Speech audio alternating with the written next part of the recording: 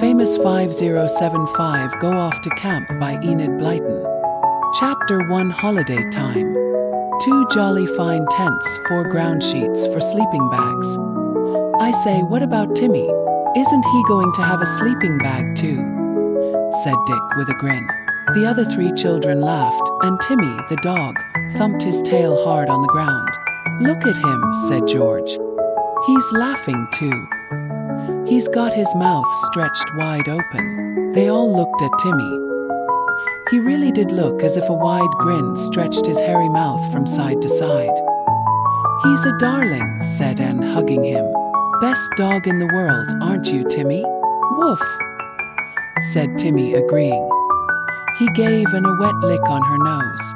The 4 children, Julian, tall and strong for his age, Dick, George, and Anne, were busy planning a camping holiday. George was a girl, not a boy, but she would never answer to her real name, Georgina. With her freckled face and short, curly hair, she really did look more like a boy than a girl. It's absolutely wizard, being allowed to go on a camping holiday all by ourselves, said Dick. I never thought our parents would allow it, after the terrific adventure we had last summer, when we went off in caravans. Well, we shan't be quite all by ourselves, said Anne. Don't forget we've got Mr. Luffy to keep an eye on us. He'll be camping quite near. Pooh, old Luffy, said Dick with a laugh. He won't know if we're there or not. So long as Hudson study his precious moorland insects, he won't bother about us. Well, if it hadn't been that he was going to camp too, we wouldn't have been allowed to go, said Anne. I heard Daddy say so. Mr. Luffy was a master at the boys' school, an elderly, dreamy fellow with a passion for studying all kinds of insect life, and avoided him when he carried about boxes of insect specimens, because sometimes they escaped and came crawling out. The boys liked him and thought him fun, but the idea of Mr. Luffy keeping an eye on them struck them as very comical. It's more likely we'll have to keep an eye on him, said Julian. He's the sort of chap whose tent will always be falling down on top of him, or he'll run out of water, or sit down on his bag of eggs. Old Luffy seems to live in the world of insects, not in our world. Well, he can go and live in the world of insects if he likes, so long as he doesn't interfere with us, said George, who hated interfering people. This sounds as if it will be a super holiday, living in tents on the high moors, away from everybody, doing exactly what we like, when we like, and how we like. Woof, said Timmy, thumping his tail again. That means he's going to do as he likes too, said Anne. You're going to chase hundreds of rabbits, aren't you, Timmy? And bark madly at anyone who dares to come within 2 miles of us. Now be quiet a minute, Anne, said Dick, picking up his list again. We really must check down our list and find out if we've got every single thing we want. Where did I get to? Oh, 4 sleeping bags. Yes, and you wanted to know if Timmy was to have one, said Anne with a giggle. Of course he won't, said George. He'll sleep where he always does, won't you, Timmy? On my feet. Couldn't we get him just a small sleeping bag? Asked Anne. He'd look sweet with his head poking out of the top. Timmy hates looking sweet, said George. Go on, Dick. I'll tie my hanky round Anne's mouth if she interrupts again. Dick went on down his list. It was a very interesting one. Things like cooking stoves, canvas buckets, enamel plates, and drinking cups were on it, and each item seemed to need a lot of discussion. The 4 children enjoyed themselves very much. You know, it's almost as much fun planning a holiday like this as having it, said Dick. Well, Is Howlden think we've forgotten a thing, have we? No. We've probably thought of too much, said Julian. Well, old Luffy says he'll take all our things on the trailer behind his car, so we'll be all right. I shouldn't like to carry them ourselves. Oh, I wish next week would come, said Anne. Why is it that the time seems so long when you're waiting for something nice to happen, and so short when something nice is happening? Yes, it seems the wrong way round, doesn't it? Said Dick with a grin. Anyone got the map? I'd like to take another squint at the spot where we're going. Julian produced a map from his pocket. He opened it, and the 4 children sprawled round it. The map showed a vast and lonely stretch of moorland, with very few houses indeed. Just a few small farms, that's all, said Julian, pointing to one or two. They can't get much of a living out of such poor land, though. See, that's about the place where we're going. Just there. And on the opposite slope is a small farm where we shall get milk, eggs, and butter when we need them. Luffy's been there before. He says it's a rather small farm, but jolly useful to campers. These moors are awfully high, aren't they? Said George.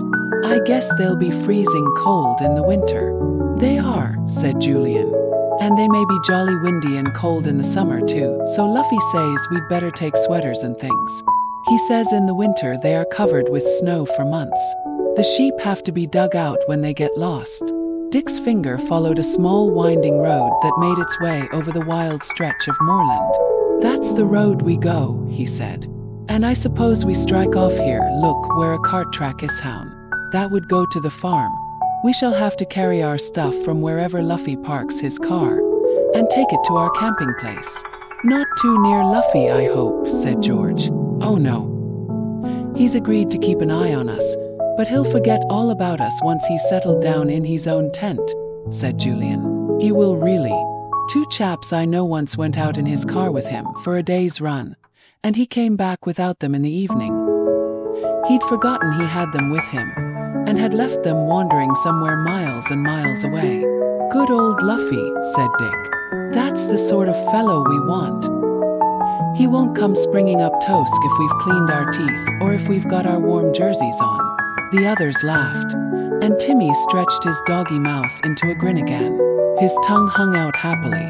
It was good to have all 4 of his friends with him again, and to hear them planning the holiday. Timmy went to school with George and Anne in term time, and he missed the 2 boys very much. But he belonged to George, and would not dream of leaving her. It was a good thing that George's school allowed pets, or George would certainly not have gone. Julian folded up the map again. I hope all the things we've ordered will come in good time, he said. We've got about 6 days to wait. I'd better keep on reminding Luffy that we're going with him, or he's quite likely to start without us. It was difficult to have to wait so long now that everything was planned. Parcels came from various stores and were eagerly opened. The sleeping bags were fine. Super, said Anne. Smashing, said George, crawling into hers. Look, I can lace it up at the neck, and it's got a hood thing to come right over my head. Golly, it's warm. I shan't mind the coldest night if I'm sleeping in this. I vote we sleep in them tonight. What? In our bedrooms? Said Anne. Yes, why not? Just to get used to them, said George, who felt that a sleeping bag was 100 times better than an ordinary bed. So that night all 4 slept on the floor of their bedrooms in their sleeping bags, and voted them very comfortable and as warm as toast. The only thing is, Timmy kept wanting to come right inside mine, said George. And honestly, there isn't enough room. Besides, he'd be cooked. Well, he seemed to spend half the night on my tummy, grumbled Julian. I shall jolly well keep the bedroom door shut if Timmy's going to spend the night flopping on everyone's bag in turn. I don't mind the flopping so much as the frightful habit he's got of turning himself round and round and round before he flops down, complained Dick. He did that on me last night. Silly habit of his. He can't help it, said George at once. It's a habit that wild dogs had centuries and centuries ago. They slept in reeds and rushes, and they got into the way of turning themselves round and round in them, to trample them down and make themselves a good sleeping place. And our dogs go on turning themselves round now, before they go to sleep, even though there aren't any rushes to trample down. Well, I wish Timmy would forget his doggy ancestors were wild dogs with rushy beds, and just remember he's a nice tame dog with a basket of his own, said Dick. You should see my tummy today. It's all printed over with his footmarks. Fibber, said Anne. You do exaggerate, Dick. Oh, I do wish Tuesday would come. I'm tired of waiting. It'll come all right, said Julian. And so it did, of course. It dawned bright and sunny, with a sky that was a deep blue, flecked with tiny white clouds. Good weather clouds, said Julian, pleased. Now let's hope old Luffy has remembered it's today we're starting off. He's due here at 10 o'clock. We're taking sandwiches for the whole party. Mother thought we'd better, in case Luffy forgot his. If he's remembered them it won't matter, because we're sure to be able to eat them ourselves. And there's always Timmy to finish things up. Timmy was as excited as the 4 children. He always knew when something nice was going to happen. His tail was on the wag the whole time. His tongue hung out, and he panted as if he had been running a race. He kept getting under everyone's feet, but nobody minded. Mr. Luffy arrived half an hour late, just when everyone was beginning to feel he had forgotten Tokum.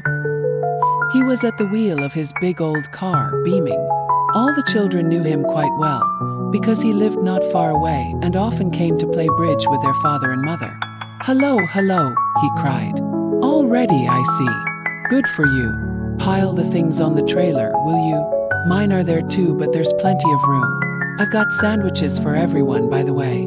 My wife said I'd better bring plenty. We'll have a fine feast today then," said Dick, helping Julian to carry out the folded-up tents and sleeping bags, while the girls followed with the smaller things. Soon everything was on the trailer and Julian made them safe with ropes. They said goodbye to the watching grown-ups and climbed excitedly into the car. Mr. Luffy started up his engine and put the lever into first gear with a frightful noise. "Goodbye," called all the grown-ups, and Julian's mother added a last word. "Don't get into any awful adventure this time." "Of course they won't," called back Mr. Luffy cheerfully. "I'll see to that. There are no adventurers to be found on a wild and deserted moor. Goodbye." Off they went, waving madly, and shouting goodbye all the way down the road. "Goodbye. Goodbye. Hurrah, we're off at last." The car raced down the road, the trailer bumping madly after it. The holiday had begun. Chapter 2 Up on the Moors. Mr. Luffy was not a good driver. He went too fast, especially round the corners, and many times Julian looked behind at the trailer in alarm, afraid that everything would suddenly leap off it at some sharp bend. He saw the bundle of sleeping bags jump high into the air, but fortunately they remained on the trailer. He touched Mr. Luffy on the shoulder. "Sir, could you go a bit slower, please? The trailer will be empty by the time we arrive, if the luggage leaps about on it much more." "My word, I forgot we had a trailer," said Mr. Luffy, slowing down at once. "Remind me if I go over 35 miles an hour, will you? Last time I took the trailer with me, I arrived with only half the goods on it. I don't want that to happen again." Julian certainly hoped it wouldn't. He kept a sharp eye on the speedometer, and when it veered towards 40 he tapped Mr. Luffy on the arm. Mr. Luffy looked supremely happy. He didn't like term time, but he loved holidays. Term time interfered with the study of his beloved insect world. Now he was off with 4 nice children Helikid.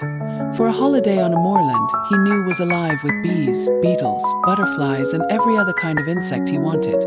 He looked forward to teaching the 4 children quite a lot. They would have been horrified if they guessed this, but they didn't.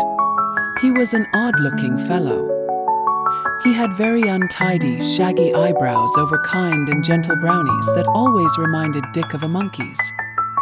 He had a rather large nose, which looked fiercer than it was because, unexpectedly, it had quite a forest of hairs growing out of the nostrils. He had an untidy mustache, and a round chin with a surprising dimple in the middle of it. His ears always fascinated, and they were large and turned rather forward, and Mr. Luffy called waggle the right one if he wanted to. To his great sorrow, he had never been able to waggle left one. His hair was thick and untidy, and his clothes always looked loose, comfortable and rather too big for him. The children liked him. They couldn't help it. He was so odd and gentle and untidy and forgetful, and yet sometimes unexpectedly fierce. Julian had often told them the story of Tom Killen the bully. Mr. Luffy had once found Tom bullying a small new boy in the cloakroom, dragging him round and round it by his belt. With a roar like an angry bull, Mr. Luffy had pounced on the big bully, got him by the belt, lifted him up and stuck him firmly on a peg in the cloakroom. "There you stay till you get someone to lift you down," Mr. Luffy had thundered. "I can get hold of a belt too, as you can see." And then he had stalked out of the cloakroom with a small, terrified boy beside him, leaving the bully hung up high on the peg, quite unable to free himself. And there he had to stay, because not one of the boys who came pouring in from a game of football would lift him down. And if the peg hadn't given way under his weight, he'd be stuck up there still, Julian had said with a grin. Good old Luffy.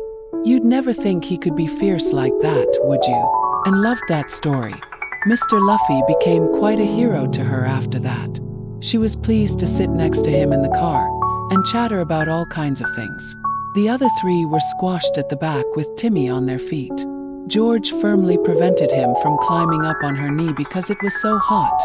So he contented himself with trying to stand up with his paws on Thuandao ledge and his nose over the side. They stopped about 12:30 for lunch.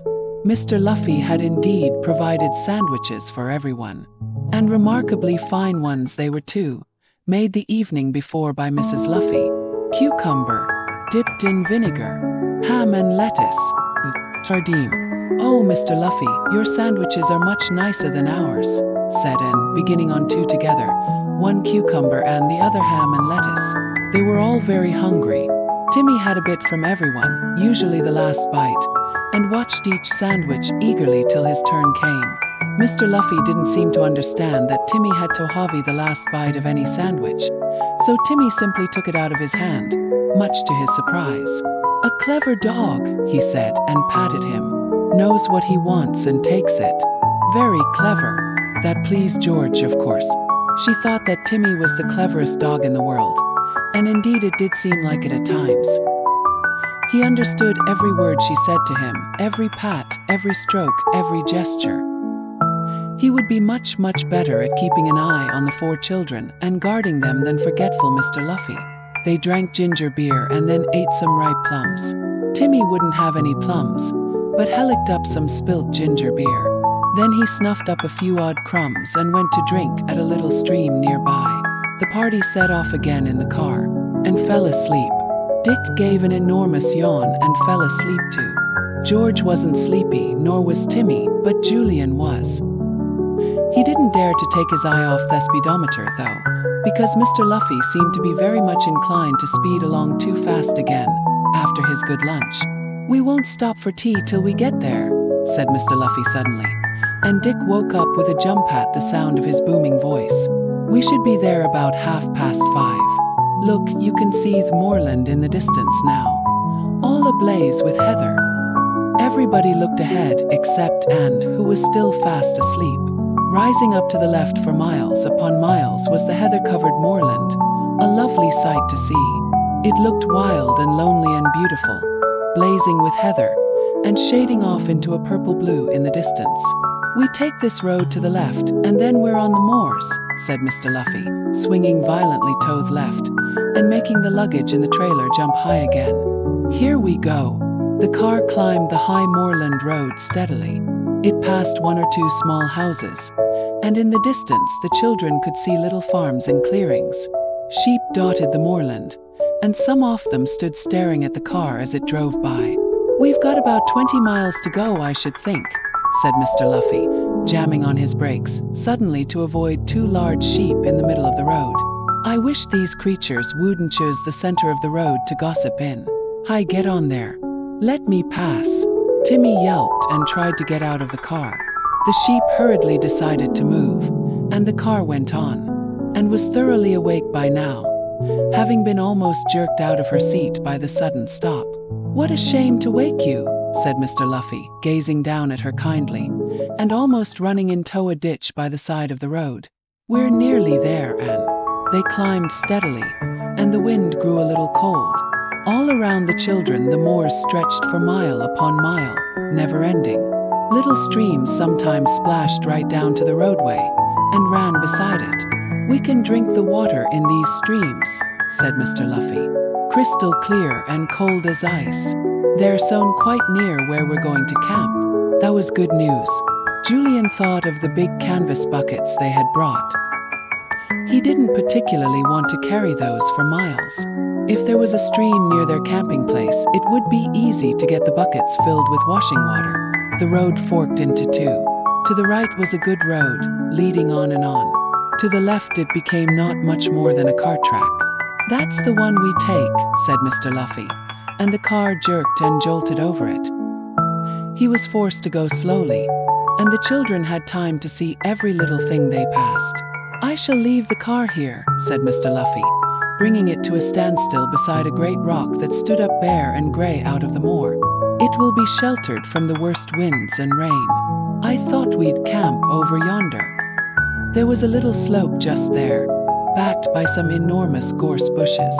Thick heather grew everywhere. Julian nodded. It was a good place for camping. Those thick gorse bushes would provide fine shelter from the winds. "Right, sir," he said. "Shall we have tea first, or unpack now?" "Tea first," said Mr. Luffy. "I've brought a very good little stove for boiling and cooking things. Better than a wood fire. That makes kettles and saucepans so black." "We've got a stove too," said Anne. She scrambled out of the car and looked all round. "It's lovely here, all heather and wind and sun. Is that the farm over there? The one we shall go to for eggs and things?" She pointed to a tiny farmhouse on the hill opposite. It stood in a small clearing. In a field behind it were 3 or 4 cows and a horse. A small orchard stood at the side, and a vegetable garden lay in front. It seemed odd to see such a trim little place in the midst of the moorland. "That's Ollie's farm," said Mr. Luffy. "It's changed hands, I believe, since I was here 3 years ago. I hope the new people are nice. Now, did we leave something to eat for our tea?" They had, because Anne had wisely put away a good many sandwiches and bits of cake for tea time. They sat in the heather, with bees humming all round them, and munched solidly for 15 minutes. Timmy waited patiently for his bits, watching the bees that hummed round him. There were thousands of them. "And now I suppose we'd better put up our tents," said Julian. "Come on, Dick, let's unpack the trailer. Mr. Luffy, we don't intend to camp on top of you, sir, because you won't want 4 noisy children too near. Where would you like your tent put?" Mr. Luffy was about to say that Hugh would like to have the 4 children and Timmy quite close, when it suddenly occurred to him that perhaps they might not want him too near. They might want to make a noise or play silly games, and if he were near it would stop them enjoying themselves in their own way. So he made up his mind not to be too close. "I'll pitch my tent down there, where that old gorse bush is," he said. "And if you'd like to put yours up here, where there's a half circle of gorse bushes keeping off the wind, you'd be well sheltered. And we shan't interfere with one another at all." "Right, sir," said Julian, and he and Dick began to tackle the tents. It was fun. Timmy got under everyone's feet as usual, and ran off with an important rope, but nobody minded. By the time that dusk came creeping up the heather-covered moorland, all 3 tents were up, the ground sheets were put down, and the sleeping bags unrolled on them, 2 in each of the children's tents, and 1 in Mr. Luffy's. "I'm going to turn in," said Mr. Luffy. "My eyes are almost shut. Good night, all of you. Sleep well." He disappeared into the dusk, and yawned widely, and that set the others off too. "Come on, let's turn in too," said Julian. "We'll have a bar of chocolate each, and a few biscuits. We can eat those in our sleeping bags. Good night, girls. Won't it be grand to wake up tomorrow morning?" He and Dick disappeared into their tent. The girls crawled into theirs with Timmy. They undressed and got into their warm, soft sleeping bags. "This is super," said George, pushing Timmy to one side. "I never felt so cozy in my life." "Don't at Timmy. Don't you know the difference between my feet and my middle? That's better." "Good night," said Anne sleepily. "Look, George, you can see the stars shining through the opening of the tent. Don't they look enormous?" But George didn't care whether they were enormous or not. She was fast asleep, tired out with the day's run. Timmy cocked one ear when he heard Anne's voice, and gave a little grunt.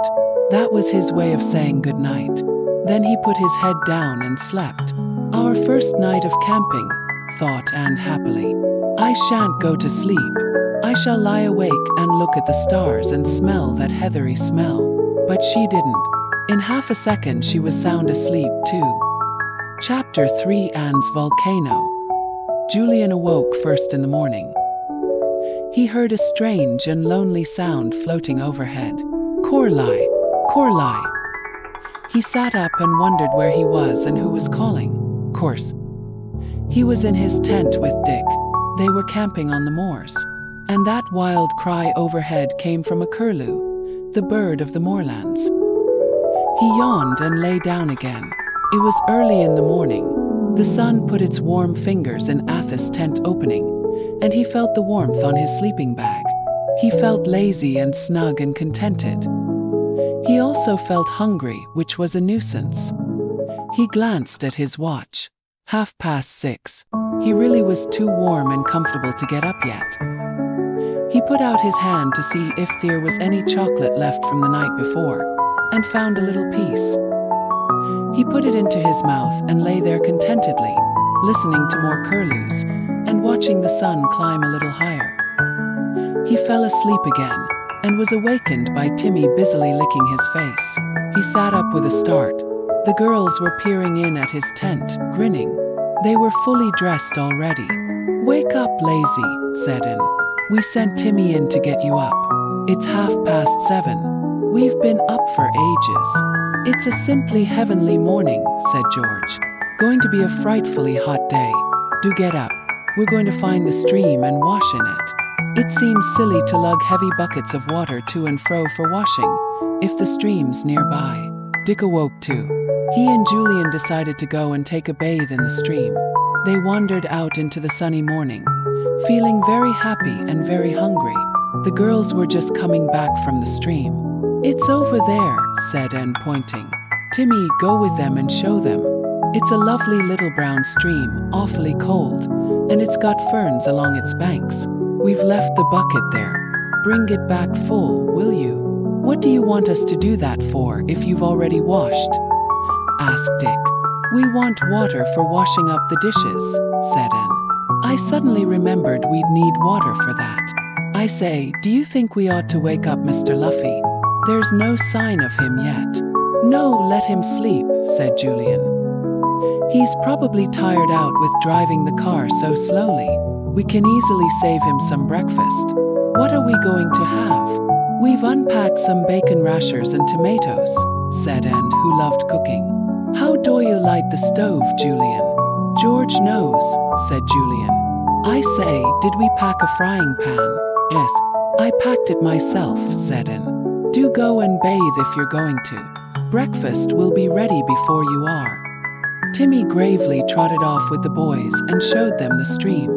Julian and Dick at once lay down in the clear brown bed and kicked wildly.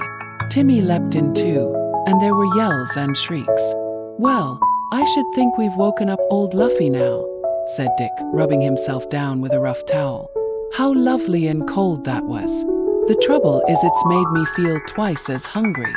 "Doesn't that frying bacon smell good?" said Julian, sniffing the air. They walked back to the girls. There was still no sign of Mr. Luffy. He must indeed sleep very soundly. They sat down in the heather and began their breakfast, and had fried big rounds of bread in the fat, and the boys told her she was the best cook in the world. She was very pleased. "I shall look after the food side for you," she said. "But George must help with the preparing of the meals and washing up. See, George." George didn't see. She hated doing all the things that Anne loved to do, such as making beds and washing up. She looked sulky. "Look at old George. Why bother about the washing up when there's Timmy only too pleased touse his tongue to wash every plate?" said Dick. Everyone laughed, even George. "All right," she said, "I'll help of course. Only let's use as few plates as possible. Then there won't be much washing up. Is there any more fried bread, Anne?" "No. But there are some biscuits in that tin," said Anne. "I say, boys, who's going to go to the farm each day for milk and things? I expect they can let us have bread, too, and fruit." "Oh, one or other of us will go," said Dick.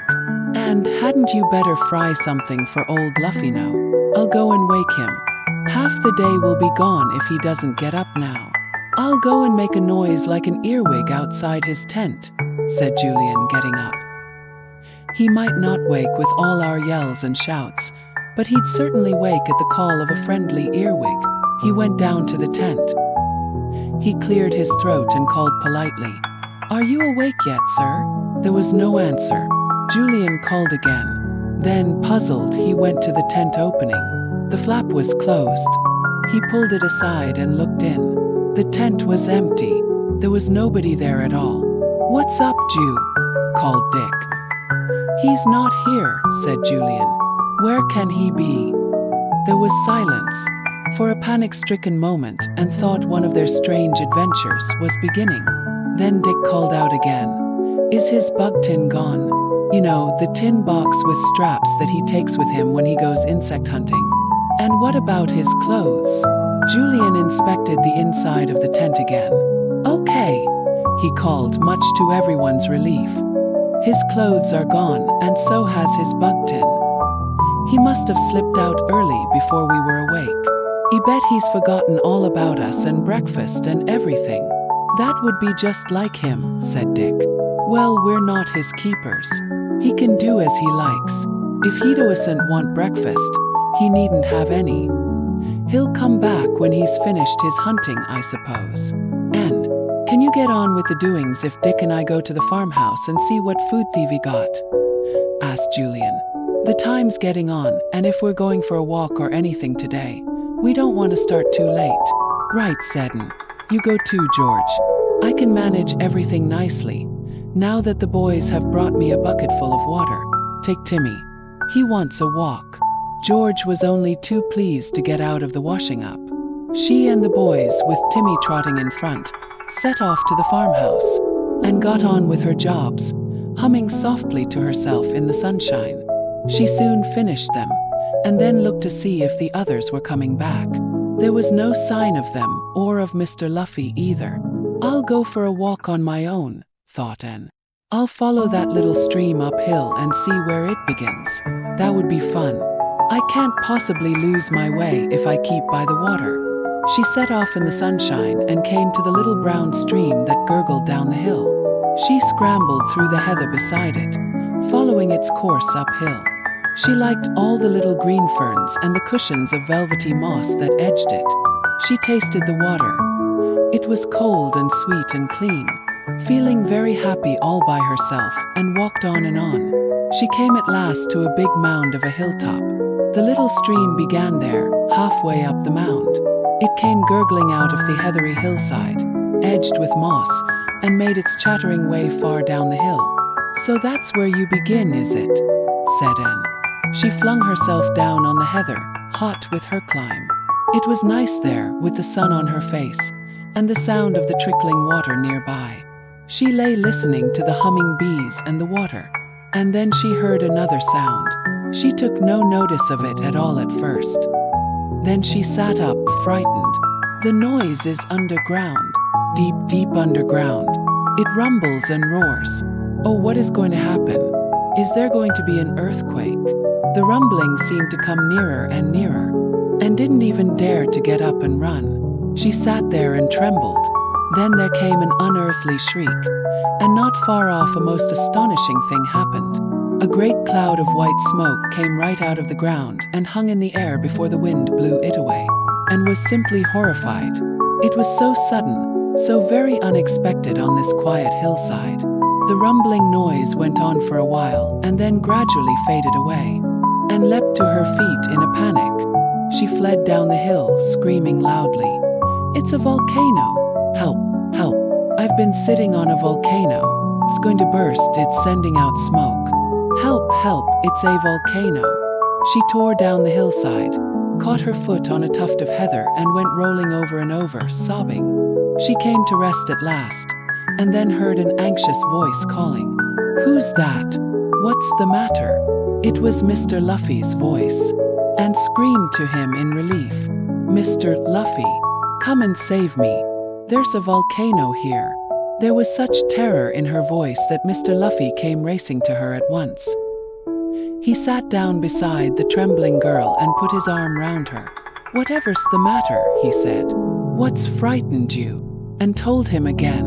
"Up there, do you see? That's a volcano, Mr. Luffy. It trembled and rumbled, and then it shot up clouds of smoke. Oh, quick, before it sends out red-hot cinders. Now, now!" said Mr. Luffy, and to Anne's surprise and relief he actually laughed. Do you meanto tell me you don't know what that was? No, I don't, said Anne. Well, said Mr. Luffy, under this big moor run 2 or 3 long tunnels to take trains from one valley to another. Didn't you know?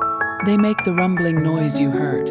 And the sudden smoke you saw was the smoke sent up by a train below. There are big vent holes here and there in the moor for the smoke to escape from. Oh, good gracious me, said Anne, going rather red. I didn't even know there were trains under here. What an extraordinary thing. I really did think I was sitting on a volcano, Mr. Luffy. You won't tell the others, will you? They would laugh at me dreadfully. I won't say a word, said Mr. Luffy. And now I think we'll go back. Have you had breakfast? I'm terribly hungry. I went out early after a rather rare butterfly I saw flying by my tent. We've had breakfast ages ago, said Anne. But if you like to come back with me now, I'll cook you some bacon, Mr. Luffy. And some tomatoes and fried bread. Aha, it sounds good, said Mr. Luffy. Now, not a word about volcanoes. That's our secret. And off they went to the tents, where the others were wondering what in the world had become of Anne. Little did they know she had been sitting on a volcano. Chapter 4: Spook Trains. The boys and George were full of talk about the farm. It's a nice little place, said Julian, sitting down while Anne began to cook breakfast for Mr. Luffy. Pretty farmhouse, nice little dairy, well-kept sheds, and even a grand piano in the drawing room. Gracious, you wouldn't think they'd make enough money to buy a thing like that, would you? Said Anne, turning over the bacon in the pan. The farmer's got a fine car, went on Julian. Brand new. Must have cost him a pretty penny. His boy showed it to us. And he showed us some jolly good new farm machinery too. Very interesting, said Mr. Luffy. I wonder how they make their money, farming that bit offland. The last people were hard-working folk, but they certainly couldn't have afforded a new car or a grand piano. And you should have seen the lorries they've got, said Dick. Beauties, old army ones, I should think. The boy said his father's going to use them for carting things from the farm to the market. What things? Said Mr. Luffy, looking across at the little farmhouse. I shouldn't have thought they needed an army of lorries for that. An old farm wagon would carry all their produce. Well, that's what he told us, said Dick. Everything certainly looked very prosperous, I must say. He must be a jolly good farmer. We got eggs and butter and fruit, and even some bacon, said George. The boy's mother didn't seem worried about how much we had, and she hardly charged us anything. We didn't see the farmer. The boys and George were full of talk about the farm. It's a nice little place, said Julian, sitting down while Anne began to cook breakfast for Mr. Luffy. Pretty farmhouse, nice little dairy, well-kept sheds, and even a grand piano in the drawing room. Gracious, you wouldn't think they'd make enough money to buy a thing like that, would you? Said Anne, turning over the bacon in the pan. The farmer's got a fine car, went on Julian. Brand new. Must have cost him a pretty penny. His boy showed it to us. And he showed us some jolly good new farm machinery too. Very interesting, said Mr. Luffy. I wonder how they make their money, farming that bit offland. The last people were hard-working folk, but they certainly couldn't have afforded a new car or a grand piano. And you should have seen the lorries they've got, said Dick. Beauties, old army ones, I should think. The boy said his father's going to use them for carting things from the farm to the market. What things? Said Mr. Luffy, looking across at the little farmhouse. I shouldn't have thought they needed an army of lorries for that. An old farm wagon would carry all their produce. Well, that's what he told us, said Dick. Everything certainly looked very prosperous, I must say. He must be a jolly good farmer. We got eggs and butter and fruit, and even some bacon, said George. The boy's mother didn't seem worried about how much we had, and she hardly charged us anything. We didn't see the farmer. Mr. Luffy was now eating his breakfast. He was certainly very hungry. He brushed away the flies that hung round his head, and when one settled on his right ear, he waggled it violently. The fly flew off in surprise. "Oh, do that again," begged Anne. "How do you do it? Do you think if I practiced hard for weeks I could make my ear move?" "No, I don't think so," said Mr. Luffy, finishing his breakfast. "Well, I've got some writing to do now." "What are you going to do?" "Go for a walk. We might as well take a picnic lunch and go off somewhere," said Julian. "How about it?" "Yes," said Dick. "Can you pack us dinner and tea, and we'll help." "What about hard-boiled eggs?" It wasn't long before they had a picnic meal packed in greaseproof paper. "You won't get lost, will you?" said Mr. Luffy. "Oh no, sir," said Julian with a laugh. "I've got a compass anyway, and a jolly good bump of locality too. I usually know the way to go. We'll see you this evening when we get back." "You won't get lost, Mr. Luffy, will you?" asked Anne, looking worried. "Don't be cheeky, Anne," said Dick, rather horrified at Anne's question. But she really meant it. Mr. Luffy was so absent-minded that she could quite well picture him wandering off and not being able to find his way back. He smiled at her. "No," he said. "I know my way about here all right. I know every stream and path and volcano," and giggled. The others stared at Mr. Luffy, wondering what in the world he meant, but neither nor Anne told them. They said goodbye and set off. "It's heavenly walking today," said Anne. "Shall we follow a path if we find one or not?" "Might as well," said Julian. "It'll be a bit tiring scrambling through heather all the day." So when they did unexpectedly come across a path, they followed it. "It's just a shepherd's path, I expect," said Dick. "I bet it's a lonely job, looking after sheep up on these desolate heathery hills."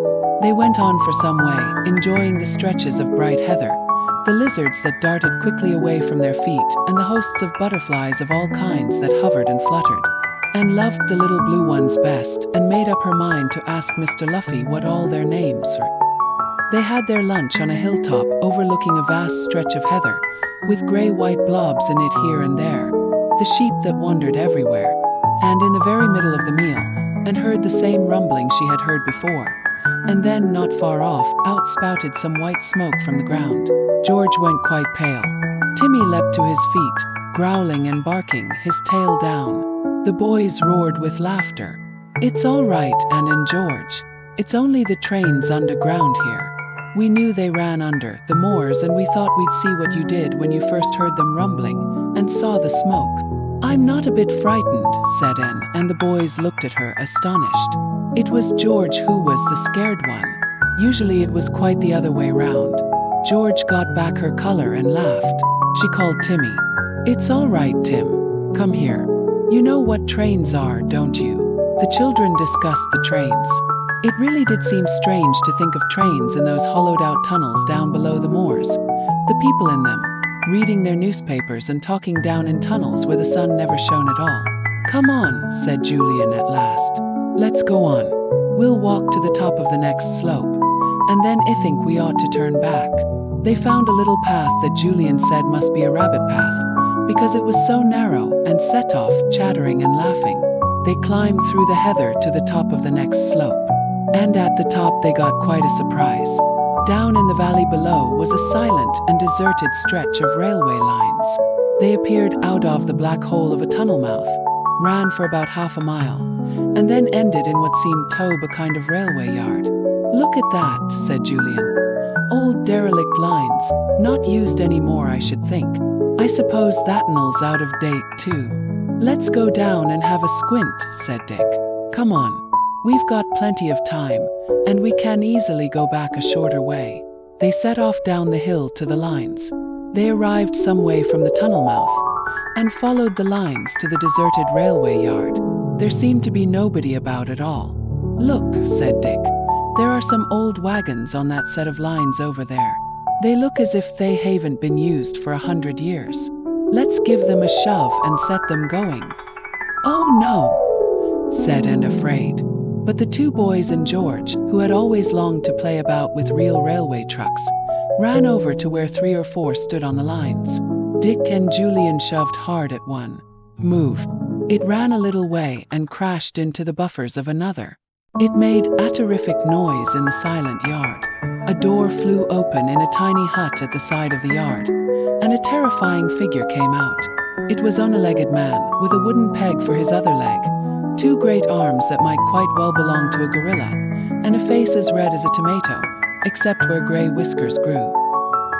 He opened his mouth, and the children expected a loud and angry yell. Instead out came a husky, hoarse whisper. "What you doing? Ain't it bad enough to hear spook trains running at night, without hearing them in the daytime too?" The four children stared at him. They thought he must be quite mad. He came nearer to them, and his wooden leg tip-tapped oddly. He swung his great arms loosely. He peered at the children as if he could hardly see them. "I've broken me glasses," he said, and to their astonishment and dismay 2 tears ran down his cheeks. "Poor old wooden leg Sam, he's broken his glasses." Nobody cares about wooden leg Sam now, nobody at all. There didn't seem anything to say to all this, and felt sorry for the funny old man, but she kept well behind Julian. Sam peered at them again. "Haven't you got tongues in your heads? Am I seeing things again, or are you there?" "We're here and we're real," said Julian. "We happened to see this old railway yard and we came down to have a look at it." "Who are you?" "I told you, I'm Wooden Leg Sam," said the old man impatiently. "The watchmen see, though what there is to watch here beats me. Do they think I'm going to watch for these spook trains? Well, I'm not. Not me, Sam Woodenleg. I've seen many strange things in my life, yes, and been scared by them too. And I'm not watching for any more spook trains." The children listened curiously. "What spook trains?" asked Julian. Wooden Leg Sam came closer. He looked all round as if he thought there might be someone listening, and then spoke in a hoarser whisper than usual.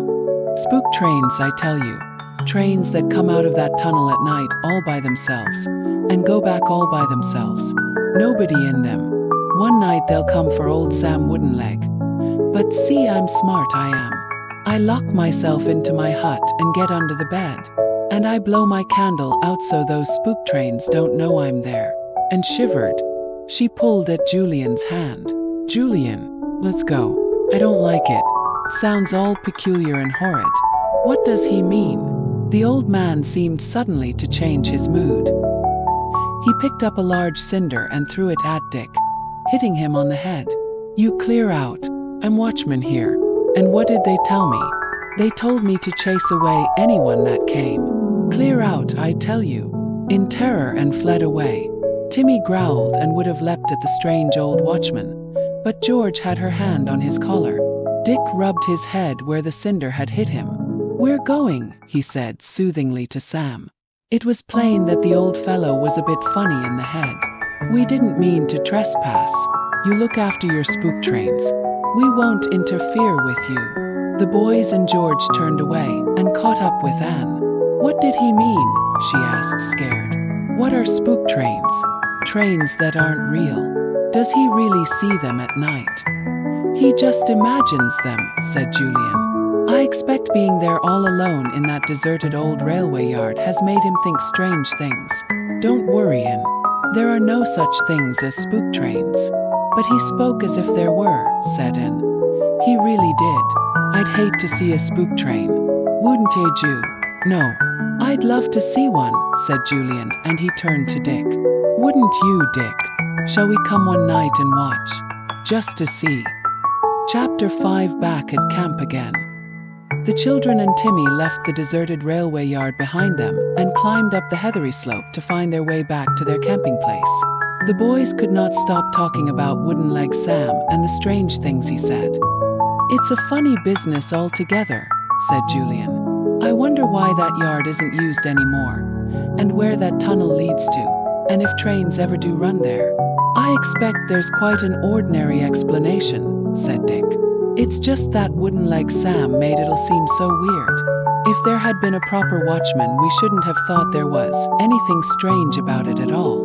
"Perhaps the boy at the farm would know," said Julian. "We'll ask him tomorrow. I'm afraid there aren't any spook trains really, but gosh, I'd love to go and watch for one if there were any."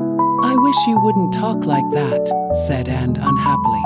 "You know, it makes me feel as if you want another adventure." And I don't. Well, there won't be any adventure, so don't worry, said Dick comfortingly. And anyway, if there was an adventure, you could always go and hold old Luffy's hand. He wouldn't see an adventure if it was right under his nose. You'd be quite safe with him. Look, who's that up there? Said George, seeing Timmy prick up his ears, and then hearing him give a little growl. Shepherd or something, I should think, said Julian. He shouted out cheerfully. Good afternoon. Nice day it's been. The old man on the path just above them nodded his head. He was either a shepherd or farm laborer of some sort. He waited for them to come up. Have you seen any of my sheep down along there? He asked them. They've got red crosses on them. No, there aren't any down there, said Julian. But there are some further along the hill. We've been down to the railway yard, and we'd have seen any sheep on the slope below. Don't you go down there, said the old shepherd, his faded blue eyes looking into Julian's. That's a bad place, that is. Well, we've been hearing about spook trains, said Julian with a laugh. Is that what you mean? Aye. There are trains that nobody knows of running out of that tunnel, said the shepherd. Many's the time I've heard them when I've been up here at night with my sheep. That tunnel hasn't been used for 30 years. But the trains, they still come out of it, just as they used to. How do you know?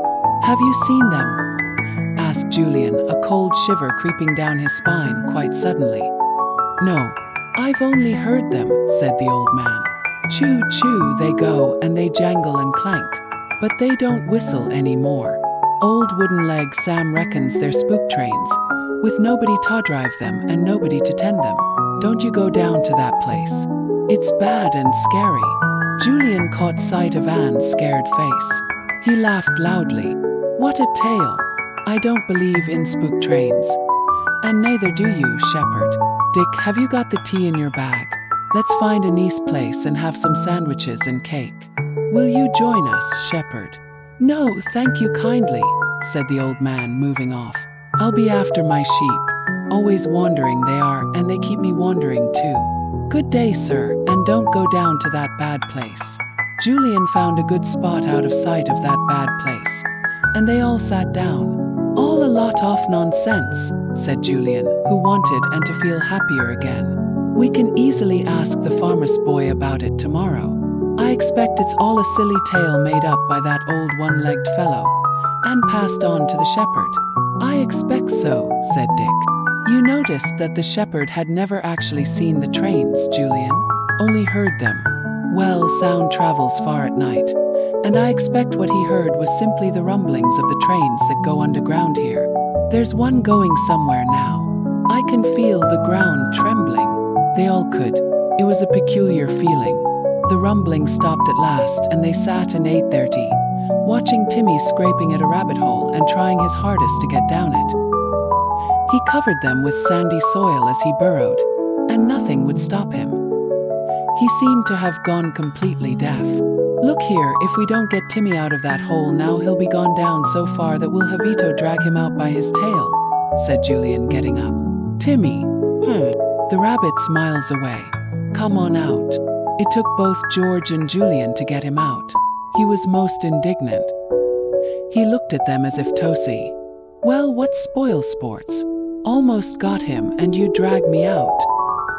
He shook himself, and bits of grit and sand flew out of his hair. He took a step towards the hole again, but George caught hold of his tail. No, Timmy.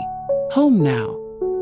He's looking for a spook train, said Dick, and that made everyone laugh, even Anne. They set off back to the camping place, pleasantly tired, with Timmy following rather sulkily at their heels. When they at last got back, they saw Mr. Luffy sitting waiting for them. The blue smoke from his pipe curled up into the air.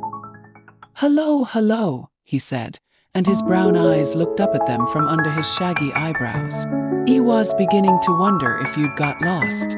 Still, I suppose that dog of yours would always bring you back. Timmy wagged his tail politely. Woof, he agreed, and went to drink out of the bucket of water, and stopped him just in time. No, Timmy, you're not to drink out of our washing up water. There's yours in the dish over there. Timmy went to his dish and lapped.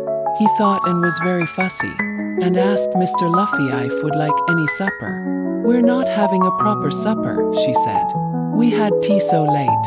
But I'll cook you something if you like, Mr. Luffy." "Very kind of you. But I've had an enormous tea," said Mr. Luffy. "I've brought up a fruit cake for you from my own larder. Shall we share it for supper?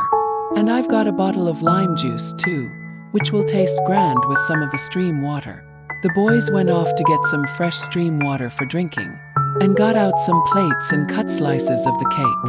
"Well," said Mr. Luffy, "had a nice walk?" "Yes," said Anne, "except that we met a strange one-legged man who told us he saw spook trains." Mr. Luffy laughed. Well. He must be a cousin of a little girl I know who thought she was sitting on a volcano," and giggled. "You're not to tease me." "No, honestly, Mr. Luffy, this old man was a watchman at a sort of old railway yard. Not used now. And he said when the spook trains came, he blew out his light and got under his bed so that they shouldn't get him." "Poor old fellow," said Mr. Luffy. "I hope he didn't frighten you." "He did a bit," said Anne. "And he threw a cinder at Dick and hit him on the head. Tomorrow going to the farm to ask the boy there if he's heard of the spook trains too. We met an old shepherd who said he'd heard them but not seen them." Well, it all sounds most interesting," said Mr. Luffy. "But these exciting stories usually have a very tame explanation, you know. Now would you like to see what I found today? A very rare and interesting little beetle." He opened a small square tin and showed a shiny beetle to Anne. It had green feelers and a red fiery spot near its tail end. It was a lovely little thing. "Now that's much more exciting to me than half a dozen spook trains," he told Anne.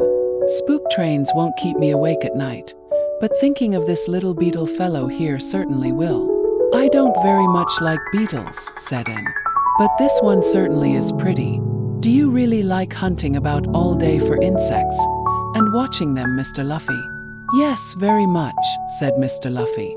"Ah, here come the boys with the water. Now we'll hand the cake round, shall we? Where's George? Oh, there she is, changing her shoes." George had a blister, and she had been putting a strip of plaster on her heel. She came up when the boys arrived and the cake was handed round. They sat in a circle, munching, while the sun gradually went down in a blaze of red. "Nice day tomorrow again," said Julian. "What shall we do?" "We'll have to go to the farm first," said Dick. "The farmer's wife said she'd let us have some more bread if we turned up in the morning, and we could do with more eggs if we can get them. We took 8 hard-boiled ones with us today, and we've only 1 or 2 left. And who's eaten all the tomatoes, I'd like to know?" "All of you," said Anne at once. "You're perfect pigs over the tomatoes." "I'm afraid I'm one of the pigs," apologized Mr. Luffy. "I think you fried me 6 for my breakfast, Anne."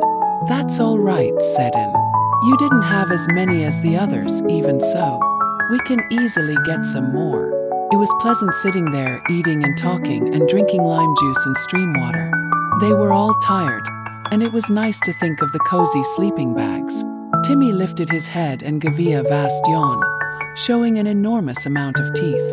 "Timmy, I could see right down to your tail then," said George.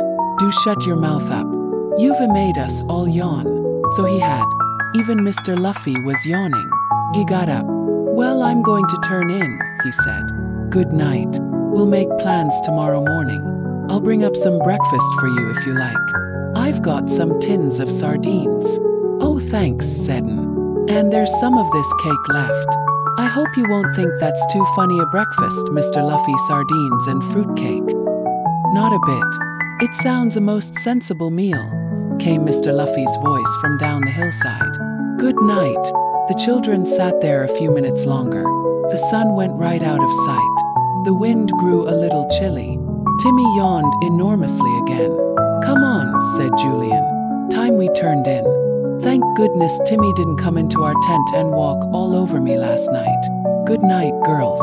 It's going to be a heavenly night, but as I shall be asleep in about 2 shakes of a duck's tail, I shan't see much of it." The girls went into their tent. They were soon in their sleeping bags. Just before they went to sleep, and felt the slight shivering of the earth that meant a train was running underground. She could hear no rumbling sound. She fell asleep thinking of it. The boys were not asleep. They, too, had felt the trembling of the earth beneath them, and it had reminded them of the old railway yard. "Funny about those spook trains, Dick," said Julian sleepily. "Wonder if there is anything in it." "No. How could there be?" said Dick. "All the same, we'll go to the farm tomorrow and have a chat with that boy. He lives on the moors and he ought to know the truth. The real truth is that Wooden Leg Sam is potty and imagines all he says, and the old shepherdie's ready to believe in anything strange," said Julian. "I expect you're right," said Dick. "Oh my goodness, what's that?" A dark shape stood looking in at the tent flap, gave a little whine. "Oh, it's you, Timmy. Would you mind not coming and pretending you're a spook train or something?" said Dick.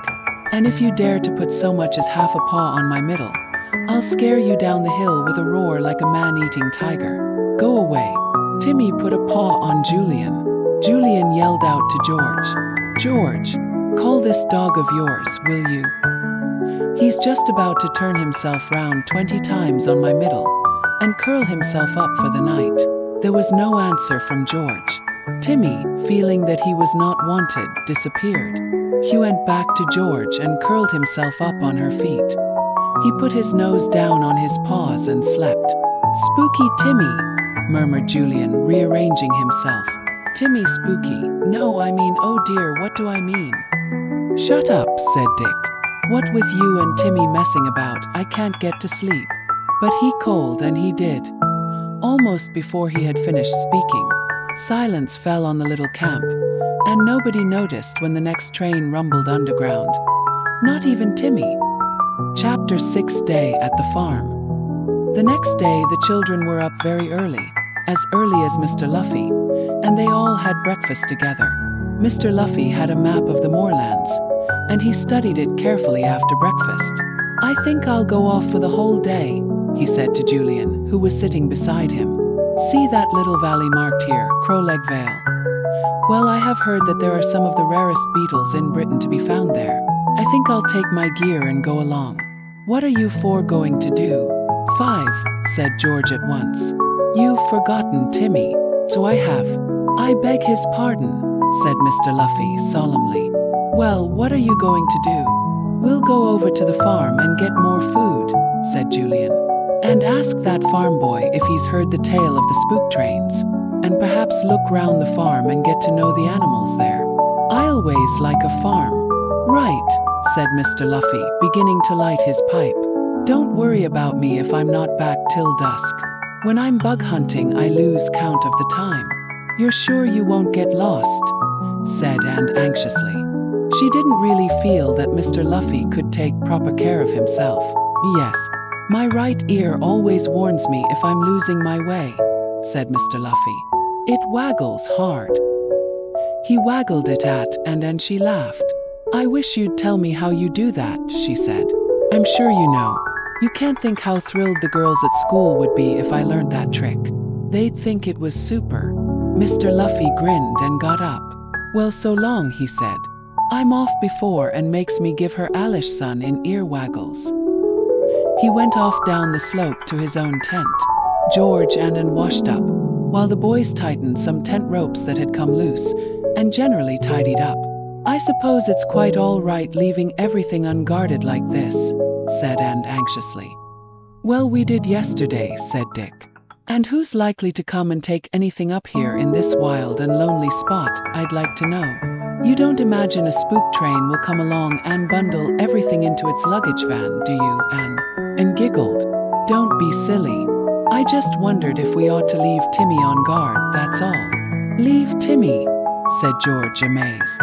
"You don't really think I'd leave Timmy behind every time we go off anywhere, Anne? Don't be an idiot." "No, I didn't really think you would," said Anne. "Well, I suppose nobody will come along here. Throw over that tea cloth, George, if you've finished with it." Soon the tea cloths were hanging over the gorse bushes to dry in the sun. Everything was put away neatly in the tents. Mr. Luffy had called a loud goodbye and gone. Now the 5 were ready to go off to the farm, and took a basket and gave one to Julian too. "To bring back the food," said she. "Are you ready to go now?" They set off over the heather, their knees brushing through the honeyed flowers and sending scores of busy bees into the air. It was a lovely day again, and the children felt free and happy. They came to the trim little farm. Men were at work in the fields, but Julian did not think they were very industrious. He looked about for the farm boy. The boy came out of a shed and whistled to them. "Hallo, you come for some more eggs? I've collected quite a lot for you." He stared at him. "You didn't come yesterday. What's your name?" "And," said Anne. "What's yours?" "Jock," said the boy with a grin. He was rather a nice boy and thought, with straw-colored hair, blue eyes, and rather a red face which looked very good-tempered. "Where's your mother?" said Julian. "Can we get some bread and other things from her today? We ate an awful lot of our food yesterday, and we want to stock up our larder again." "She's busy just now in the dairy," said Jock. "Are you in a hurry? Come and see my pups." They all walked off with him to a shed. In there, right at the end, was a big box lined with straw. A collie dog lay there with 5 lovely little puppies. She growled at Timmy fiercely, and he backed hurriedly out of the shed. He had met fierce mother dogs before, and he didn't like them. The 4 children exclaimed over the fat little puppies, and Anne took one out very gently. It cuddled into her arms and made funny little whining noises. "I wish it was mine," said Anne. "I should call it Cuddle." "What a frightful name for a dog," said George scornfully. "Just the kind of silly name you would think of, Anne. Let me hold it." "Are they all yours, Jock?" "Yes," said Jock proudly. "The mother's mine, you see. Her name's Biddy." Biddy pricked up her ears at her name and looked up at Jock out of bright, alert eyes. He fondled her silky head. "I've had her for 4 years," he said. "When we were at Owl Farm, old Farmer Burrows gave her to me when she was 8 weeks old." "Oh, were you at another farm before this one then?" asked Anne. "Have you always lived on a farm? Aren't you lucky?" "I've only lived on 2, said Jock. "Owl Farm and this one. Mom and I had to leave Owl Farm when Dad died, and we went to live in a town for a year. I hated that. I was glad when we came here." "But I thought your father was here," said Dick, puzzled. "That's my stepfather," said Jock. "He's no farmer, though." He looked round and lowered his voice. "He doesn't know much about farming. It's my mother that tells the men what to do. Still, he gives her plenty of money to do everything well, and we've got fine machinery and wagons and things. Like to see the dairy. It's slap up to date and Mum loves working in it." Jock took the 4 children to the shining, spotless dairy. His mother was at work there with a girl. She nodded and smiled at the children. "Good morning. Hungry again? I'll pack you up plenty of food when I've finished in the dairy. Would you like to stay and have dinner with my Jock? He's lonely enough here in the holidays, with no other boy to keep him company." "Oh yes, do let's," cried Anne in delight. "Like that. Can we, Jew?" "Yes. Thank you very much, Mrs., said Julian. "I'm Mrs. Andrews," said Jock's mother. "But Jock is Jock Robbins. He's the son of my first husband, a farmer." "Well, stay to dinner, all of you, and I'll see if I can give you a meal that will keep you going for the rest of the day." This sounded good. The 4 children felt thrilled, and Timmy wagged his tail hard. He liked Mrs. Andrews. "Come on," said Jock joyfully. "I'll take you all round the farm, into every corner. It's not very big, but we're going to make it the best little farm on the moorlands. My stepfather doesn't seem to take much interest in the work of the farm, but he's jolly generous when it comes to handing out money to Mum to buy everything she wants." It certainly seemed to the children that the machinery on the farm was absolutely up to date. They examined the combine. They went into the little cowshed and admired the clean stone floor with white brick walls. They climbed into the red-painted wagons, and they wished they could try the 2 motor tractors that stood side by side in a barn. "You've got plenty of men here to work the farm," said Julian. "I shouldn't have thought there was enough for so many to do on this small place."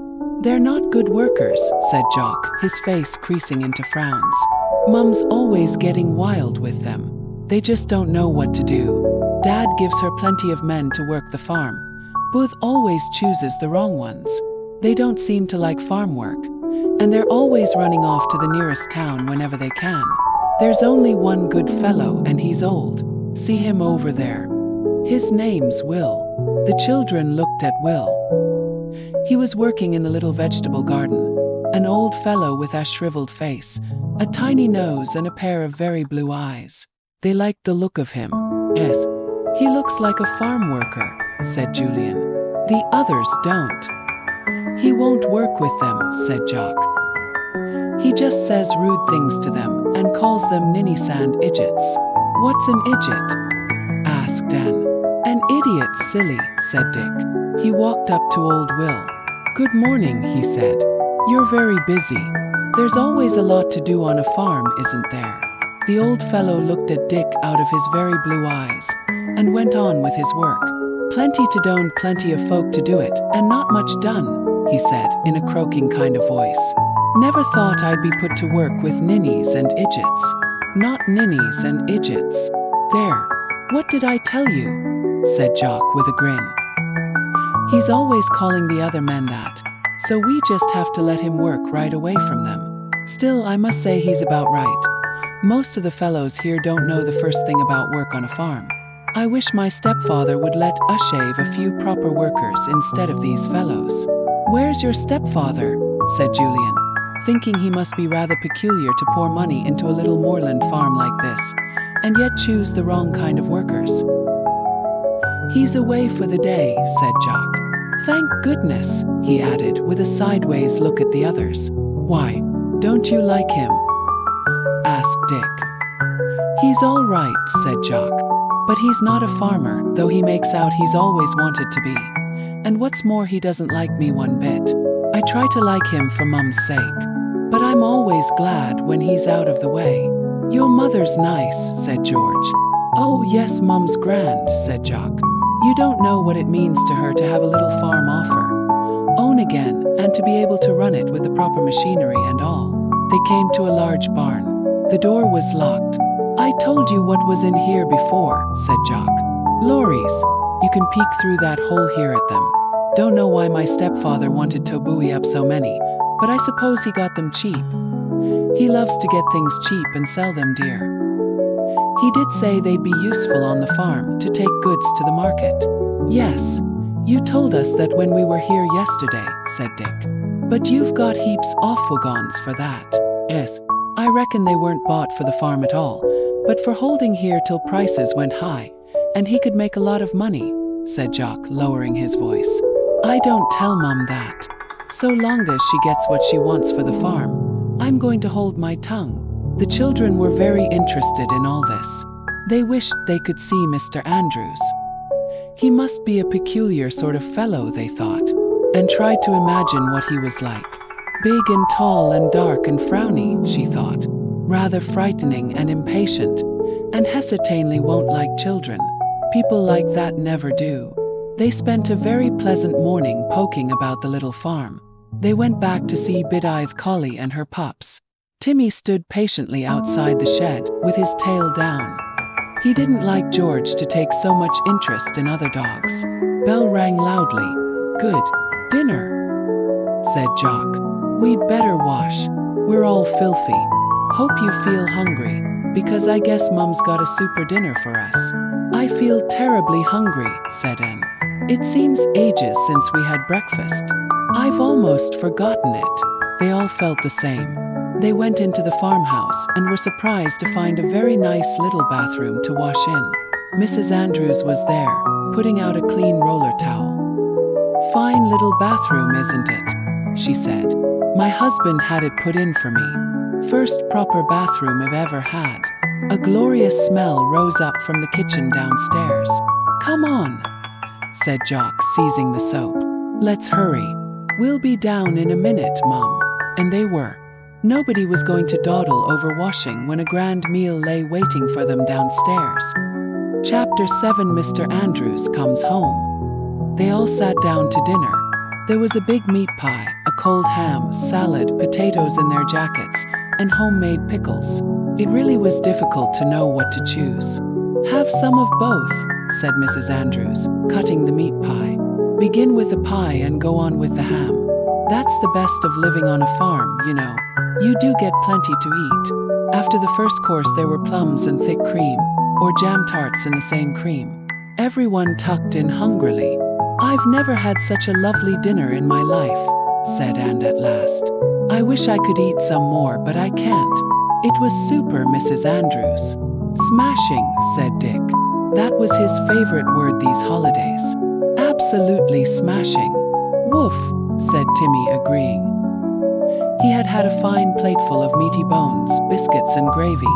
Andy had licked up every crumb and every drop. Now he felt he would like to have a snooze in the sun and not do a thing for the rest of the day.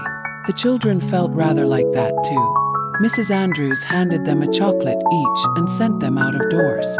You go and have a rest now, she said. Talk to Jock. He doesn't get enough company of his own age in the holidays. You can stay on to tea if you like. Oh, thanks, said everyone, although they all felt that they wouldn't even be able to manage a biscuit. But it was so pleasant at the farm that they felt they would like to stay as long as they could. May we borrow one of Biddy's puppies to have with us? Asked Anne. If Biddy doesn't mind, said Mrs. Andrews, beginning to clear away. And if Timmy doesn't eat it up. Timmy wouldn't dream of it, said George at once. You go and get the puppy and we'll find a nice place in the sun. And went off to get the puppy. Biddy didn't seem to mind a bit, and cuddled the fat little thing against her, and went off to the others, feeling very happy. The boys had found a fine place against a haystack, and sat leaning against it, the sun shining down warmly on them. Those men of yours seem to take a jolly good lunch hour off, said Julian, not seeing any off them about. Jock gave a snort. They're bone lazy. I'd sack the lot if I were my stepfather. Mums told him how badly the men work, but he doesn't say a word to them. I've given up bothering. I don't pay their wages. If I did, I'd sack the whole lot. Let's ask Jock about the spook trains, said George, fondling Timmy's ears. It would be fun to talk about them. Spook trains. Whatever are they? Asked Jock, his eyes wide with surprise. Never heard of them. Haven't you really? Asked Dick. Well, you don't live very far from them, Jock. Tell me about them, said Jock. Spook trains. No, I've never heard of one of those. Well, I'll tell you what we know, said Julian. Actually, we thought you'd be able to tell us much more about them than we know ourselves. He began to tell Jock about their visit to the deserted railway yard, and Wooden Leg Sam, and his peculiar behavior. Jock listened, enthralled. Coo, I wish I'd been with you.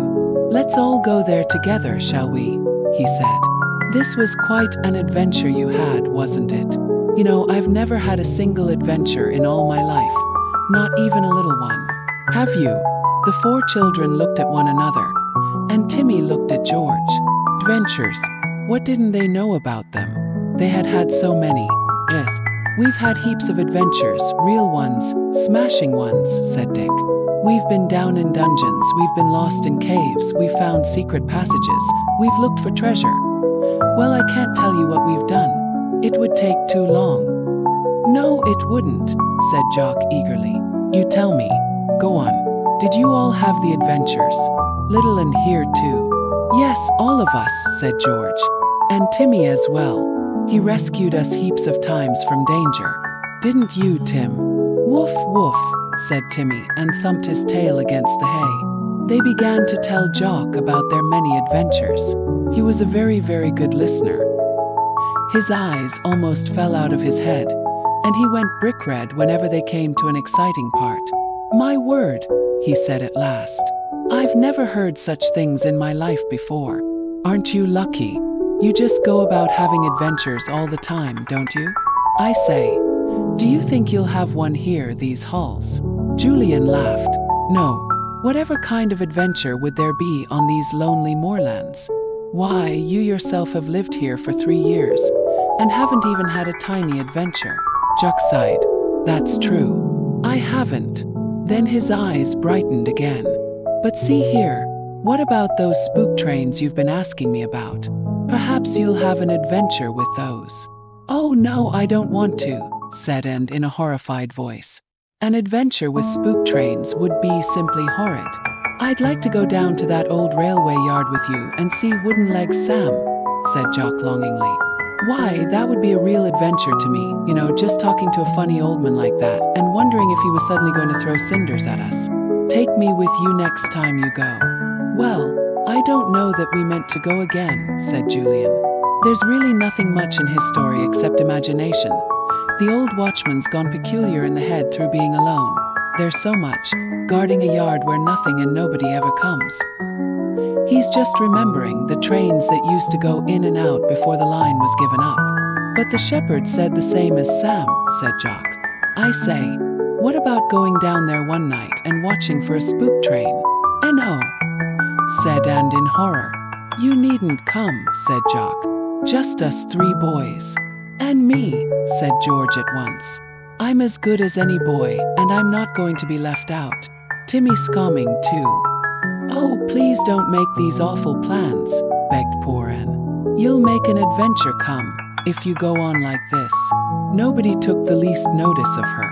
Julian looked at Jock's excited face. "Well," he said, "if we do go there again, we'll tell you. And if we think we'll go watching for spook trains, we'll take you with us." Jock looked as if he could hug Julian. "That would be terrific," he said. "Thanks a lot. Spook trains. I say, just suppose we really did see one. Who'd be driving it? Where would it come from?" "Out of the tunnel, Wooden Leg Sam says," said Dick. "But I don't see how we'd spot it, except by the noise it made, because apparently the spook trains only arrive in the dark of the night, never in the daytime. We wouldn't see much, even if we were there." It was such an exciting subject to Jock that he persisted in talking about it all the afternoon, and got tired of listening, and went to sleep with Biddy's puppy in her arms. Timmy curled up by George and went to sleep too. He wanted to go for a walk, but he could see that there was no hope with all this talking going on. It was tea time before any of them had expected it. The bell rang, and Jock looked most surprised. "Tea? Would you believe it? Well, I have had an exciting afternoon talking about all this. And look here, if you don't make up your minds to go spook train hunting, I'll jolly well go off by myself. If only I could have an adventure like the kind you've had, I'd be happy." They went in to tea, after waking and up with difficulty. She took the puppy back to Biddy, who received it gladly and licked it all over. Julian was surprised to find that he was quite hungry again. "Well," he said as he sat down at the table, "I didn't imagine I'd feel hungry again for a week, but I do. What a marvelous tea, Mrs. Andrews. Isn't Jock lucky to have meals like this always?" There were homemade scones with new honey. There were slices of bread thickly spread with butter, and new-made cream cheese to go with it. There was sticky brown gingerbread, hot from the oven, and a big solid fruit cake that looked almost like a plum pudding when it was cut. It was so black. "Oh dear, I wish now I hadn't had so much dinner," sighed Anne. "I don't feel hungry enough to eat a bit of everything, and I would so like to." Mrs. Andrews laughed. "You eat what you can, and I'll give you some to take away too," she said. "You can have some cream cheese and the scones and honey, and some of the bread I made this morning. And maybe you'd like a slab of the gingerbread. I made plenty." "Oh, thanks," said Julian. "We'll be all right tomorrow with all that. You're a marvelous cook, Mrs. Andrews. I wish I lived on your farm." There was the sound of a car coming slowly up the rough track to the farmhouse, and Mrs. Andrews looked up. "That's Mr. Andrews come back," she said. "My husband, Jock's stepfather." Julian thought she looked a little worried. Perhaps Mr. Andrews didn't like children and wouldn't be pleased to see them sitting round his table when he came home tired. "Would you like us to go, Mrs. Andrews?" he asked politely. "Perhaps Mr. Andrews would like a bit of peace for his meal when he comes in. And we're rather a crowd, aren't we?" Jock's mother shook her head. "No, you can stay. I'll get him a meal in the other room if he'd like it." Mr. Andrews came in. He wasn't in the least like or the others had imagined him to be. He was a short, dark little man, with a weak face and a nose much too big for it. He looked harassed and bad-tempered, and stopped short when he saw the 5 children. "Hello, dear," said Mrs. Andrews. "Jock's got his friends here today. Would you like a bit of tea in your room? I can easily put a tray there." "Well," said Mr. Andrews, smiling a watery kind of smile, "perhaps it would be best. I've had a worrying kind of day, and not much to eat." "I'll get you a tray of ham and pickles and bread," said his wife. "It won't take a minute. You go and wash." Mr. Andrews went out, and was surprised that he seemed so small and looked rather stupid. She had imagined someone big and burly, strong and clever, who was always going about doing grand deals and making a lot of money. Well, he must be cleverer than he looked, to make enough money to give Mrs. Andrews all she needed for her farm. Mrs. Andrews bustled about with this and that, laying a tray with a snow-white cloth and plates of food. Mr. Andrews could be heard in the bathroom, splashing as he washed. Then he came downstairs and put his head in at the door. "My meal ready?" he asked. "Well, Jock had a good day." "Yes, thanks," said Jock, as his stepfather took the tray from his mother and turned to go. "We went all round the farm this morning, and we talked and talked this afternoon. And oh, I say, do you know anything about spook trains, sir?" Mr. Andrews was just going out of the door. He turned in surprise. "Spook trains? What are you talking about?" "Well, Julian says there's an old deserted railway yard a good way from here, and spook trains are supposed to come out of the tunnel there in the dark of night," said Jock. "Have you heard of them?" Mr. Andrews stood stock still, his eyes on his stepson. He looked dismayed and shocked, then came back into the room and kicked the door shut behind him. "I'll have my tea here after all," he said. "Well, to think you've heard of those spook trains. I've been careful not to mention them to your mother or to you, Jock, for fear of scaring you." "Gee," said Dick. "Are they really true then?" "They can't be. You tell me all you know and how you know about it," said Mr. Andrews, sitting down at the table with his tray. "Go on. Don't miss out a thing. I want to hear everything." Julian hesitated. "Oh, there's nothing really to tell, sir. Just a lot of nonsense." "You tell it me," almost shouted Mr. Andrews. "Then I'll tell you a few things. And I tell you, you won't go near that old railway yard again." "No, that you won't." Chapter 8. A lazy evening. The 5 children and Mrs. Andrews stared in surprise at Mr. Andrews when he shouted at them. He repeated some of his words again. "Go on, you tell me all you know, and then I'll tell you." Julian decided to tell very shortly what had happened at the old railway yard, and what Wooden Leg Sam had said. He made the tale sound rather bald and dull. Mr. Andrews listened to it with the greatest interest, never once taking his eyes off Julian.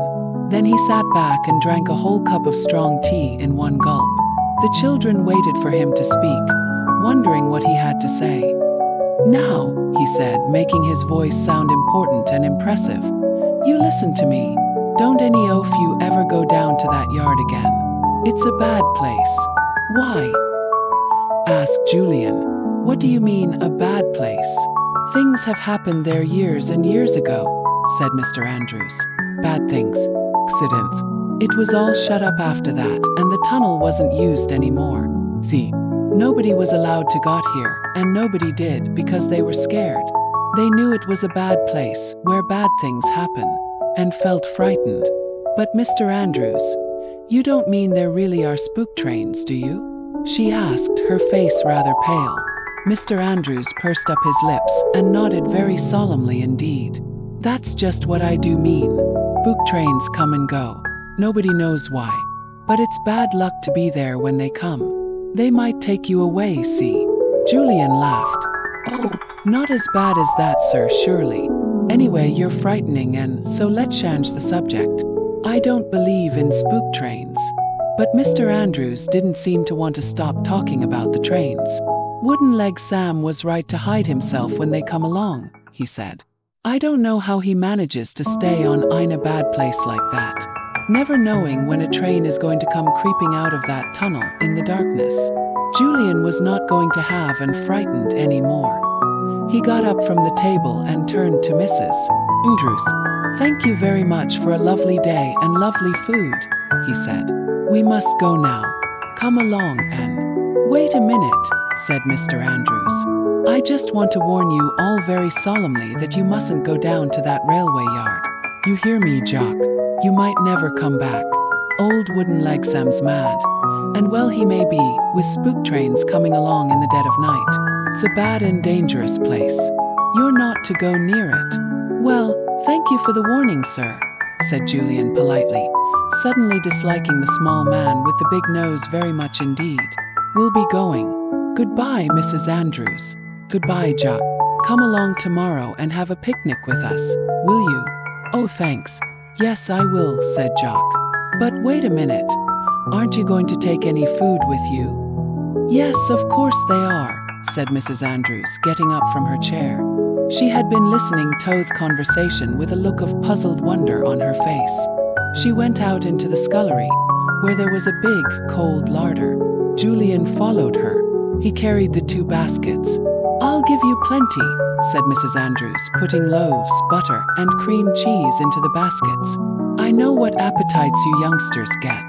Now don't you be too scared at what my husband's just been saying. I saw that little and was frightened. I've never heard of the spook trains, and I've been here for 3 years. I don't reckon there's much in the tale, you know, for Almy husband's so set on warning you not to go down to the yard. Julian said nothing. He thought that Mr. Andrews had behaved rather oddly about the whole history. Was he one of the kind of people who believed in all sorts of silly things and got scared himself? He looked weak enough. Julian found himself wondering how a nice woman like Mrs. Andrews could have married such a poor specimen of a man. Still, he was a generous fellow, judging by all Jock had said, and perhaps Jock's mother felt grateful to him for giving her the farm and the money to run it with. That must be it. Julian thanked Mrs. Andrews and insisted on paying her, though she would have given him the food for nothing. She came into the kitchen with him, and he saw that the others had already gone outside. Only Mr. Andrews was left, eating ham and pickles. Goodbye, sir, said Julian politely. Goodbye. And you remember what I've told you, boy, said Mr. Andrews. Bad luck comes to people who see the spook trains. Yes, terrible bad luck. You keep away from them. Julian gave a polite smile and went out. It was evening now, and the sun was setting behind Themorland Hills, though it still had a long way to go before it disappeared. He caught up with the others. Jock was with them. I'm just coming halfway with you, said Jock. I say, my stepfather was pretty scary about those trains, wasn't he? I felt pretty scary too when he was warning us about them, said Anne. I shan't go down to that yard again ever. Will you, George? If the boys did, I would, said George, who didn't look very much as if she wanted to, all the same. Are you going to the yard again? Asked Jock eagerly. I'm not scared, not a bit. It would be an adventure to go and watch for a spook train. We might go, said Julian. We'll take you with us if we do. But the girls aren't to come. Well, I like that, said George angrily. As if you could leave me behind. When have I been scared of anything? I'm as brave as any of you. Yes, you know. You can come as soon as we find out it's all a silly story, said Julian. I shall come whenever you go, flashed back George. Don't you dare to leave me out. I'll never speak to you again if you do. Jock looked most surprised at this sudden flare-up of temper from George. He didn't know how fierce she could be. I don't see why George shouldn't come, he said. I bet she'd be every bit as good as a boy. It hot she was one when I first saw her. George gave him one of her sweetest smiles. He couldn't have said anything she liked better. But Julian would not change his mind. I mean what I say. The girls won't come if we do go, so that's that. For one thing, and certainly wouldn't want to come. And if George came without her, she'd be left all alone up at the camp. She wouldn't like that. She could have Mr. Luffy's company, said George, looking sulky again. Idiot. As if we'd want to tell Mr. Luffy we were going off exploring deserted railway yards, watched over by a mad, one-legged fellow who swears there are spook trains, said Julian. He'd stop us going. You know what grown-ups are like. Or he'd come with us, which would be worse. Yes. He'd see moths all the time, not spook trains, said Dick with a grin. I'd better go back now, said Jock. It's been a grand day. I'll come up tomorrow and picnic with you. Goodbye. They called goodbye to Jock and went on their way to the camp.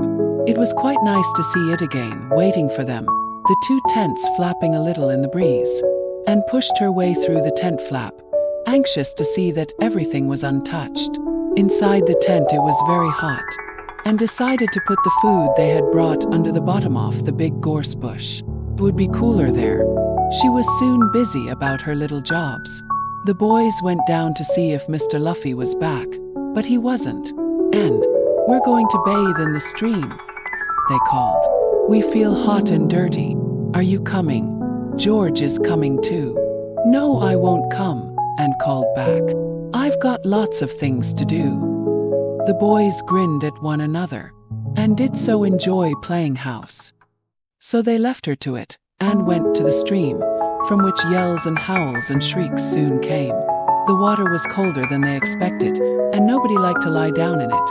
But everyone was well and truly splashed, and the icy cold drops falling on their hot bodies made them squeal and yell. Timmy didn't in the least mind the iciness of the water. He rolled over and over in it, enjoying himself. Look at him showing off, said Dick. Aha, Timmy, if I could bathe in a fur coat like you, I wouldn't mind the cold water either. Woof, said Timmy, and climbed up the shallow bank. He shook himself violently, and thousands of icy cold silvery drops flew from him and landed on the three shivering children. They yelled and chased him away. It was a pleasant, lazy evening. Mr. Luffy didn't appear at all, and got a light meal of bread and cream cheese and a piece of gingerbread. Nobody felt like facing another big meal that day. They lay in the heather and talked comfortably. This is the kind of holiday I like, said Dick. So do I, said Anne. Except for the spook trains. That spoilt it a bit for me. Don't be silly, Anne, said George. If they are not real, it's just a silly story. And if they are real, well, it might be an adventure. There was a little silence. Are we going down to the yard again? Asked Dick lazily. Yes, I think so, said Julian. I'm not going to be scared off it by weird warnings from Pa Andrews. Then I vote we go one night and wait to see if a spook train does come along, said Dick. I shall come too, said George.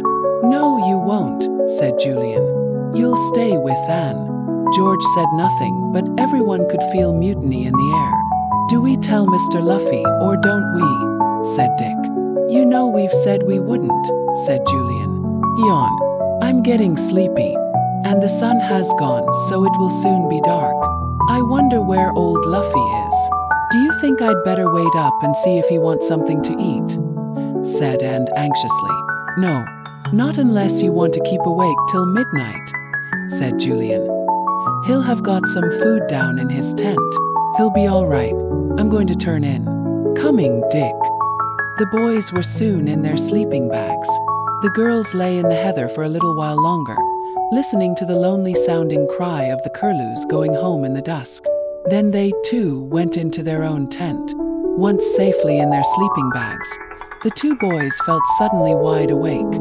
They began to talk in low voices. Shall we take Jock down to see the yard in the daytime? Or shall we go one night and watch for the train from nowhere? Said Julian. I vote we go and watch at night, said Dick. We'll never see a spook train in the daytime. Wooden Leg Sam is an interesting old chap, especially when he chucks cinders about. But I didn't know that I like him enough to go and visit him again. Well, if Jock badly wants to go and have a snoop round tomorrow morning when he comes, we'd better take him, said Julian. We can always go one night too if we want to. Right. We'll wait and see what Jock says, said Dick. They talked a little longer and then felt sleepy.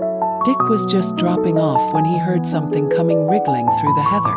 A head was stuck through the opening of the tent. If you dare to come in, I'll smack your silly face, said Dick, thinking it was Timmy.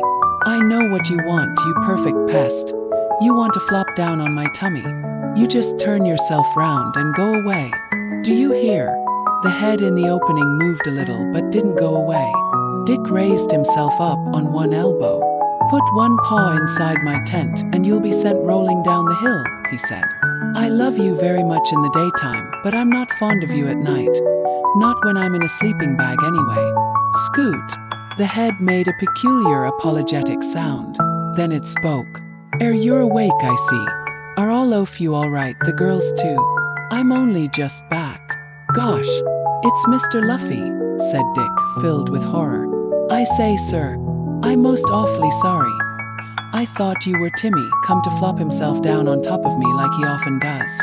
So sorry, sir. Don't mention it, said the shadowy head with a chuckle. Glad you're all right. See you tomorrow. Chapter 9 Night Visitor. Mr. Luffy slept very late the next morning, and nobody liked to disturb him. The girls yelled with laughter when they heard how Dick had spoken to him the night before, thinking he was Timmy the dog. He was very decent about it, said Dick.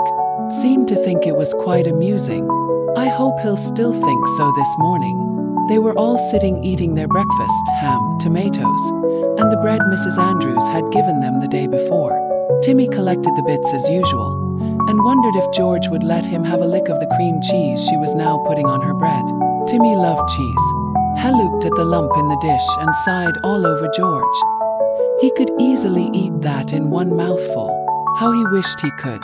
I wonder what time Jock will come up, said George.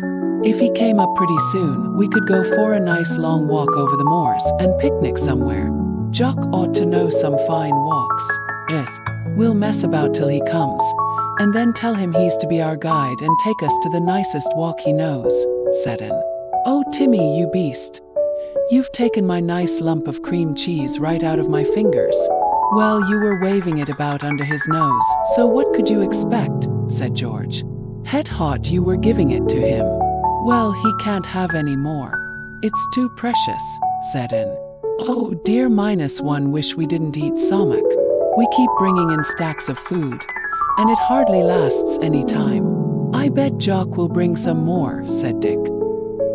He's a sensible sort of fellow. Did you get a peep into that enormous larder of his mother's?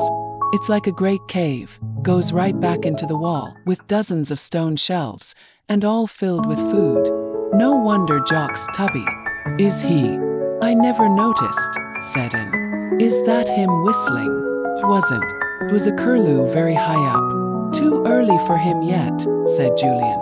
Shall we help you talk clear up, Anne? No. That's my job and George's, said Anne firmly. You go down and see if Mr. Luffy is awake. He can have a bit of ham and a few tomatoes if he likes. They went down to Mr. Luffy's tent. He was awake, sitting at the entrance, eating some kind of breakfast. He waved a sandwich at them. Hello there. I'm late this morning. I had a job getting back. I went much too far. Sorry I woke you up last night, Dick. You didn't. I wasn't asleep, said Dick, going rather red. Did you have a good day, Mr. Luffy? Bit disappointing. Didn't find quite all the creatures I'd hoped, said Mr. Luffy. What about you? Did you have a good day? Fine, said Dick and described it. Mr. Luffy seemed very interested in everything, even in Mr. Andrews's rather frightening warning about the railway yard. Silly chap he sounds, said Mr. Luffy, shaking the crumbs off his front. All the same, I should keep away from the yard if I were you. Stories don't get about for nothing, you know. No smoke without fire. Why, sir? Surely you don't believe there's anything spooky about the trains there, said Dick in surprise. Oh no, I doubt if there are any trains, said Mr. Luffy. But when a place has got a bad name, it's usually best to keep away from it. I suppose so, sir, said Dick and Julian together. Then they hastily changed the subject, afraid that Mr. Luffy, like Mr. Andrews, might also be going to forbid them to visit the railway yard. And the more they were warned about it and forbidden to go, the more they felt that they really must. Well, we must get back, said Dick. We're expecting Jock, that's the boy at the farm, to come up for the day, and we thought we'd go out walking and take our food with us. Are you going out too, sir? Not today, said Mr. Luffy. My legs are tired and stiff with so much scrambling about yesterday, and I want to mount some of the specimens I found. Also, I'd like to meet your farm friend. What's his name? Jock. Yes, sir, said Julian. Right. We'll bring him along as soon as he comes. Then off we'll go. You'll be left in peace all day. But Jock didn't come. The children waited for him all the morning and he didn't turn up. They held up their lunch until they were too hungry to wait any longer. And then they had it on the heather in front of their tents. Funny, said Julian. He knows where the camp is, because we pointed it out to him when he came halfway home with us yesterday. Perhaps he'll come this afternoon. But he didn't come in the afternoon either, nor did he come after tea. Julian debated whether or not to go and see what was up, but decided against it. There must be some good reason why Jock hadn't come, and Mrs. Andrews wouldn't want them all visiting her 2 days running. It was a disappointing day. They didn't like to leave the tents and go for even a short stroll in case Jock came. Mr. Luffy was busy all day long with his specimens. He was sorry Jock had disappointed them. He'll come tomorrow, he said. Have you got enough food? There's some in that tin over there if you want it. Oh no, thank you, sir, said Julian. We've plenty really. We're going to have a game of cards. Like to join us? Yes, I think I will, said Mr. Luffy, getting up and stretching himself. Can you play rummy? They could, and they beat poor Mr. Luffy handsomely, because he couldn't play at all. Heblamed his luck on his bad cards, but he enjoyed the game immensely. He said the only thing that really put him off was the way that Timmy stood behind him and breathed down his neck all the time. I kept feeling certain that Timmy thought he knew how to play my cards better than I could, he complained. And whenever I did something wrong, he breathed down my neck harder than usual. Everyone laughed, and George privately thought that Timmy would probably play very much better than Mr. Luffy if only he could hold the cards. Jock didn't come at all. They put the cards away when they could no longer see them, and Mr. Luffy announced that he was going to bed. It was very late when I got back last night, he said. IRLI must have an early night. The others thought they would go to bed too. The thought of their cozy sleeping bags was always a nice one when darkness came on. The girls crept into their bags and Timmy flopped down on George. The boys were in their bags about the same time and Dick gave a loud yawn. Good night, Jew, he said, and fell fast asleep. Julian was soon asleep too. In fact, everyone was sound asleep when Timmy gave a little growl. It was such a small growl that neither of the girls heard it, and certainly Dick and Julian didn't, away in their tent. Timmy raised his head and listened intently. Then he gave another small growl. He listened again. Finally he got up, shook himself, still without waking George, and stalked out of the tent. His ears cocked and his tail up. He had heard somebody or something, and although he thought it was all right, he was going to make sure. Dick was sound asleep when he felt something brushing against the outside of his tent. He awoke at once and sat up. He looked at the tent opening. A shadow appeared there and looked in. Was it Timmy? Was it Mr. Luffy? He mustn't make a mistake this time. He waited for the shadow to speak. But it didn't. It just stayed there as if it were listening for some movement inside the tent. Dick didn't like it. Timmy, he said at last in a low voice.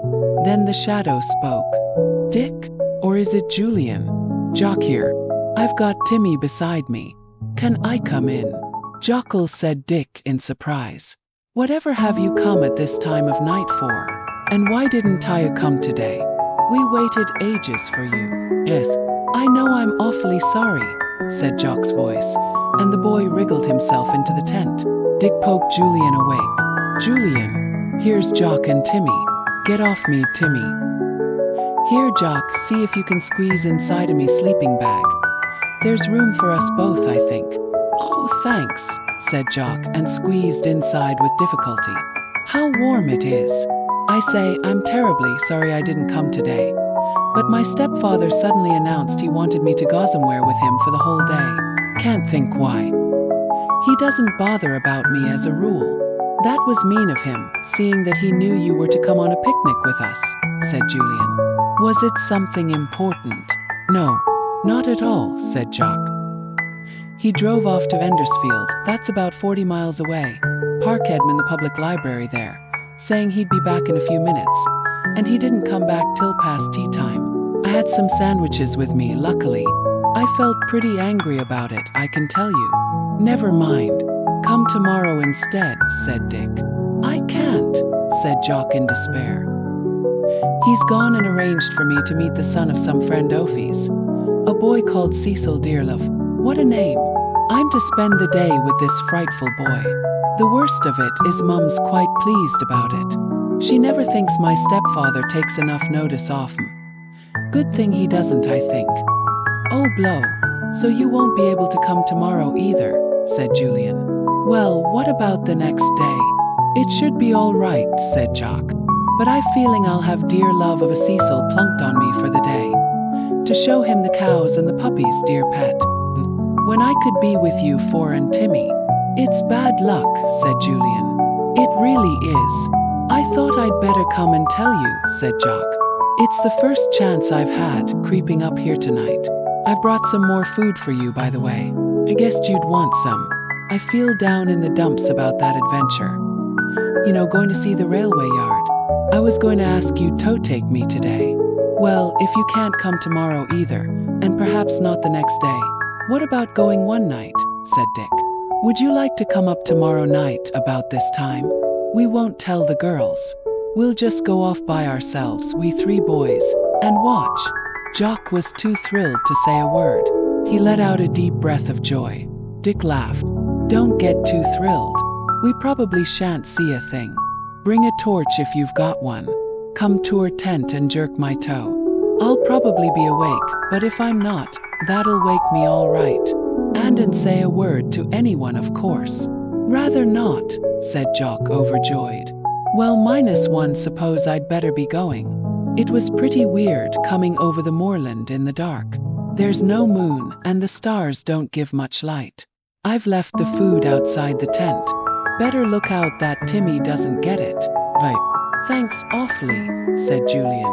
Jock got out of Dick's sleeping bag and went backwards out of the tent, with Timmy obligingly licking his nose all the way. Jock then found the bag of food and rolled it in to Julian, who put it safely under the ground sheet.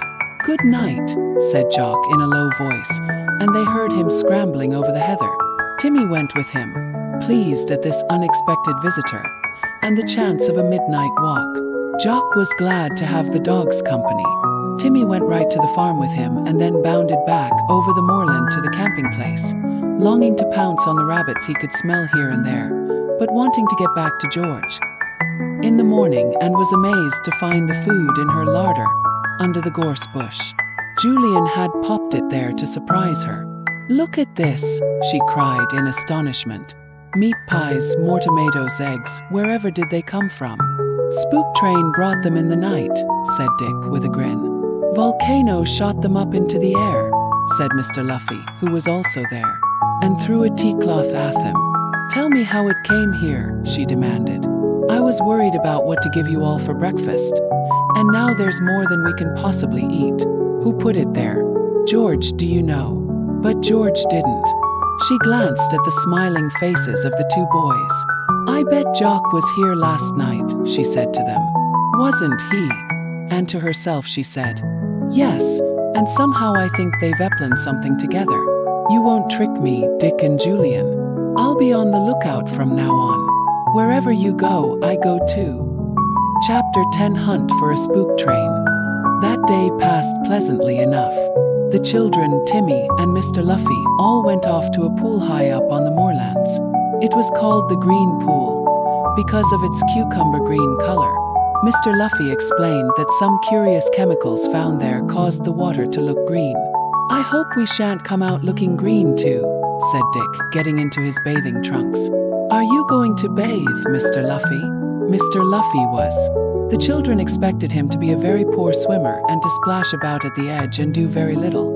But to their surprise, he was magnificent in the water and could swim faster even than Julian. They had great fun, and when they were tired they came out to bask in the sun. The high road ran alongside the green pool, and the children watched a herd of sheep being driven along. Then a car or two came by, and finally a big army lorry. A boy sat beside the driver, and to the children's surprise he waved wildly at them. Who was that? Said Julian, astonished. Surely he doesn't know us. George's sharp eye had seen who it was. It was Jock, sitting beside the driver. And look, here comes his stepfather's fine new car. Jock's preferred to go with the lorry driver instead of his stepfather. I don't blame him either. The bright new car came by, driven by Mr. Andrews. He didn't glance at the children by the wayside, but drove steadily on after the lorry. Going to market, I suppose, said Dick, lying back again. Wonder what they're taking. So do I, said Mr. Luffy. He must sell his farm produce at very high prices to be able to buy that fine car and all the machinery and gear you've told me about. Clever fellow, Mr. Andrews. He doesn't look at all clever, said N. He looks rather a weak, feeble sort of man, really, Mr. Luffy. I can't even imagine him being clever enough to beat anyone down, or get the better of them. Very interesting, said Mr. Luffy. Well, what about another dip before we have our dinner? It was a very nice day, and Mr. Luffy was very good company. He could make fine jokes very solemnly indeed, and only the fact that his ear waggled violently showed the others that he too was enjoying the joke. His right ear seemed to love to join in the joke, even if Mr. Luffy's face was as solemn as Timmy's. They arrived home at the camp about tea time and got a fine tea ready. They took it down to eat in front of Mr. Luffy's tent. As the evening came on, Julian and Dick felt excitement rising in them. In the daytime, neither of them really believed a word about the spook trains, but as the sun sank and long shadows crept down the hills, they felt pleasantly thrilled. Would they really see anything exciting that night? It was a very dark night at first, because clouds lay across the sky and hid even the stars. Phoebe said good night to the girls and snuggled down into their sleeping bags. They watched the sky through the tent opening. Gradually the big clouds thinned out. Few stars appeared. The clouds thinned still more and fled away in rags. Soon the whole sky was bright with pinpoints of light, and 100,000 stars looked down on the moorlands. We shall have a bit of starlight to see by, whispered Julian. That's good. I don't want to stumble about over the heather and break my ankle in rabbit holes in the pitch darkness. Nor do I want to house my torch on the way to the yard in case it's seen. It's going to be fun, Dick whispered back. I hope Jock comes. It will be maddening if he doesn't. He did come. There was a scrambling over the heather, and once again a shadow appeared at the tent opening. Julian, come. Are you ready? It was Jock's voice, of course. Dick's thumb pressed the switch of his torch, and for a moment its light fell on Jock's red, excited face, and then was switched off again. Hello, Jock. So you were able to come, said Dick. I say, was that you in the lorry this morning, going by the green pool? Yes. Did you see me? I saw you and waved like mad, said Jock. I wanted to stop the lorry and get down and speak to you, but the driver's an awful bad-tempered sort of fellow. He wouldn't fear of stopping. Said my stepfather would be wild with him if he did. Did you see him, Miss Stepfather, I mean? He was in his car behind. Were you off to market or something? Asked Julian. I expect that's where the lorry was going, said Jock. It was empty, so I suppose my stepfather was going to pick up something there. Came back in the car. The lorry was supposed to come later. How did you like Cecil, dear love? Asked Dick, grinning in the darkness. Awful. Worse than his name, groaned Jock. Wanted me to play soldiers all the time. The frightful thing is I've got to have him at the farm for the day tomorrow. Another day wasted. What shall I do with him? Roll him in the pigsty, suggested Dick. Or put him with Biddy's puppies and let him sleep there. Tell him to play soldiers with them. Jock chuckled. I wish I could. The worst of it is Mum is awfully pleased that my stepfather's got this Cecil boy for me to be friends with. Don't let's talk about it. Are you ready to start off? Yes, said Julian, and began to scramble quietly out of his bag. We didn't tell the girls. Anita doesn't want to come, and I don't want George to leave and by herself. Now, let's be very, very quiet till we're out of hearing. Dick got out of his bag too. The boys had not undressed that night, except for their coats, so all they had to do was to slip these on, and then crawl out of the tent. "Which is the way over there?" whispered Jock. Julian took his arm and guided him. He hoped Ed wouldn't lose his way in the starlit darkness. "The moorland looks so different at night. If we make for that hill you can dimly see over there against the starlit sky, we should be going in the right direction," said Julian. So on they went, keeping towards the dark hill that rose up toward west. It seemed very much farther to the railway yard at night than in the daytime. The three boys stumbled along, sometimes almost falling as their feet caught in tufts of heather. They were glad when they found some sort of path they could keep on. "This is about where we met the shepherd," said Dick in a low voice. He didn't know why Hess spoke so quietly. He just felt as if he must. "I'm sure we can't be very far off now." They went on for some way, and then Julian pulled Dick by the arm. "Look," he said. "Down there, I believe that's the old yard. You can see the line gleaming faintly here and there." They stood on the heathery slope above the old yard, straining their eyes. Soon they could make out dim shapes. Yes, it was the railway yard all right. Jock clutched Julian's sleeve. "Look, there's a light down there. Do you see it?" The boys looked, and sure enough, down in the yard towards the other side of it, was a small yellow light. They stared at it. "Oh, I think I know what it is," said Dick at last. "It's the light in the watchman's little hut. Old Wooden Leg Sam's candle. Don't you think so, Ju?" "Yes, you're right," said Julian. "I tell you what we'll do. We'll creep right down into the yard and go over to the hut. We'll peep inside and see if old Sam is there. Then we'll hide somewhere about and wait for the spook train to come." They crept down the slope. Their eyes had got used to the starlight by now, and they were beginning to see fairly well. They got right down to the yard, where their feet made a noise on some cinders there. They stopped. "Someone will hear us if we make a row like this," whispered Julian. "Who will?" whispered back Dick. "There's no one here except old Sam in his hut." "How do you know there isn't?" said Julian. "Good heavens, Jock, don't make such a row with your feet." They stood there, debating what was the best thing to do. "We'd better walk right round the edge off the yard," said Julian at last. "As far as I remember, the grass has grown there. We'll walk on that." So they made their way to the edge of the yard.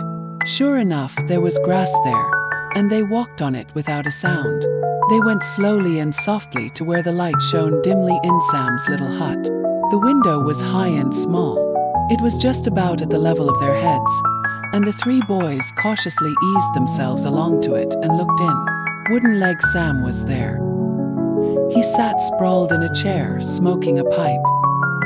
He was reading a newspaper, squinting painfully as he did so. He obviously had not had his broken glasses mended yet. On a chair beside him was his wooden leg. He had unstrapped it, and there it lay. "He's not expecting the spook train tonight, or he wouldn't have taken off his wooden leg," whispered Dick. The candlelight flickered and shadows jumped about the tiny hut. It was a poor, ill-furnished little place, dirty and untidy. A cup without saucer or handle stood on the table, and a tin kettle boiled on a rusty stove. Sam put down his paper and rubbed his eyes. He muttered something. The boys could not hear it, but they felt certain it was something about his broken glasses. "Are there many lines in this yard?" whispered Jock, tired of looking in at old Sam. "Where hey go to?" "About half a mile or so up there is a tunnel," said Julian, pointing past Jock. "The lines come from there and run here, where they break up in many pairs, for shunting and so on in the old days, I suppose, when this place was used." "Let's go up the lines to the tunnel," said Jock. "Come on. There's nothing to be seen here. Let's walk up to the tunnel." "All right," said Julian. "We may as well. I don't expect we'll see much up there either. I think these spook trains are all a tall story of old Sam's." They left the little hut with its forlorn candlelight and made their way round the yard again. Then they followed the single-track line away from the yard and up towards the tunnel. It didn't seem to matter walking on cinders now and making a noise. They walked along, talking in low voices. And then things began to happen. A far-off muffled noise came rumbling out of the tunnel, which was now so near that the boys could see its black mouth. Julian heard it first. He stood still and clutched Dick.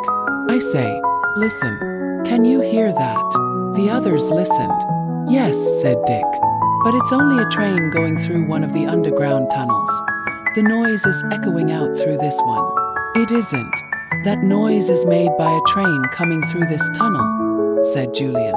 The noise grew louder and louder. A clanking made itself heard too. The boys stepped off the lines and crouched together by the side, waiting, hardly daring to breathe. Could it be the spook train? They watched for the light of an engine lamp to appear like a fiery eye in the tunnel, but none came. It was darker than night in there, but the noise came nearer and nearer and nearer. Could there be the noise of a train without a train? Julian's heart began to beat twice as fast, and Dick and Jock found themselves clutching one another without knowing it.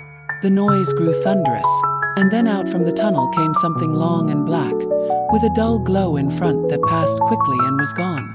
The noise deafened the boys, and then the clanking and rumbling grew less as the train, or whatever it was, passed by. The ground trembled and then was still. "Well, there you are," said Julian in a rather trembly voice. "The spook train without a light or a signal. Where's it gone? To the yard, do you think? Shall we go and see?" asked Dick. "I didn't see anyone in the cab, even in the glow of what must have been the fire there. But there must be someone driving it. I say, what a weird thing, isn't it? It sounded real enough anyway." "We'll go to the yard," said Jock, who, of the three, seemed the least affected. "Come on." They made their way very slowly, and then Dick gave a sharp cry. "Blow! I've twisted my ankle." "Half a minute."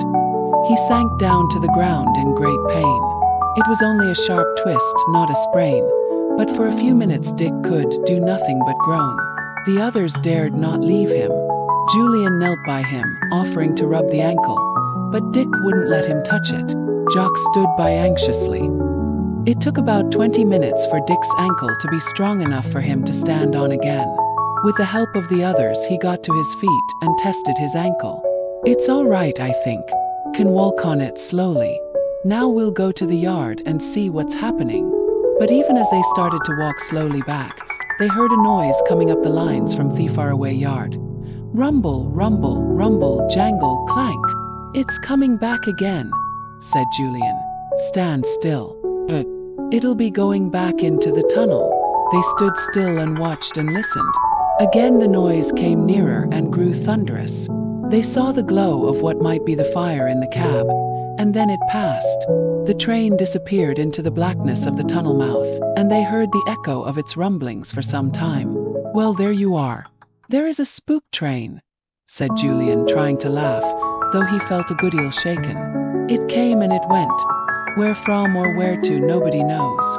But we've heard it and seen it, in the darkness of the night. And jolly creepy it was too." Chapter 11, mostly about Jock. The three boys stood rather close together, glad to feel each other in the darkness. They couldn't believe that they had found what they had come looking for so doubtfully. What kind of a train was this that had come rumbling out of the tunnel so mysteriously, and then, after a pause at the yard, had gone just as mysteriously back again? "If only I hadn't twisted my ankle, we could have followed the train down the lines to the yard, and have gone quite close to it there," groaned Dick. "What an ass I am, messing things up at the most exciting moment." "You couldn't help it," said Jock. "I say, we've seen the spook train. Can hardly believe it. Does it go all by itself, with nobody to drive it? Is it a real train?" "Judging by the noise it made, it's real all right," said Julian. "And it shot out smoke too. All the same, it's jolly strange. I can't say I like it much." "Let's go and see what's happened to Wooden Leg Sam," said Dick. "I bet he's under his bed." They made their way slowly back to the yard, Dick limping a little, though his ankle was practically all right again. When they came to the yard, they looked towards Sam's hut. The light was there no longer. "He's blown it out and got under the bed," said Dick. "Poor Sam. It really must be terrifying for him. Let's go and peep into his hut." They went over to it and tried to see in at the window, but there was nothing to be seen. The hut was in complete darkness. Then suddenly a little flare flashed out somewhere near the floor.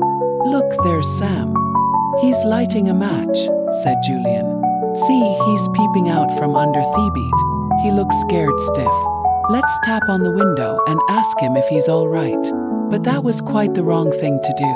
As soon as Julian tapped sharply on the window, Sam gave an anguished yell and retired hurriedly under the bed again, his wavering matchlight going out. "It's come for to take me," they heard him wailing. "It's come for to take me. And me with my wooden leg off too." "We're only frightening the poor old fellow," said Dick. "Come on, let's leave him. He'll have a fight or something if we call out to him. He honestly thinks the spook train's come to get him." They wandered round the dark yard for a few minutes, but there was nothing to find out in the darkness. No more rumbling came to their ears. The spook train was evidently not going to run again that night. "Let's go back," said Julian. "That really was exciting. Honestly, my hair stood on end when that train came puffing out of the tunnel. Where on earth did it come from? And what's the reason for it?" They gave it up and began to walk back to the camp. They scrambled through the heather, tired but excited. "Shall we tell the girls we've seen the train?" said Dick. "No," said Julian. "It would only scare and George would be furious if she knew we'd gone without her. We'll wait and see if we discover anything more before we say anything, either to the girls or to old Luffy." "Right," said Dick. "You'll hold your tongue too, won't you, Jock?" "Course," said Jock scornfully. "Who would I tell? My stepfather? Not likely. How furious he'd be if he knew we'd all pooh-poohed his warnings and gone down to see the spook train after all." He suddenly felt something warm against his legs and gave a startled cry. "What's this? Get away!" But the warm thing turned out to be Timmy, who had come to meet the three boys. He pressed against each of them in turn and whined a little. He says, "Why didn't you take me with you?" said Dick. "Sorry, old thing, but we couldn't. George would never have spoken to us again if we'd taken you and left her behind. How would you have liked spook trains, Timmy? Would you have run into a corner somewhere and hidden?" "Woof," said Timmy scornfully, as if he would be afraid of anything. They reached their camping place and began to speak in whispers. "Goodbye, Jock. Come up tomorrow if you can. Hope you don't have that Cecil boy to cope with. Goodbye.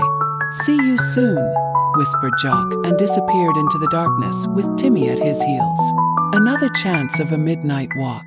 Good, thought Timmy, just what he'd like. It was hot in the tent, and a scamper in the cool night air would be fine.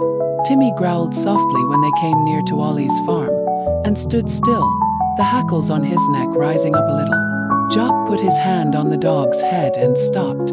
"What's the matter, old boy? Burglars or something?" He strained his eyes in the darkness.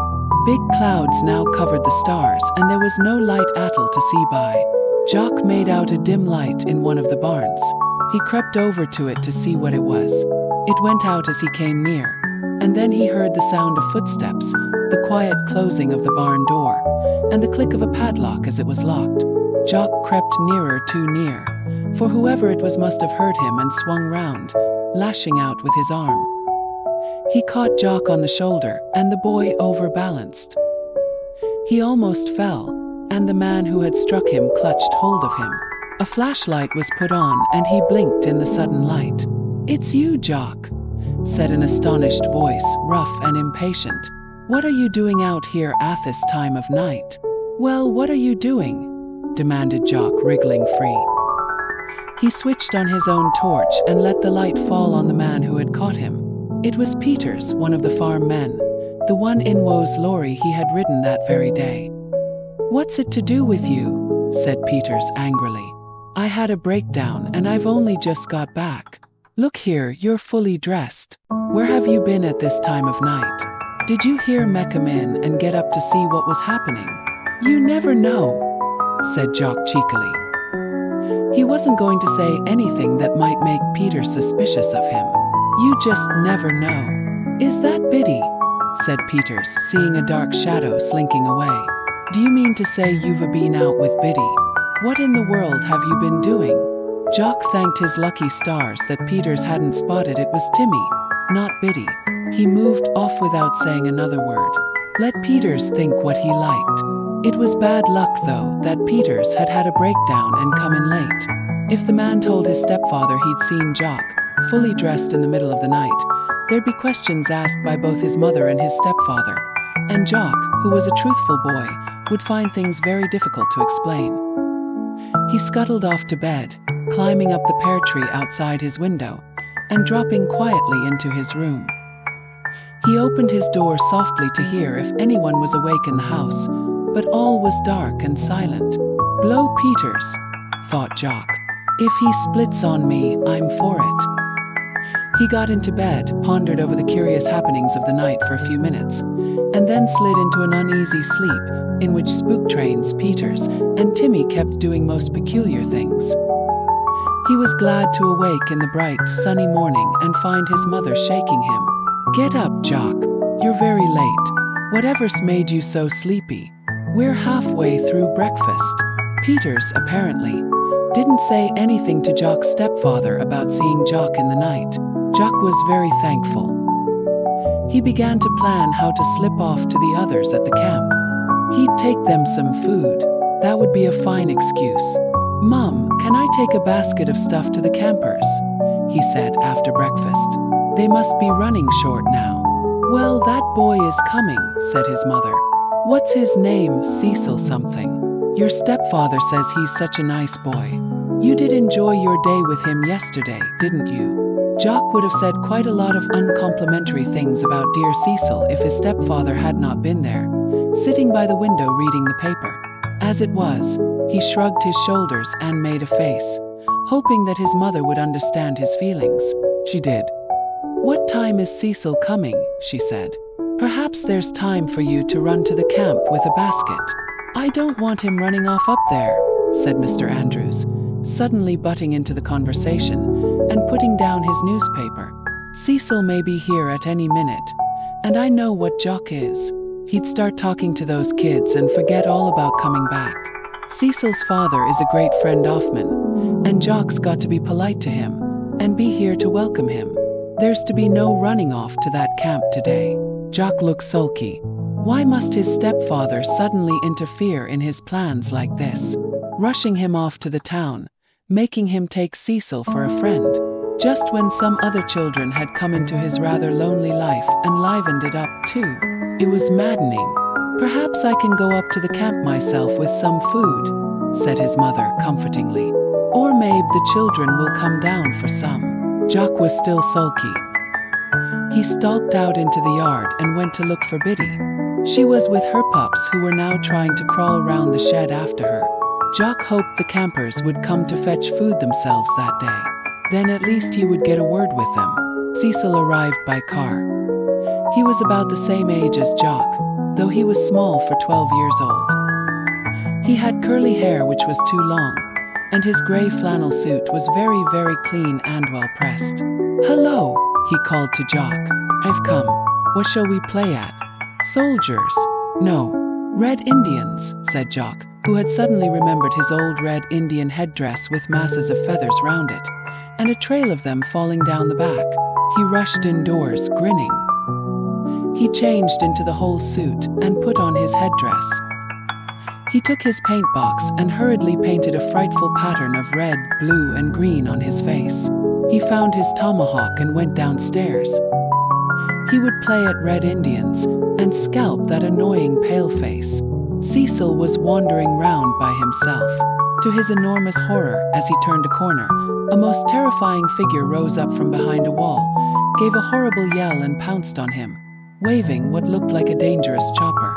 Cecil turned and fled, howling loudly, with Jock leaping madly after him, whooping for all he was worth, and thoroughly enjoying himself. He had had to play at soldiers all the day before with dear Cecil. He didn't see why Cecil shouldn't play Red Indians all day with him today. Just at that moment, the 4 campers arrived to fetch food, with Timmy running beside them. They stopped in amazement at the sight of Cecil running like the wind, howling dismally, and a fully dressed and painted red Indian leaping fiercely after him. Jock saw them, did a comical war dance all round them, much to Timmy's amazement, yelled dramatically, pretended to cut off Timmy's tail and then tore after the vanishing Cecil. The children began to laugh helplessly. "Oh dear," said Anne with tears of laughter in her eyes. "That must be Cecil he's after. I suppose this is Jock's revenge for having to play soldiers all day with him yesterday. Look, there they go round the pigsty. Poor Cecil.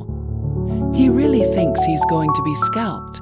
Cecil disappeared into the farm kitchen, sobbing, and Mrs. Andrews ran to comfort him. Jock made off back to the others, grinning all over his war-painted face. "Hello," he said. "I'm just having a nice quiet time with dear Cecil. I'm so glad to see you. I wanted to come over, but my stepfather said I wasn't to. I must play with Cecil. Isn't he frightful?" "Awful," everyone agreed. "I say, will your mother be furious with you for frightening Cecil like that? Perhaps we'd better not ask her for any food yet," said Julian. "Yes, you'd better wait a bit," said Jock, leading them to the sunny side of the haystack they had rested by before. "Hello, Timmy. Did you get back all right last night?" Jock had completely forgotten that the girls didn't know of the happenings of the night before. Both Anne and George at once pricked up their ears. Julian frowned at Jock, and Dick gave him a secret nudge. "What's up?" said George, seeing all this byplay. "What happened last night?" "Oh, I just came up to have a little night talk with the boys. And Timmy walked back with me," said Jock airily. "Hope you didn't mind him coming, George." George flushed an angry red. "You're keeping something from me," she said to the boys. "Yes, you are. I know you are. I believe you went off to the railway yard last night. Did you?" There was an awkward silence. Julian shot an annoyed look at poor Jock, who could have kicked himself. "Go on, tell me," persisted George, an angry frown on her forehead. "You beasts, you did go. And you never woke me up to go with you. Oh, I do think you're mean. Did you see anything?" said Anne, her eyes going from one boy to another. Each of the girls sensed that there had been some kind of adventure in the night. "Well," began Julian. And then there was an interruption. Cecil came round the haystack, his eyes red with crying. He glared at Jock. "Your father wants you," he said. "You're to go at once. You're a beast, and I want to go home. Can't you hear your father yelling for you? He's got a stick. But I'm not sorry for you. I hope Hugh hacks you hard." Chapter 12. George loses her temper. Jock made a face at Cecil and got up. He went slowly off round the haystack, and the others listened in silence for whacks and yells, but none came. "He frightened me," said Cecil, sitting down by the others. "Poor Eichel Ting," said Dick at once. "Darling baby," said George. "Mother's pet," said Julian. Cecil glared at them all. He got up again, very red. "If I didn't know my manners, I'd smack your faces," he said, and marched off hurriedly, before his own could be smacked. The four sat in silence. They were sorry for Jock. George was angry and sulky because she knew the others had gone off without her the night before, and was worried. They all sat there for about 10 minutes. Then round the haystack came Jock's mother, looking distressed. She carried a big basket of food. The children all stood up politely. "Good morning, Mrs. Andrews," said Julian. "I'm sorry I can't ask you to stop today," said Mrs. Andrews. "But Jock has really behaved very foolishly. I wouldn't let Mr. Andrews give him a hiding because it would only make Jock hate his stepfather, and that would never do. So I've sent him up to bed for the day. You won't be able to see him, I'm afraid. Here is some food for you to take." "Oh dear, I'm really very sorry about all this. I can't think what came over Jock to behave in such a way. It's not a bit like him." Cecil's face appeared round the haystack, looking rather smug. Julian grinned to himself. "Would you like us to take Cecil for a nice long walk over the moors?" he said. "We can climb hills and jump over streams and scramble through the heather. It would make such a nice day for him." Cecil's face immediately disappeared. "Well," said Mrs. Andrews, "that really would be very kind of you. Now that Jock's been sent upstairs for the day, there's no one for Cecil to play with. But I'm afraid he's a bit of a mother's boy, you know. You'll have to go carefully with him. Cecil, Cecil, where are you? Come and make friends with these children. But Cecil had gone. There was no answer at all. He didn't want to make friends with these children. He knew better than that. Mrs. Andrews went in search of him, but he had completely disappeared. The 4 children were not at all surprised. Julian, Dick, and Anne grinned at one another. George stood with her back to them, still sulky. Mrs. Andrews came back again, out of breath. I can't find him, she said. Never mind. I'll find something for him to do when he appears again. Yes, perhaps you've got some beads for him to thread. Or a nice easy jigsaw puzzle to do, said Julian very politely. The others giggled. A smile appeared on Mrs. Andrews's face. Bad boy, she said. Oh dear, poor Jock. Well, it's his own fault. Now goodbye, I must get on with my work. She ran off to the dairy. The children looked round the haystack. Mr. Andrews was getting into his car. He would soon be gone. They waited a few minutes till they heard the car set off down the rough cart track.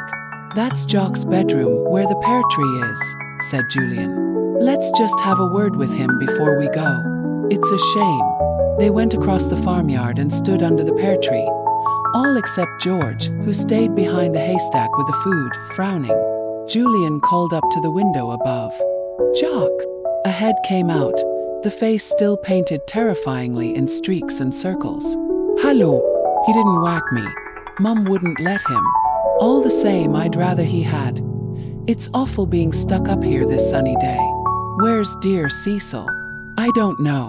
Probably in the darkest corner of one of the barns, said Julian. Jock, if things are difficult in the daytime, come up at night. We've got to see you somehow. Right, said Jock. How do I look? Like a real red Indian. You look frightful, grinned Julian. I wonder old Timmy knew you. Where's George? Asked Jock. Sulking behind the haystack, said Dick. We shall have an awful day with her now. You let the cat properly out of the bag, you idiot. Yes, I'm a ninny and an idiot, said Jock, and Anne giggled. Look, there's Cecil. You might tell him to beware of the bull, will you? Is there a bull? Said Anne, looking alarmed. No, but that's no reason why he shouldn't beware of one, grinned Jock. So long. Have a nice day. The 3 left him and strolled over to Cecil, who had just appeared out of a dark little shed, hammered a face at them, and stood ready to run to the dairy where Mrs. Andrews was busy. Julian suddenly clutched Dick and pointed behind Cecil. The bull. Beware of the bull, he yelled suddenly. Dick entered into the joke. The bull's loose. Look out. Beware of the bull, he shouted, and gave a shriek. It all sounded so real that, although she knew it was a joke, she felt half scared. The bull, she cried. Cecil turned green. His legs shook. WWW, where is it? He stammered. Look out behind you, yelled Julian, pointing. Poor Cecil, convinced that a large bull was about to pounce on him from behind, gave an anguished cry and tore on tottering legs to the dairy. He threw himself against Mrs. Andrews. Save me, save me. The bull's chasing me. But there's no bull here, said Mrs. Andrews in surprise. Really, Cecil? Was it a pig after you, or something? Helpless with laughter, the 3 children made their way back to George. They tried to tell her about the make-believe bull, but she turned away and wouldn't listen. Julian shrugged his shoulders. Best to leave George to herself when she was in one of her rages. She didn't lose her temper as often as she used to, but when she did, she was very trying indeed. They went back to the camp with the basket of food. Timmy followed soberly. He knew something was wrong with George and he was unhappy. His tail was down and he looked miserable. George wouldn't even pat him. When they got back to the camp, George flared up. How dare you go off without me when I told you I meant to come? Fancy taking Jock and not letting me go. I think you're absolute beasts. I never really thought you'd do a thing like that, you and Dick. Don't be silly, George, said Julian. I told you we didn't mean to let you and go. I'll tell you all that happened. And it's pretty thrilling. What? Tell me quickly, begged Anne, but George obstinately turned away her head as if she was not interested. Julian began to relate all the curious happenings of the night. Anne listened breathlessly. George was listening too, though she pretended not to. She was very angry and very hurt. Well, there you are, said Julian when he had finished. If that's what people mean by spook trains, there was one puffing in and out of that tunnel all right. I felt pretty scared, I can tell you. Sorry you weren't there too, George. But I didn't want to leave Anne alone. George was not accepting any apologies. She still looked furious. I suppose Timmy went with you, she said. I think that was horrid of him, to go without waking, when he knew I'd like to be with you on the adventure. Oh, don't be so silly, said Dick in disgust. Fancy being angry with old Tim too. You're making him miserable. And anyway, he didn't come with us. He just came to meet us when we got back, and then went off to keep Jock company on his way back to the farm. Oh, said George, and she reached out her hand to pat Timmy, who was filled with delight. At least Timmy was loyal to me then. That's something. There was a silence. Nobody ever knew quite how to treat George when she was in one of her moods. It was really best to leave her to herself, but they couldn't very well go off and leave the camp just because George was there, cross and sulky. Anne took hold of George's arm. She was miserable when George behaved like this. George, she began, there's no need to be cross with me too. I haven't done anything. If you weren't such a little coward, too afraid to go with us, I'd have been able to go too, said George unkindly, dragging her arm away. Julian was disgusted. He saw Anne's hurt face and was angry with George. Shut up, George, he said. You're being horrid saying catty things like that. I'm astonished at you. George was ashamed of herself, but she was too proud to say so. She glared at Julian. And I'm astonished at you, she said. After all the adventures we've had together, you try to keep me out of this one. But you will let me come next time, won't you, Julian? What? After your frightful behavior today? Said Julian, who could be just as obstinate as George when he wanted to. Certainly not. This is my adventure and Dick's, and perhaps Jock's, not yours or Anne's. He got up and stalked down the hill with Dick. George sat pulling bits of heather off the stems, looking mutinous and angry, and blinked back tears. She hated this sort of thing. She got up to get dinner ready. Perhaps after a good meal they would all feel better. Mr. Luffy was sitting outside his tent, reading. He had already seen the children that morning. He looked up, smiling. Hello, come to talk to me. Yes, said Julian, an idea uncurling itself in his mind. Could I have a look at that map of yours, Mr. Luffy? The big one you've got showing every mile of these moorlands. Course, it's in the tent somewhere, said Mr. Luffy. The boys found it and opened it. Dick at once guessed why Julian wanted it. Mr. Luffy went on reading. It shows the railways that run under the moorlands too, doesn't it? Said Julian. Mr. Luffy nodded. Yes, there are quite a few lines. I suppose it was easier to tunnel under the moors from valley to valley, rather than make a permanent way over the top of them. In any case, a railway over the moors would probably be completely snowed up in the wintertime. The boys bent their heads over the big map. It showed the railways as dotted lines when they went underground, but by long black lines when they appeared in the open air, in the various valleys. They found exactly where they were.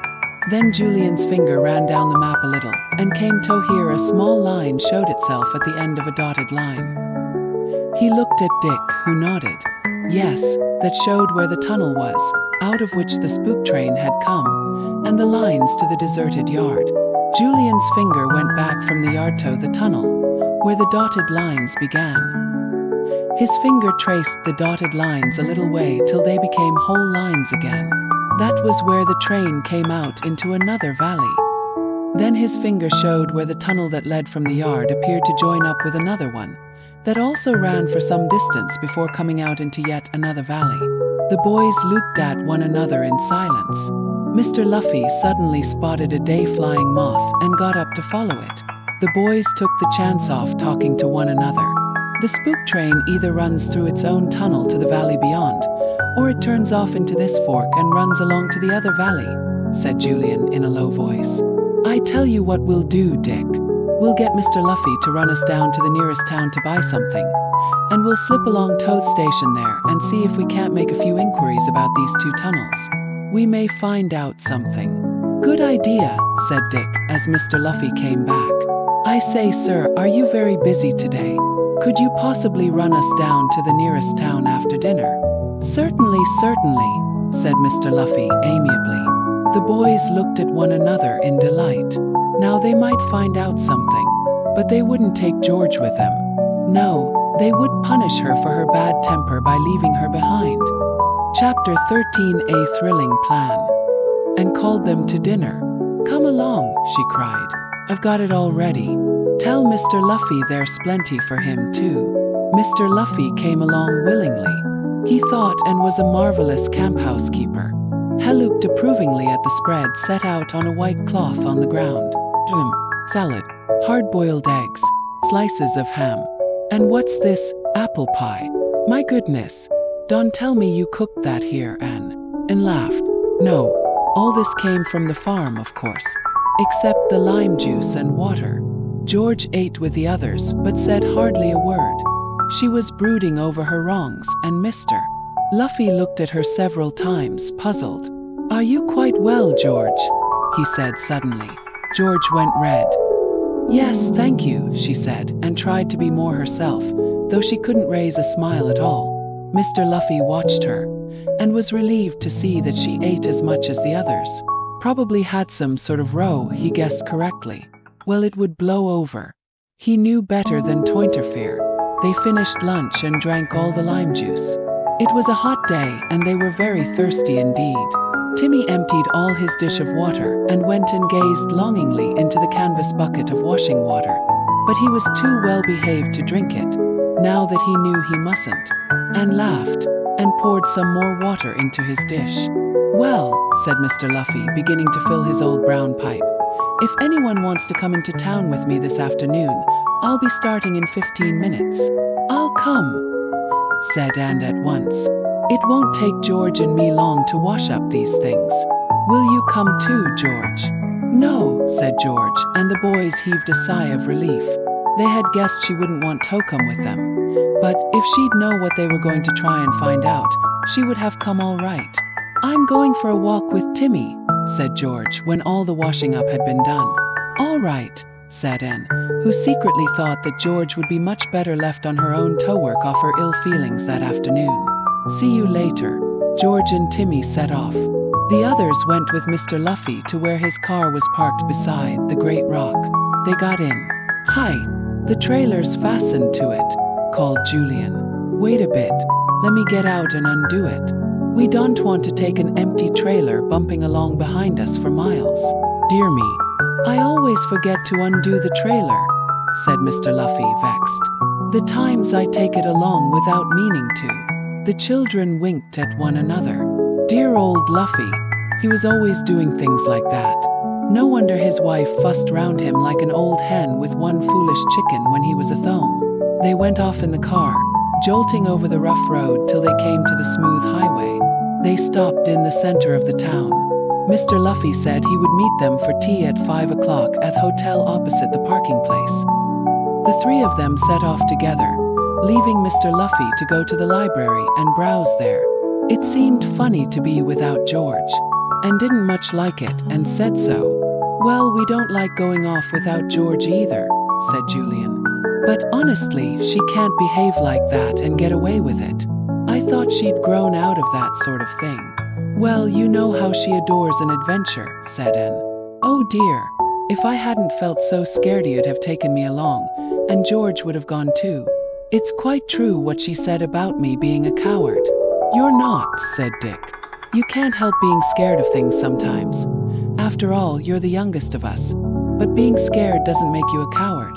I've known you to be as brave as any of us when you've been scared stiff. Where are we going? Asked Anne. The boys told her, and her eyes sparkled. Oh, are we going to find out where the spook train comes from? It might come from one of two valleys then, judging from the map. Yes, the tunnels aren't really very long ones, said Julian. Not more than a mile, I should think. We thought we'd make some inquiries at the station and see if there's anyone who knows anything about the old railway yard and the tunnel beyond. We shan't say a word about the spook train, of course. They walked into the station. They went up to a railway plan and studied it. It didn't tell them much. Julian turned to a young porter who was wheeling some luggage along. I say, could you help us? We're camping up on the moorlands, and we're quite near a deserted railway yard with lines that run into an old tunnel. Why isn't the yard used anymore? Don't know, said the boy. You should ask old Tucky there, see him? He knows all the tunnels under the moors like the back of his hand. Worked in them all when he was a boy. Thanks, said Dick, pleased. They went over to where an old whiskered porter was sitting in the sun, enjoying a rest till the next train came in. Excuse me, said Julian politely. I've been told that you know all about the moorland tunnels like the back of your hand. They must be very, very interesting. My father and my grandfather built those tunnels, said the old porter, looking up at the children out of small faded eyes that watered in the strong sunlight. And I've been guard on all the trains that ran through them. He mumbled a long string of names, going through all the list of tunnels in his mind. The children waited patiently till he had finished. There's a tunnel near where we're camping on the moorlands, said Julian, getting a word in at last. We're not far from Ollie's farm. We came across an old deserted railway yard, with lines that led into a tunnel. Do you know it? Oh yes, that's an old tunnel, said Tucky, nodding his grey head, on which his porter's cap sat all crooked. Hasn't been used for many a long year, nor the yard either. Wasn't enough traffic there, far as I remember. They shut up the yard. Tunnel isn't used anymore. The boys exchanged glances. So it wasn't used anymore. Well, they knew better. The tunnel joins another, doesn't it? Said Julian. The porter, pleased at their interest in the old tunnels he knew so well, got up and went into an office behind. He came out with a dirty, much-used map, which he spread out on his knee. His black fingernail pointed to a mark on the map. That's the yard, see? It was called Ollie's Yard after the farm. There are the lines to the tunnel. Here's the tunnel. It runs right through to Kilty Vale. There it is. And here's where it used to join the tunnel to Roker's Vale. But that was bricked up years ago. Something happened there. The roof fell in, I think it was. And the company decided not to use the tunnel to Roker's Vale at all. The children listened with the utmost interest. Julian reasoned things out in his mind. If that spook train came from anywhere, then it must come from Kilty Vale, because that was the only place the lines went to now, since the way to Roker's Vale had been bricked up where the tunnels joined. I suppose no trains run through the tunnel from Kilty Vale to Ollie's Yard now then, he said. Tucky snorted. Didn't I tell you it hasn't been used for years? The yard at Kilty Vale's been turned into something else, though the lines are still there. There's been no engine through that tunnel since I was a young man. This was all very, very interesting. Julian thanked old Tucky so profusely that he wanted to tell the children everything all over again. He even gave them the old map. Oh, thanks, said Julian, delighted to have it. He looked at the others. This'll be jolly useful, he said, and they nodded. They left the pleased old man and went out into the town. They found a little park and sat down on a seat. They were longing to discuss all that Tucky had told them. It's jolly strange, said Dick. No trains run there now. The tunnel's not been used for ages, and Ollie's Yard must have been derelict for years. And yet, there appear to be trains that come and go, said Julian. Then they must be spook trains, said Anne, her eyes wide and puzzled. Julian, they must be, mustn't they? Looks like it, said Julian. It's most mysterious. I can't understand it. Ju, said Dick suddenly. I know what we'll do. We'll wait one night again till we see the spook train come out of the tunnel to the yard. Then one of us can sprint off to the other end of the tunnel. It's only about a mile long, and wait for it to come out the other side. Then we'll find out why a train still runs from Kilty Vale to Ollie's yard through that old tunnel." "Jolly good idea," said Julian, thrilled. "What about tonight? If Jock comes, he can go too. If he isn't, just you and I will go." "Not George." They all felt excited, and wondered if she would be brave enough to go too. But she knew that when the night came she wouldn't feel half as brave as she did now. No, she wouldn't go. There was really no need for her to join in this adventure at present. It hadn't even turned out to be a proper one yet. It was only an unsolved mystery. George hadn't come back from her walk when they reached the camp. They waited for her, and at last she appeared with Timmy, looking tired out. "Sorry I was an ass this morning," she said at once. "I've walked my temper off. Don't know what came over me." "That's all right," said Julian amiably. "Forget it." They were all very glad that George had recovered her temper, for she was a very prickly person indeed when she was angry.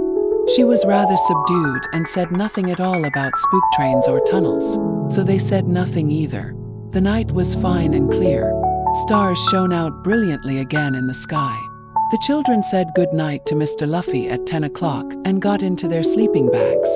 Julian and Dick did not meanto go exploring till midnight, so they lay and talked quietly.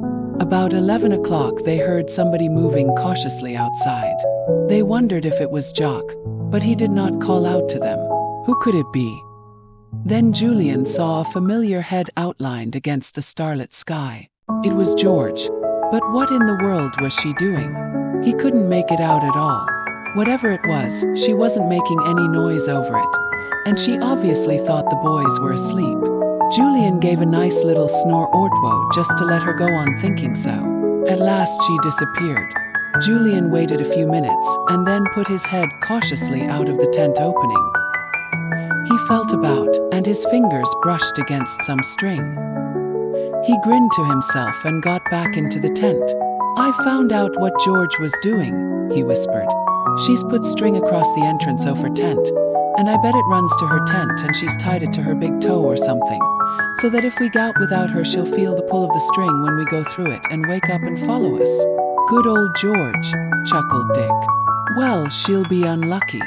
We'll squeeze out under the sides of the tent," which was what they did do at about 12:15. They didn't disturb George's string at all. They were out on the heather and away down the slope while George was sleeping soundly in her tent beside and waiting for the pull on her toe which didn't come. Poor George. The boys arrived at the deserted railway yard and looked to see if Wooden Leg Sam's candle was alight. It was. So the spook train hadn't come along that night yet. They were just scrambling down to the yard when they heard the train coming. There was the same rumbling noise as before, muffled by the tunnel. And then out of the tunnel, again with no lamps, came the spook train, clanking on its way to the yard. "Quick, Dick. You sprint off to the tunnel opening and watch for the train to go back in again. And I'll find my way across the moor to the other end of the tunnel. There was a path marked on that old map, and I'll follow that." Julian's words tumbled over each other in his excitement. Ilgily well watch for the spook train to complete its journey, and see if it vanishes into thin air and off he went to find the path that led over the moors to the other end of the tunnel. He meanto see what happened at the other end if he had to run all the way. Chapter 14 Jock Comes to Camp. Julian found the path quite by chance and went along it as fast as he could. He used his torch, for did not think he would meet anyone out on such a lonely way at that time of night. The path was very much overgrown, but he could follow it fairly easily, even running at times. "If that spook train stops about 20 minutes in the yard again, as it did before, it will give me just about time to reach the other end of the tunnel," panted Julian. "I'll be at Kilty's yard before it comes." Seemed a very long way. But at last the path led downwards, and some way below him Julian could see what might be a railway yard. Then he saw that big sheds were built there, or what looked like big sheds in the starlight. He remembered what the old porter had said. Kilty's yard was used for something else now. Maybe the lines had been taken up. Maybe even the tunnel had been stopped up too. He slipped quickly down the path and came into what had once been the old railway yard. Big buildings loomed up on every side. Julian thought they must be workshops of some kind. He switched his torch on and off very quickly, but the short flash had shown him what he was looking for: 2 pairs of railway lines. They were old and rusty, but he knew they must lead to the tunnel. He followed them closely, right up to the black mouth of the dark tunnel. He couldn't see into it all. He switched his torch on and off quickly. Yes, the lines led right inside the tunnel. Julian stopped and wondered what to do. I'll sneak into the tunnel a little way and see if it's bricked up anywhere, he thought. So in he went, walking between 1 pair of lines. He put on his torch, certain that no one would see its light and challenge him to say what he was doing out so late at night. The tunnel stretched before him, a great yawning hole, disappearing into deep blackness. It was certainly not bricked up. Julian saw a little niche in the brickwork of the tunnel and decided to crouch in it. It was one of the niches made for workmen to stand in when trains went by in the old days. Julian crouched down in the dirty old niche and waited. He glanced at the luminous face of his watch. He had been 20 minutes getting here. Maybe the train would be along in a few minutes. He would be very, very close to it. Julian couldn't help wishing that Dick was with him. It was so eerie waiting there in the dark for a mysterious train that apparently belonged to no one, and came and went from nowhere to nowhere. He waited and he waited. Once he thought he heard a rumble far away down the tunnel, and he held his breath, feeling certain that the train was coming. But it didn't come. Julian waited for half an hour, and still the train had not appeared. What had happened to it? I'll wait another 10 minutes and then I'm going, Julian decided. I've had about enough of hiding in a dark, dirty tunnel waiting for a train that doesn't come. Maybe it has decided to stay in Ollie's yard for the night. After 10 minutes he gave it up. He left the tunnel, went into Kilty's yard and then up the path to the moors. He hurried along it, eager to see if Dick was at the other end of the tunnel. Surely he would wait there till Julian came back. Dick was there, tired and impatient. When he saw a quick flash from Julian's torch, he answered it with his own. The 2 boys joined company thankfully. "You have been ages," said Dick reproachfully. "What happened?" "The spook train went back into the tunnel ages and ages ago. It only stayed about 20 minutes in the yard again." "Went back into the tunnel?" exclaimed Julian. "Did it really? Well, it never came out the other side. I waited for ages. I never even heard it, though I did hear a very faint rumble once, or thought I did." The boys fell silent, puzzled and mystified. What sort of a train was this that puffed out of a tunnel at dead of night, and went back again, but didn't appear out of the other end? "I suppose the entrance to that second tunnel the porter told us about is really bricked up," said Julian at last.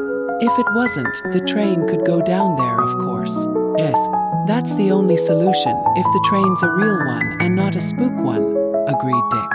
"Well, we can't go exploring the tunnels now. Let's wait and do it in the daytime. I've had enough tonight." Julian had had enough too. In silence, the 2 boys went back to camp. They quite forgot the string in front of their tent, and scrambled right through it.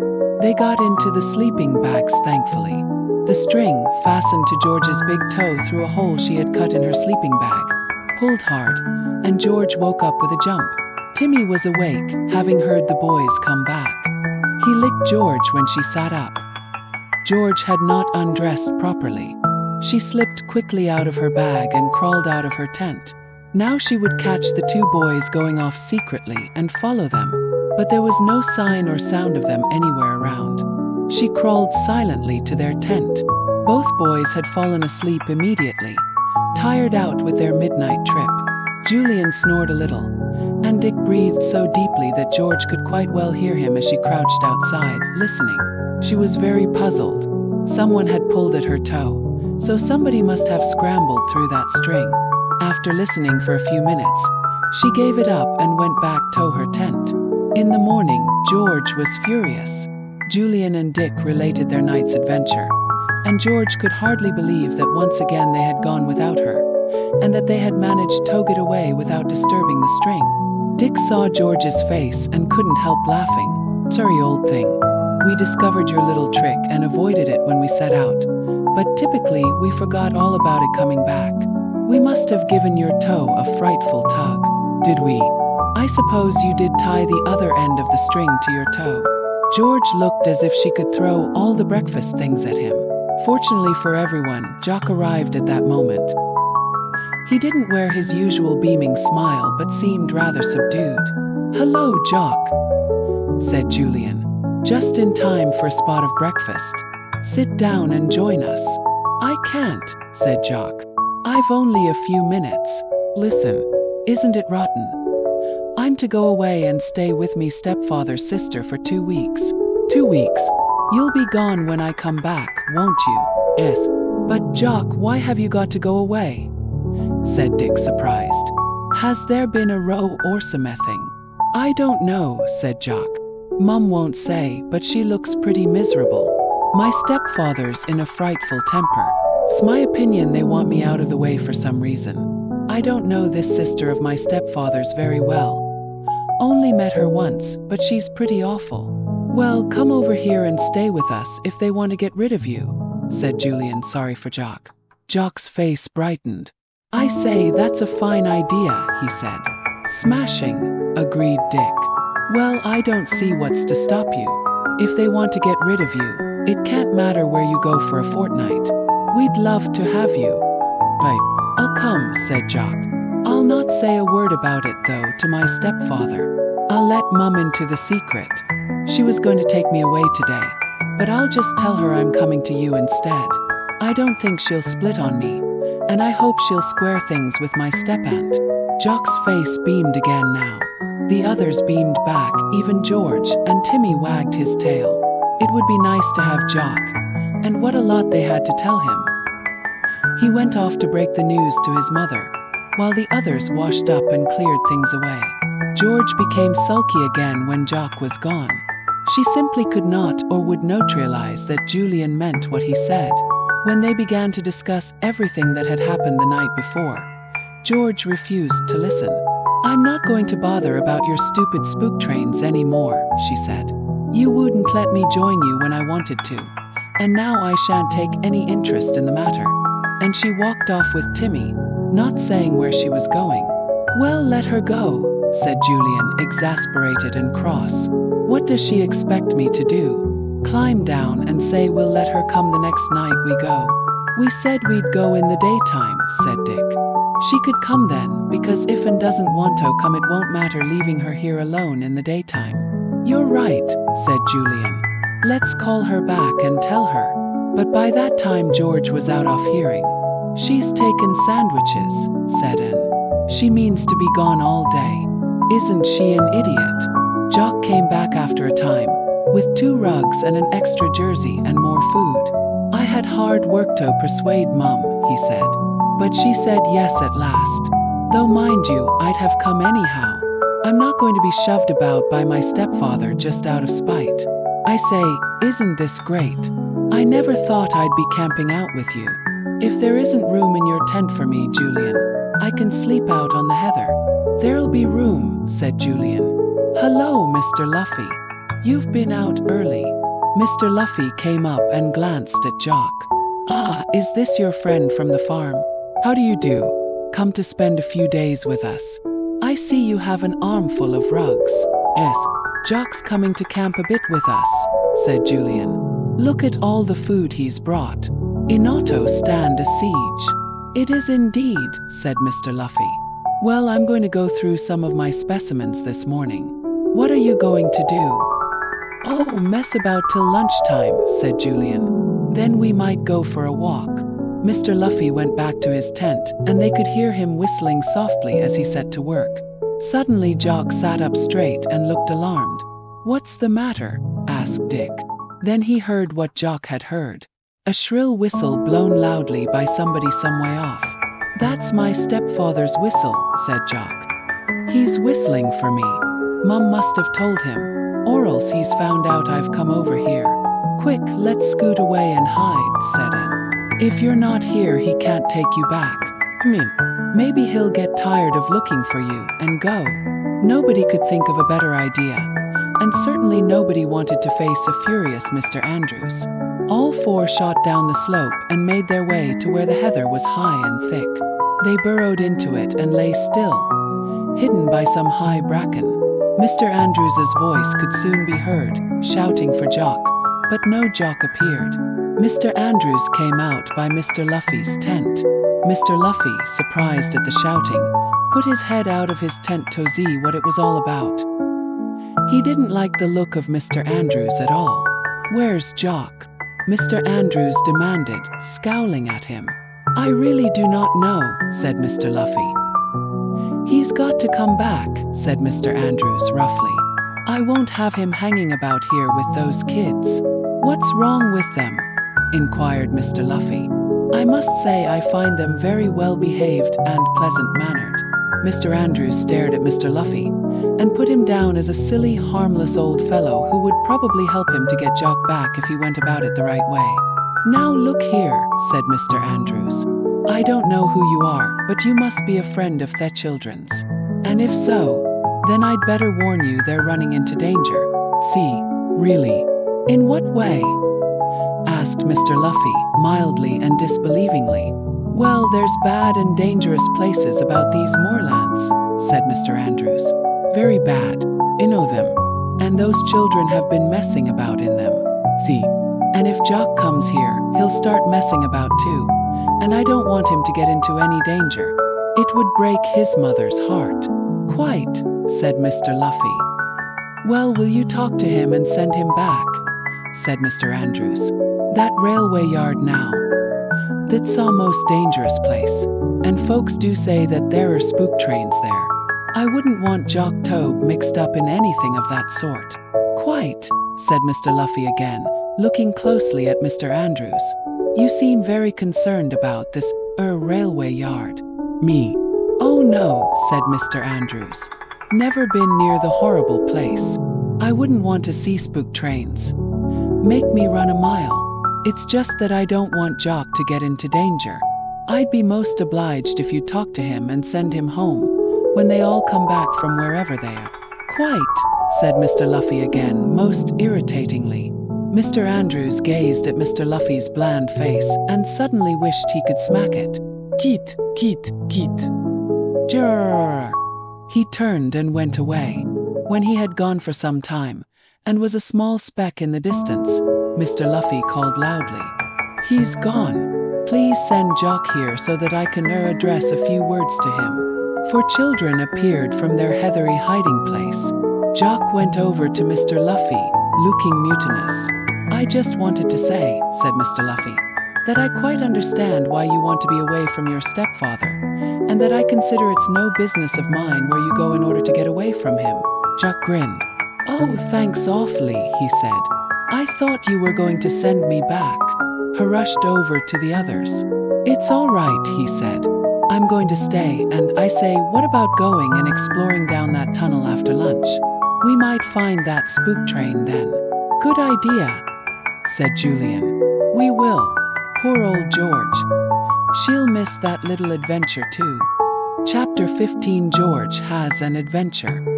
George had gone off with one fixed idea in her mind.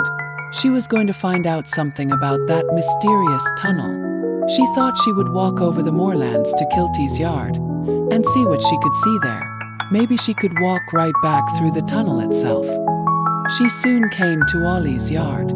There it lay below her, with wooden leg Sam pottering about. She went down to speak to him. He didn't see or hear her coming and jumped violently when she called to him. He swung round, squinting at her fiercely. "You clear off," he shouted. "I've been told to keep you children out of here, see? Do you want me to lose my job?" "Who told you to keep us out?" asked George, puzzled as to who could have known they had been in the yard. "He did see," said the old man. He rubbed his eyes and then peered at George's short-sighted eye again. "I've broken my glasses," he said. "Who's he?" "The person who told you to keep us out," said George. But the old watchman seemed to have one of his sudden strange changes of temper again. bent down and picked up a large cinder. He was about to fling it at George when Timmy gave a loud and menacing growl. Sam dropped his arm. "You clear out," he said. "You don't want to get a poor old man like me into trouble, do you? You look a nice kind boy, you do. You wouldn't get wooden leg Sam into trouble, would you?" George turned to go. She decided to take the path that led to the tunnel and peep inside. But when she got there was nothing to see. She didn't feel that she wanted to walk all alone inside that dark mouth. So she took the path that Julian had taken the night before, over the top of the tunnel. But she left it halfway to look at a curious bump that jutted up from the heather just. She scraped away at the heather and found something hard beneath. She pulled at it, but it would not give. Timmy, thinking she was obligingly digging for rabbits, came to help. He scrambled below the heather, and then he suddenly gave a bark of fright and disappeared. George screamed, "Timmy, what have you done? Where are you?" To her enormous relief, she heard Timmy's bark some way down. Where could he be? She called again, and once more Timmy barked.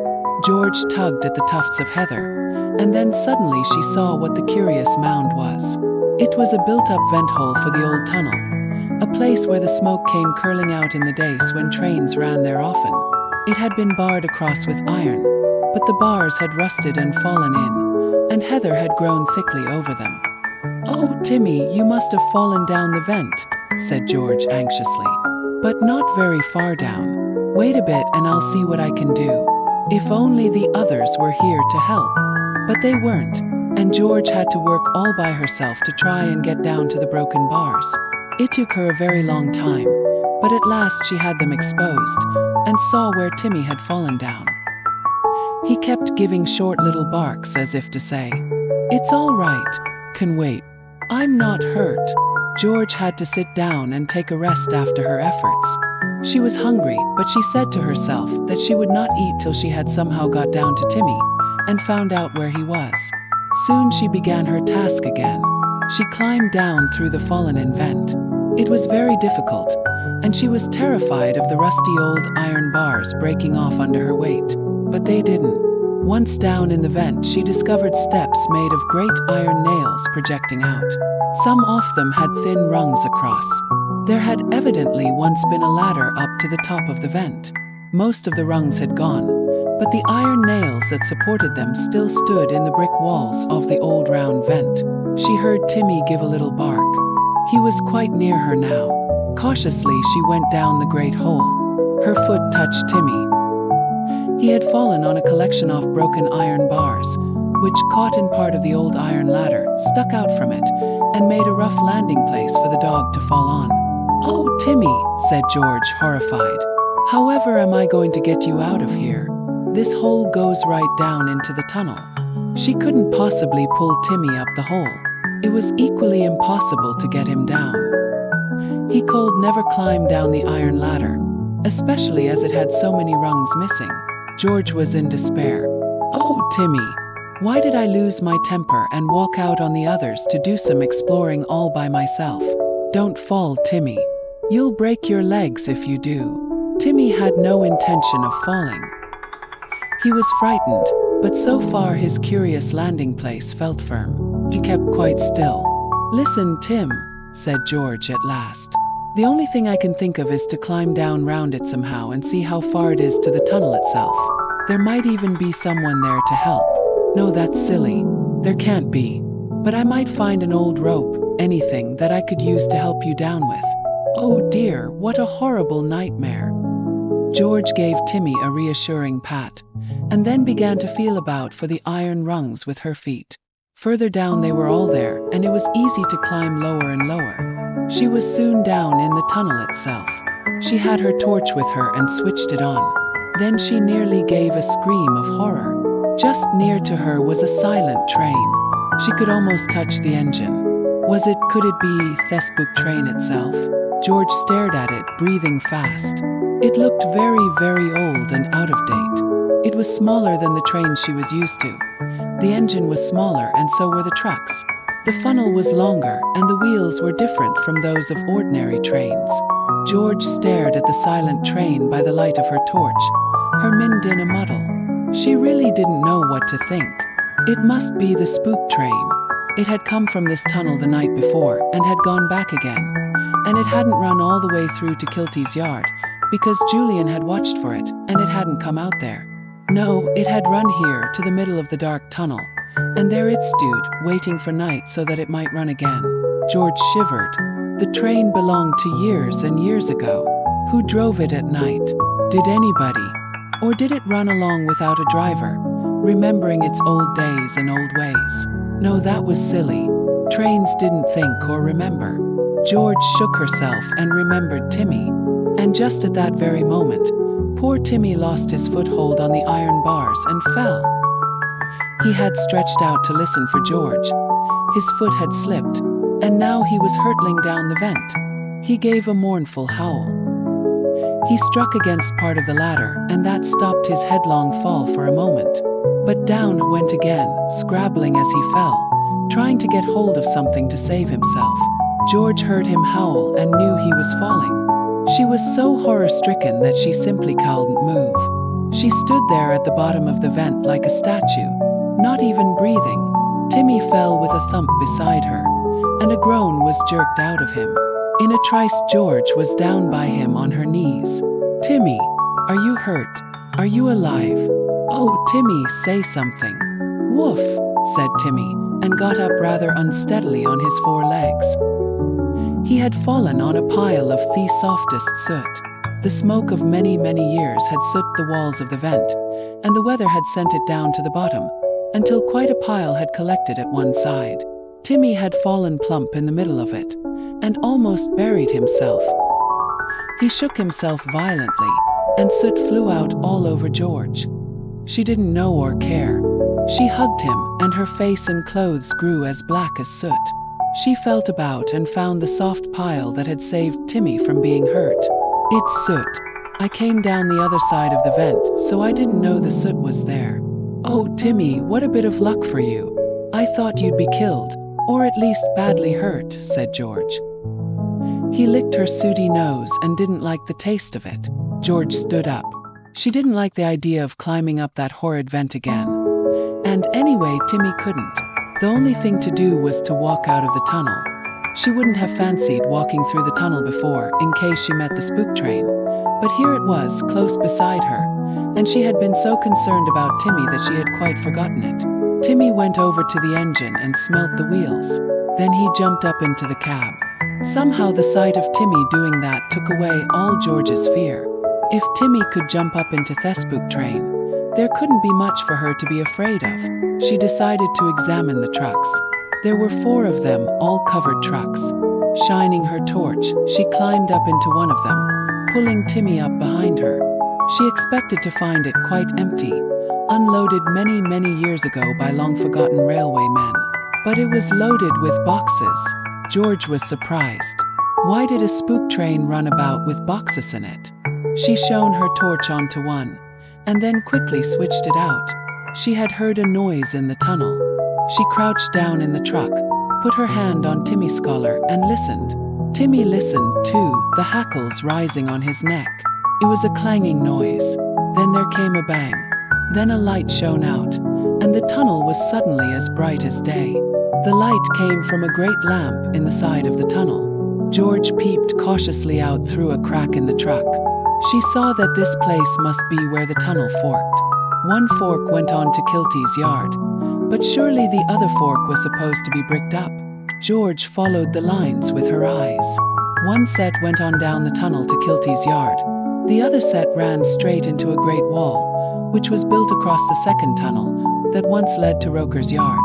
"Yes, it is bricked up, just as the old porter told Julian," said George to herself. And then she stared in the greatest amazement, clutching the side of the truck, hardly believing her eyes.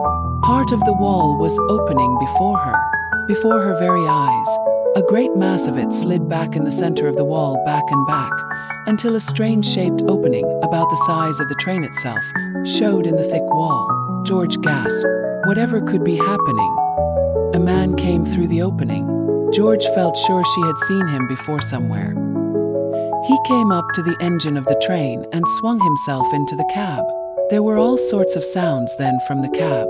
What was the man doing? Starting the fire tore in the train. George did not dare to try and see. She was trembling now, and Timmy pressed himself against her to comfort her. Then came another set of noises, steam noises. The man must be going to start the engine moving. Smoke came from the funnel. More noises and some clanks and clangs. It suddenly occurred to George that the man might be going to take the train through that little opening in the bricked-up wall.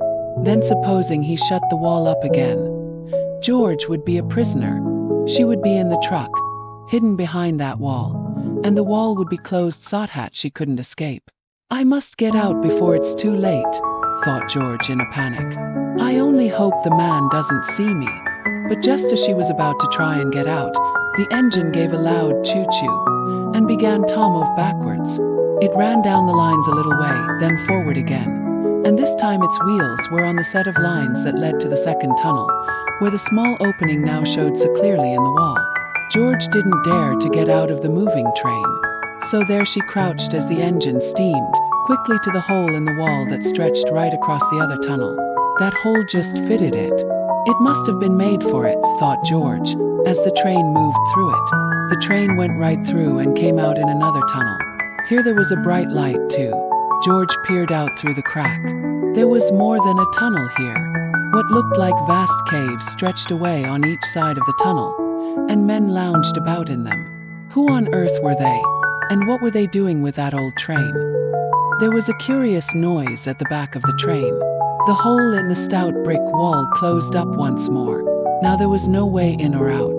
It's like the open sesame trick in Ali Baba and the 40 Thieves, thought George.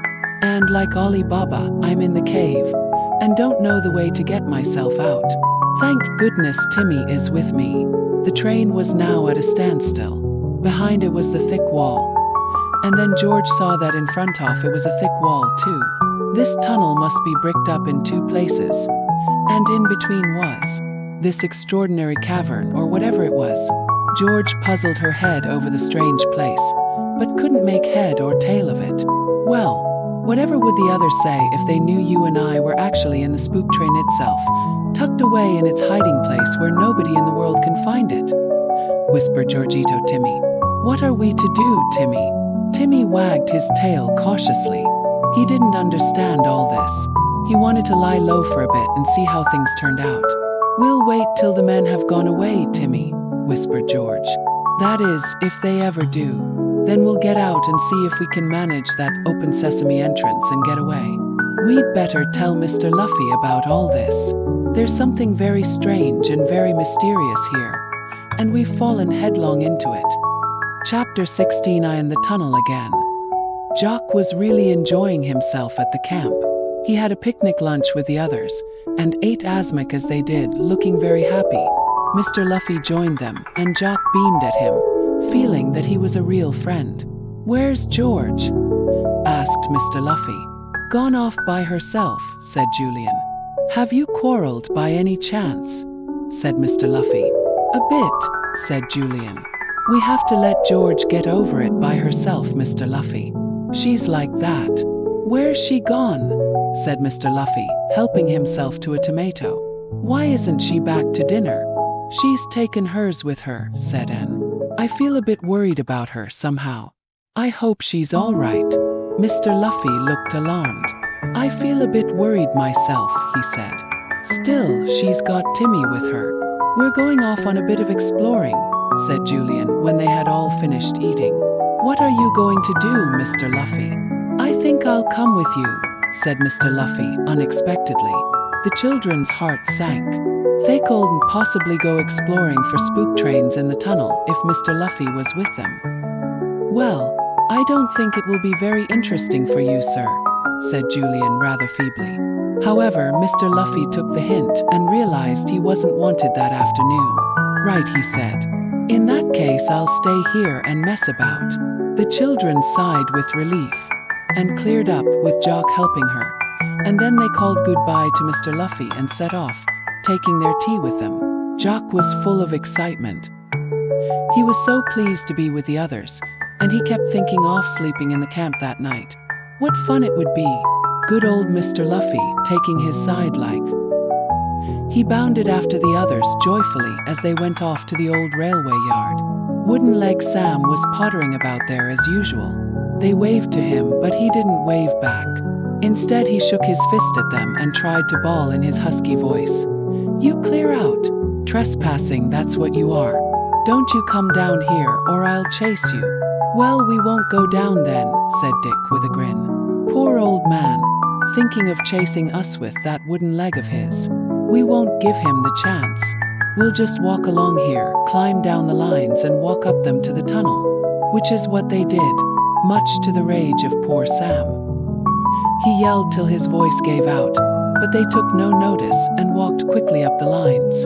The mouth of the tunnel looked very round and black as they came near. "Now we'll jolly well walk right through this tunnel and see where that spook train is that came out of it the other night," said Julian. "It didn't come out the other end, so it must be somewhere in the middle of the tunnel. If it's a real spook train, it might completely disappear," said End, not liking the look of the dark tunnel at all. The others laughed. "It won't have disappeared," said Dick. "We shall come across it somewhere, and we'll examine it thoroughly and try and find out exactly what it is, and why it comes and goes in such a mysterious manner." They walked into the black tunnel and switched on their torches, which made little gleaming paths in front of them.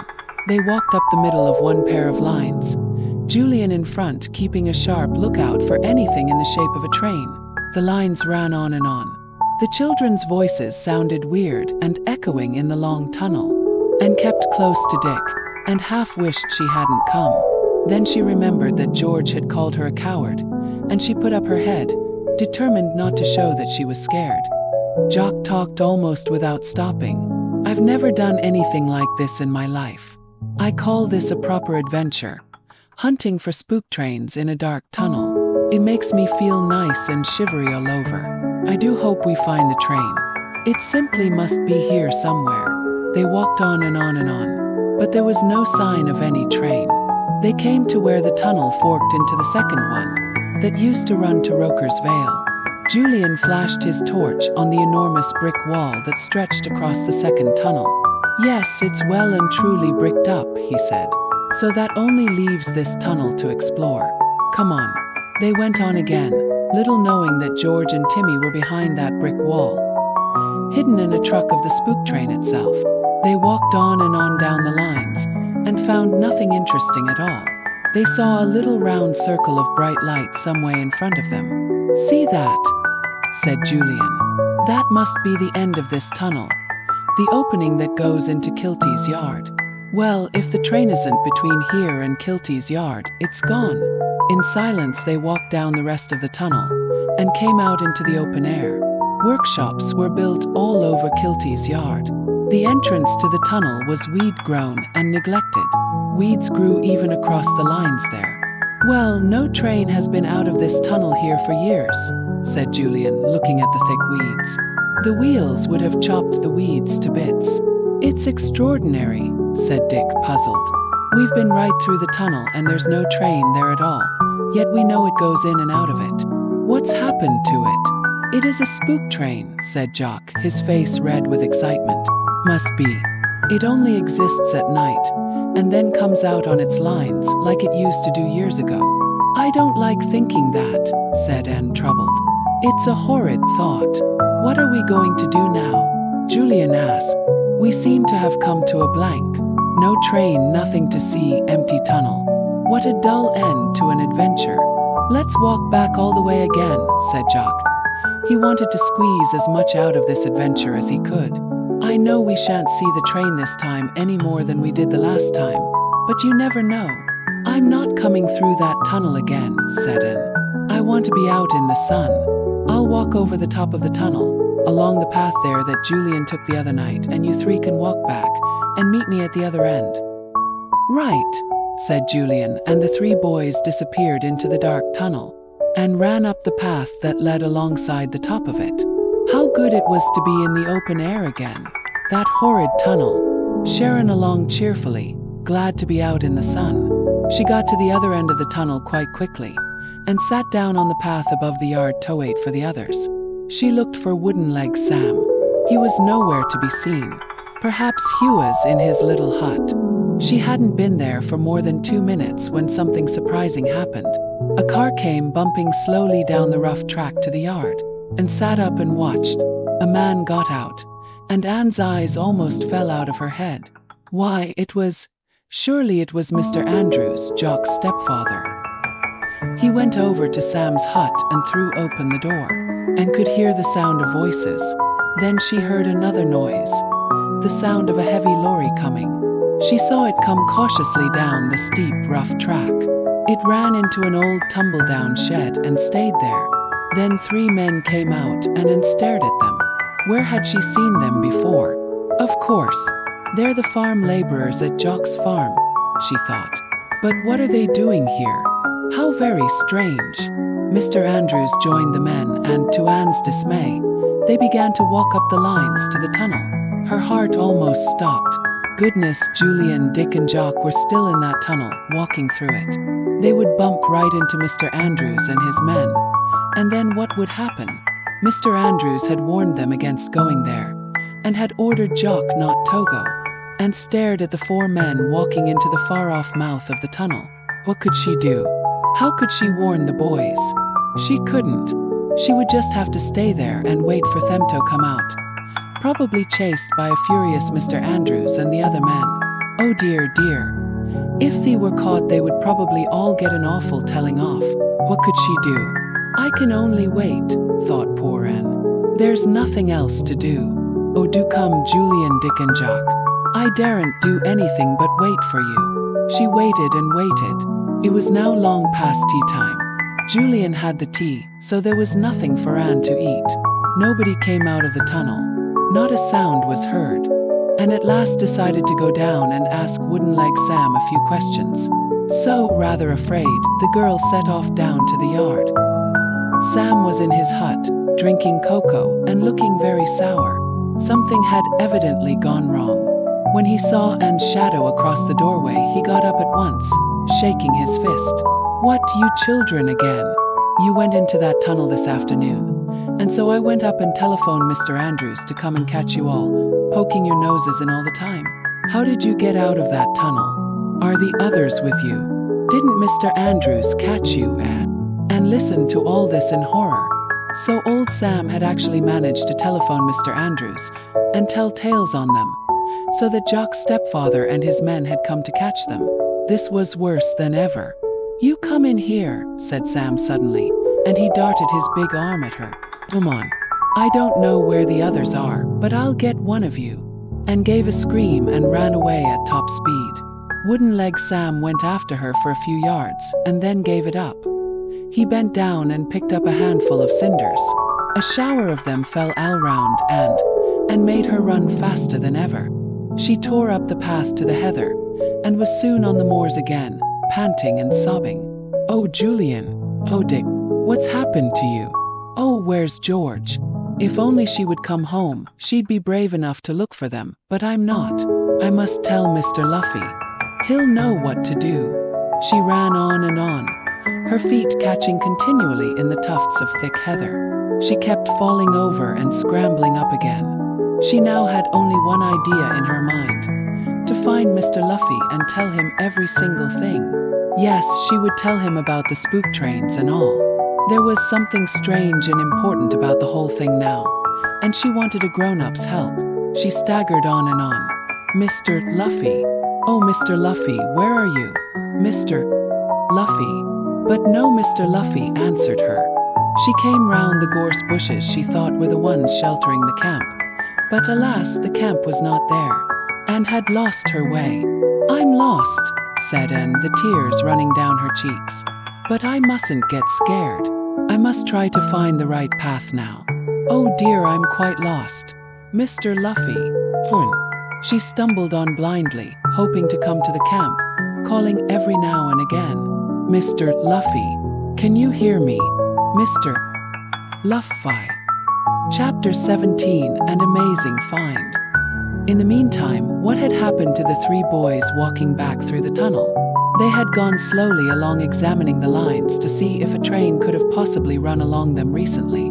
Few weeds grew in the dark, airless tunnel, so they could not tell by those. But when they came about halfway, Julian noticed an interesting thing. "Look," he said, flashing his torch onto the lines before and behind them. "See that? The lines are black and rusty behind us now. But here this pair of lines is quite bright, as if they had been used a lot." He was right. Behind them stretched black and rusty lines, sometimes buckled in places. But in front of them, stretching to the mouth of the tunnel leading to Ollie's yard, the lines were bright, as if train wheels had run along them. "That's funny," said Dick. "Looks as if the spook train ran only from here to Ollie's yard and back. But why? And where in the world is it now? It's vanished into thin air." Julian was as puzzled as Dick. Where could a train be if it was not in the tunnel? It had obviously run to the middle of the tunnel and then stopped. But where had it gone now? "Let's go to the mouth of the tunnel and see if the lines are bright all the way," said Julian at last. "We can't discover much here, unless the train suddenly materializes in front of us." They went on down the tunnel, their torches flashing on the lines in front of them. They talked earnestly as they went. They didn't see 4 men waiting for them, 4 men who crouched in a little niche at the side of the tunnel, waiting there in the dark. "Well," said Julian, "I think dash," and then he stopped, because 4 dark figures suddenly pounced on the 3 boys and held them fast. Julian gave a shout and struggled, but the man who had hold of him was far too strong to escape from.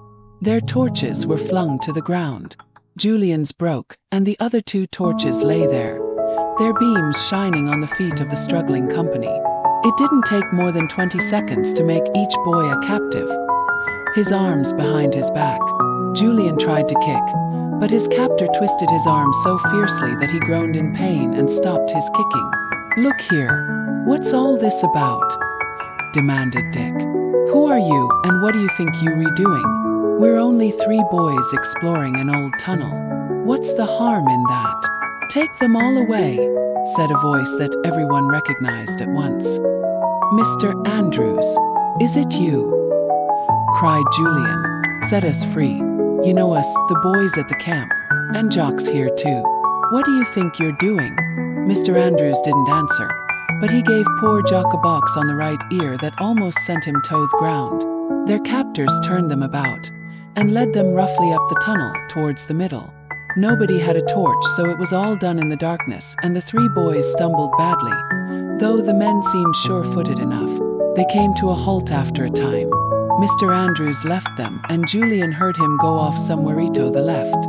Then there came a curious noise, a bang, a clank, and then a sliding, grating sound. What could be happening? Julian strained his eyes in the darkness, but he could see nothing at all. He didn't know that Mr. Andrews was opening the bricked-up wall through which the train had gone. He didn't know that he and the others were being pushed out of the first tunnel into the other one, through the curious hole in the wall. The 3 boys were shoved along in the darkness, not daring to protest. Now they were in the curious place between the 2 walls, which were built right across the place where the second tunnel forked from the first one. The place where the spook train stood insolence. The place where George was, still hidden in one of the trucks with Timmy. But nobody knew that, of course. Not even Mr. Andrews guessed that a girl and a dog were listening in a truck nearby. He put on a torch and flashed it in the faces of the 3 boys, who, although they were not showing any fear, felt rather scared all the same. This was so weird and unexpected, and they had no idea where they were at all. "You were warned not to go down to that yard," said the voice of one of the men. "You were told it was a bad and dangerous place. So it is. And you've got to suffer for not taking heed of the warning. You'll be tied up and left here till we've finished our business. Maybe that'll be 3 days. Maybe it'll be 3 weeks. Look here, you can't keep us prisoner for all that time," said Julian, alarmed. "Why, there will be search parties out for us all over the place. They will be sure to find us." "Oh, no they won't," said the voice. "Nobody will find you here. Now, Peters, tie him up."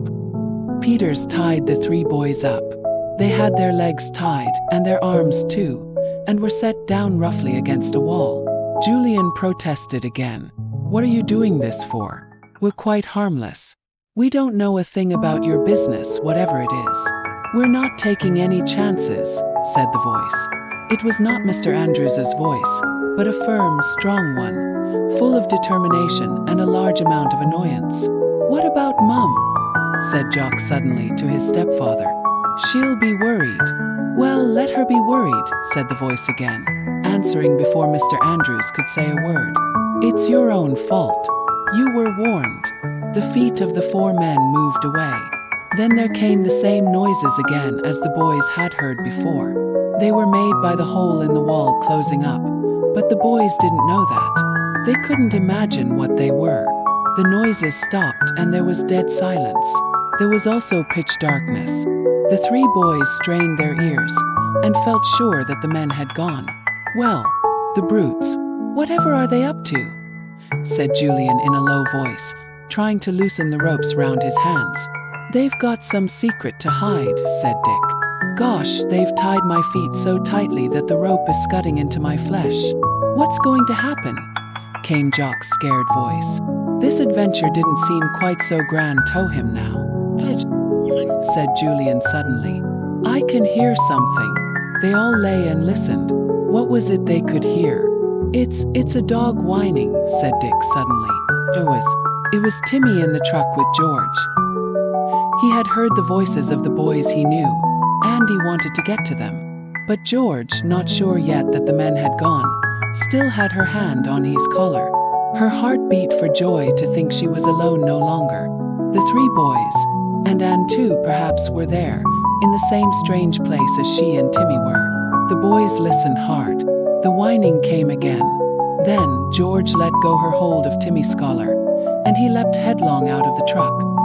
His feet pattered eagerly over the ground.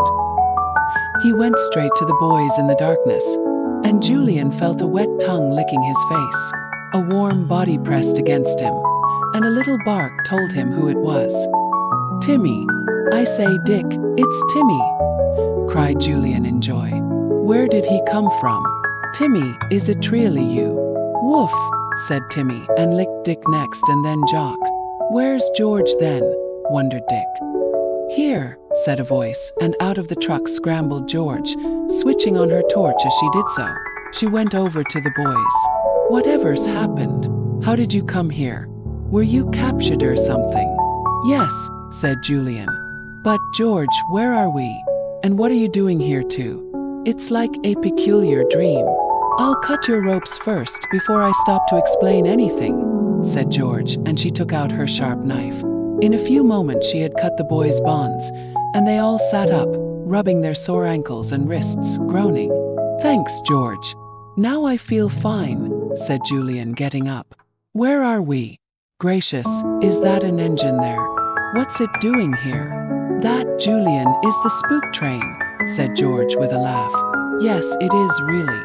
But we walked all the way down the tunnel and out of the other end without finding it," said Julian, puzzled. "It's most mysterious." "Listen, Ju," said George. "You know where that second tunnel is bricked up, don't you? Well, there's a way in through the wall. A whole bit of it moves back in a sort of opens the same manner. The spook train can run in through the hole on the rails. Once it's beyond the wall it stops, and the hole is closed up again." George switched her torch round to show the astonished boys the wall through which they had come. Then she swung her torch to the big wall opposite. "See that?" she said. "There are two walls across this second tunnel, with a big space in between where the spook train hides. Clever, isn't it?" "It would be if I could see any sense in it," said Julian. "But I can't. Why should anyone mess about with a silly spook train at night?" "That's what we've got to find out," said George. "And now's our chance. Look, Julian, look at all the caves stretching out on either side of the tunnel here. They would make wonderful hiding places." "What for?" said Dick. "I can't make head or tail of this." George swung her torch on the three boys and then asked a sudden question. "I say, when?" "And she didn't want to come back with us through the tunnel, so she ran over the moorlands to meet us at the other end, by Ollie's yard," said Julian. "She'll be worried stiff, won't she, when we didn't turn up? I only hope she doesn't come wandering up the tunnel to meet us. She'll run into those men if she does." Everyone felt worried. and hated the tunnel, and she would be very frightened if people pounced on her in the darkness. Julian turned to George. "Swing your torch round and let's see these caves. There doesn't seem to be anyone here now. We could have a snoop round." George swung her torch round, and Julian saw vast and apparently fathomless caves stretching out on either side, cut out of the sides of the tunnel. Jock saw something else. By the light of the torch, he caught sight of a switch on the wall. Perhaps it opened the hole in the wall. He crossed to it and pulled it down. Immediately, the place was flooded with a bright light. It was a light switch he had found. They all blinked in the sudden glare. "That's better," said Julian, pleased. "Good for you, Jock. Now we can see what we're doing." He looked at the spook train standing silently near them on its rails. It certainly looked very old and forgotten, as if it belonged to the last century, not to this. "It's quite a museum piece," said Julian with interest. "So that's what we heard puffing in and out of the tunnel at night. Old spooky. I hid in that truck there," said George, pointing, and she told them her own adventure. The boys could hardly believe she had actually puffed into this secret place, hidden on the spook train itself. "Come on, now let's look at these caves," said Dick. They went over to the nearest one. It was packed with crates and boxes of all kinds. Julian pulled one open and whistled. "All black market stuff, I imagine. Look here, crates of tea, crates of whiskey and brandy, boxes and boxes of stuff. Goodness knows what. This is a real black market hiding place." The boys explored a little further. The caves were piled high with valuable stuff, worth thousands of pounds. "All stolen, I suppose," said Dick. "But what do they do with it? I mean, how do they dispose of it?" "They bring it here in the train, of course, and hide it. But they must have some way of getting rid of it.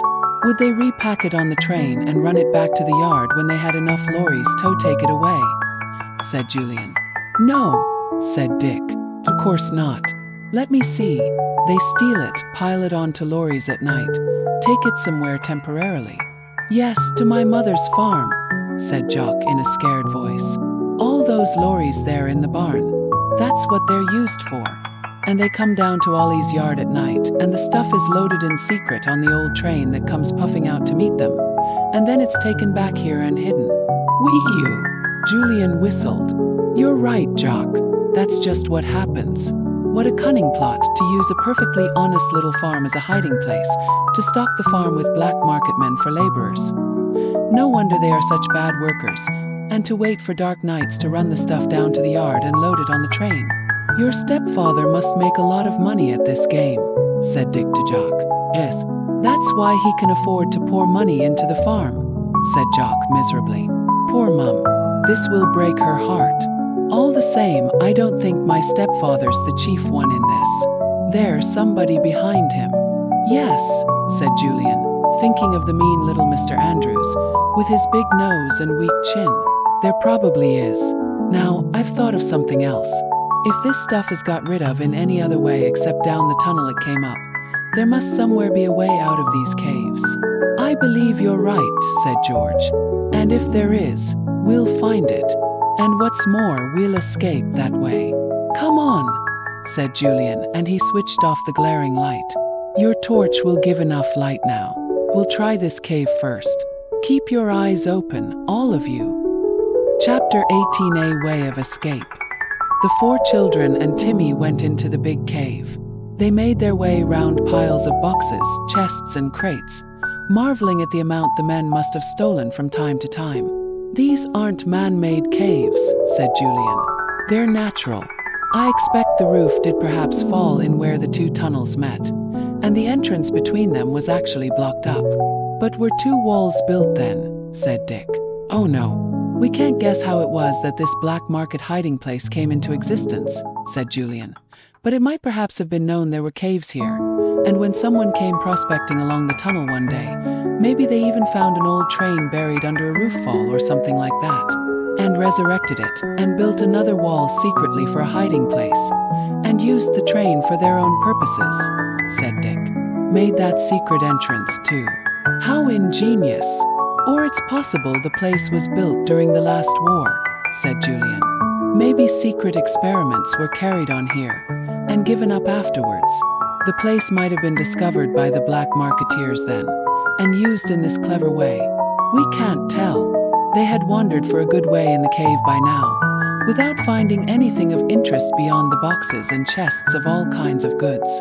Then they came to where a pile was very neatly arranged, with numbers chalked on boxes that were built up one on top of another. Julian halted. Now this looks as if these boxes were about to be shifted off somewhere, he said. All put in order and numbered. Surely the exit must be somewhere here. He took George's torch from her and flashed it all round. Then he found what he wanted. The beam of light shone steadily on a strong, roughly made wooden door, set in the wall of the cave. They went over to it in excitement. "This is what we want," said Julian. "I bet this is the exit to some very lonely part of the moors, not far from a road that lorries can come along to collect any goods carried out of here. There are some very deserted roads over these moors, running in the middle of miles of lonely moorland." "It's a clever organization," said Dick. "Lorries stored at an innocent farm, full of goods for hiding in the tunnel caves at a convenient time. The train comes out in the dark to collect the goods and takes them back here, till the hue and cry after the goods has died down. Then out they go through this door to the moorlands, down to the lorries which come to collect them and whisk them away to the black market. I told you how I saw Peters late one night, locking up the barn, didn't I?" said Jock excitedly. "Well, he must have got the lorry full of stolen goods then, and the next night he loaded them onto the spook train." "That's about it," said Julian, who had been trying the door to see if he could open it.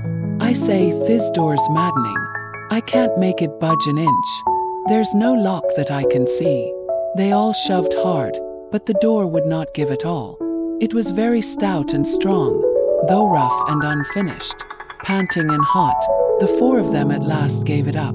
"Do you know what I think?" said Dick. "I think the beastly thing has got something jammed hard against it on the outside." "Sure to have, when you come to think of it," said Julian. "It will be well hidden too, heather and bracken and stuff all over it. Nobody would ever find it. I suppose the lorry drivers come across from the road to open the door when they want to collect the goods, and shut it and jam it after them." "No way of escape there then," said George in disappointment. "'Fraid not," said Julian. George gave a sigh. "Tired, old thing?" Julian asked kindly. "Or hungry?" "Both," said George. "Well, we've got some food somewhere, haven't we?" said Julian. "I remember one of the men slinging my bag in after me. We've not had what we brought for tea yet. What about having a meal now? We can't seem to escape at the moment." "Let's have it here," said George. "I simply can't go a step further." They sat down against a big crate. Dick undid his kit bag. There were sandwiches, cake and chocolate. The four of them ate thankfully, and wished they had something to wash down the food with. Julian kept wondering about Anne. "I wonder what she did," he said. "She'd wait and wait, I suppose. Then she might go back to the camp. But she doesn't know the way very well, and she might get lost. Oh dear, -1 don't know which would be worse for Anne, being lost on the moor or a prisoner down here with us." "Perhaps she's neither," said Jock, giving Timmy his last bit of sandwich. "I must say I'm jolly glad to have Timmy. Honest, George, I couldn't believe it when I heard Tim whine, and then heard your voice too. I thought I must be dreaming." They sat where they were for a little longer and then decided to go back to the tunnel where the train was. "It's just possible we might find the switch that works the open sesame bit," said Julian. "We ought to have looked before really, but I didn't think of it." They went back to where the train stood silently on its pair of lines. It seemed such an ordinary old train now that the children couldn't imagine why they had ever thought it was strange and spooky. They switched on the light again. Then they looked about for any lever or handle that might perhaps open the hole in the wall. There didn't seem to be anything at all. They tried a few switches, but nothing happened. Then George suddenly came across a big lever low down in the brick wall itself. She tried Tom of it and couldn't. She called Julian. "Ju, come here. I wonder if this has got anything to do with opening that hole." The three boys came over to George. Julian tried to swing the lever down. Nothing happened. Heppled it, but it wouldn't move. Then he and Dick pushed it upwards with all their strength. And hey presto, there came a bang from somewhere as something heavy shifted, and then a clanking as if machinery was at work. Then came the sliding, grating noise, and a great piece of the brick wall moved slowly back, and then swung round sideways and stopped. The way escape was open. "Open sesame," said Dick grandly as the hole appeared. "Better switch off the light here," said Julian. "If there's anyone still in the tunnel, they might see the reflection of it on the tunnel wall beyond, and wonder what it was." He stepped back and switched it off, and the place was in darkness again. George put on her torch, and its feeble beam lighted up the way of escape. "Come on," said Dick impatiently, and they all crowded out of the hole. "We'll make for Ollie's yard." They began to make their way down the dark tunnel. "Listen," said Julian in a low voice. "We'd better not talk at all, and we'd better go as quietly as we can. We don't know who may be in or out of this tunnel this evening. We don't want to walk bang into somebody." So they said nothing at all, but kept close to one another in single file, walking at the side of the track. They had not gone more than a quarter of a mile before Julian stopped suddenly. The others bumped into one another, and Timmy gave a little whine as somebody trod on his paw. George Shand went down to his collar at once. The four of them and Timmy listened, hardly daring to breathe. Somebody was coming up the tunnel towards them. They could see the pinpoint of a torch, and hear the distant crunch of footsteps. "Other way, quick," whispered Julian, and they all turned. With Jock leading them now, they made their way as quickly and quietly as they could back to the place where the two tunnels met. They passed it and went on towards Kilty's yard, hoping to get out that way. But alas for their hopes, a lantern stood some way down the tunnel there, and they did not dare to go on. There might be nobody with the lantern, on the other hand there might. What were they to do? "They'll see that hole in the wall is open," suddenly said Dick. "We left it open. They'll know we've escaped then. We're caught again. They'll come down to find us, and here we'll be." They stood still, pressed close together, Timmy growling a little in his throat. Then George remembered something. "Julian, we could climb up that vent that I came down," she whispered. "The one poor old Timmy fell down. Have we time?" "Where is the vent?" said Julian urgently. "Quick, find it." George tried to remember. Yes, it was on the other side of the tunnel, near the place where the two tunnels met. She must look for the pile of soot. How she hoped the little light from her torch would not be seen. Whoever was coming up from Ollie's yard must be almost there by now. She found the pile of soot that Timmy had fallen into. "Here it is," she whispered. "But oh, Julian, how can we take Timmy?" "We can't," said Julian. "We must hope he'll manage to hide and then slink out of the tunnel by himself. He's quite clever enough." He pushed George up the vent first, and her feet found the first rungs. Then Jock went up, his nose almost on George's heels. Then Dick, and last of all Julian. But before he managed to climb the first steps, something happened. A bright glare filled the tunnel, as someone switched on the light that hung there. Timmy slunk into the shadows and growled in his throat. Then there came a shout. "Who's opened the hole in the wall? It's open. Who's there?" It was Mr. Andrews's voice. Then came another voice, angry and loud. "Who's here? Who's opened this place?" "Those kids can't have moved the lever," said Mr. Andrews. "We bound them up tightly." The men, 3 of them, went quickly through the hole in the wall. Julian climbed up the first few rungs thankfully. Poor Timmy was left in the shadows at the bottom. Out came the men at a run. "They've gone. Their ropes are cut. How could they have escaped? We put Kit down one end of the tunnel and we've been walking up this end. Those kids must be about here somewhere. Or hiding in the caves," said another voice. "Peters, go and look while we hunt here." The men hunted everywhere. They had no idea that the vent was nearby in the wall. They did not see the dog that slunk by them like a shadow, keeping out of their way, and lying down whenever the light from a torch came near him. George climbed steadily, feeling with her feet for the iron nails whenever she came to broken rungs. Then she came to a stop. Something was pressing on her head. What was it? She put up her hand to feel. It was the collection of broken iron bars that Timmy had fallen on that morning. He had dislodged some of them, and they had then fallen in such a way that they had lodged across the vent, all twined into each other. George could climb no higher. She tried to move the bars, but they were heavy and strong. Besides, she was afraid she might bring the whole lot on top of her and the others. They might be badly injured then. "What's up, George? Why don't you go on?" asked Jock, who was next. "There's some iron bars across the vent, ones that must have fallen when Timmy fell," said George. "I can't go any higher. I daren't pull too hard at the bars." Jock passed the message to Dick, and he passed it down to Julian. The four of them came to a full stop. "Blow," said Julian. "I wish I'd gone up first. What are we to do now?" What indeed? The four of them hung there in the darkness, hating the smell of the sooty old vent, miserably uncomfortable on the broken rungs and nails. "How do you like adventures now, Jock?" asked Dick.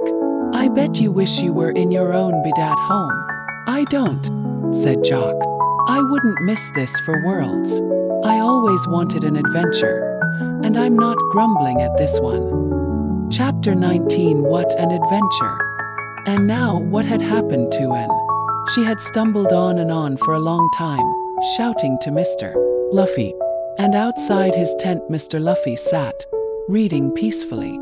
But as the evening came and then darkness, he became very worried indeed about the 5 children. He wondered what to do. It was hopeless for one man to search the moors. 6 or more were needed for that. He decided to get his car and go over to Ollie's farm to get the men from. So off he went. But when he got there, he found no one at home except Mrs. Andrews and the little maid. Mrs. Andrews looked bewildered and worried. "What is the matter?" said Mr. Luffy gently, as she came running out to the car, looking troubled. "Oh, it's you, Mr. Luffy," she said when he told her who he was. "I didn't know who you were. Mr. Luffy, something strange is happening. All the men have gone, and all the lorries too. My husband has taken the car and nobody will tell me anything. I'm so worried." Mr. Luffy decided not to add to her worries by telling her the children were missing. He just pretended he had come to collect some milk. "Don't worry," he said comfortingly to Mrs. Andrews.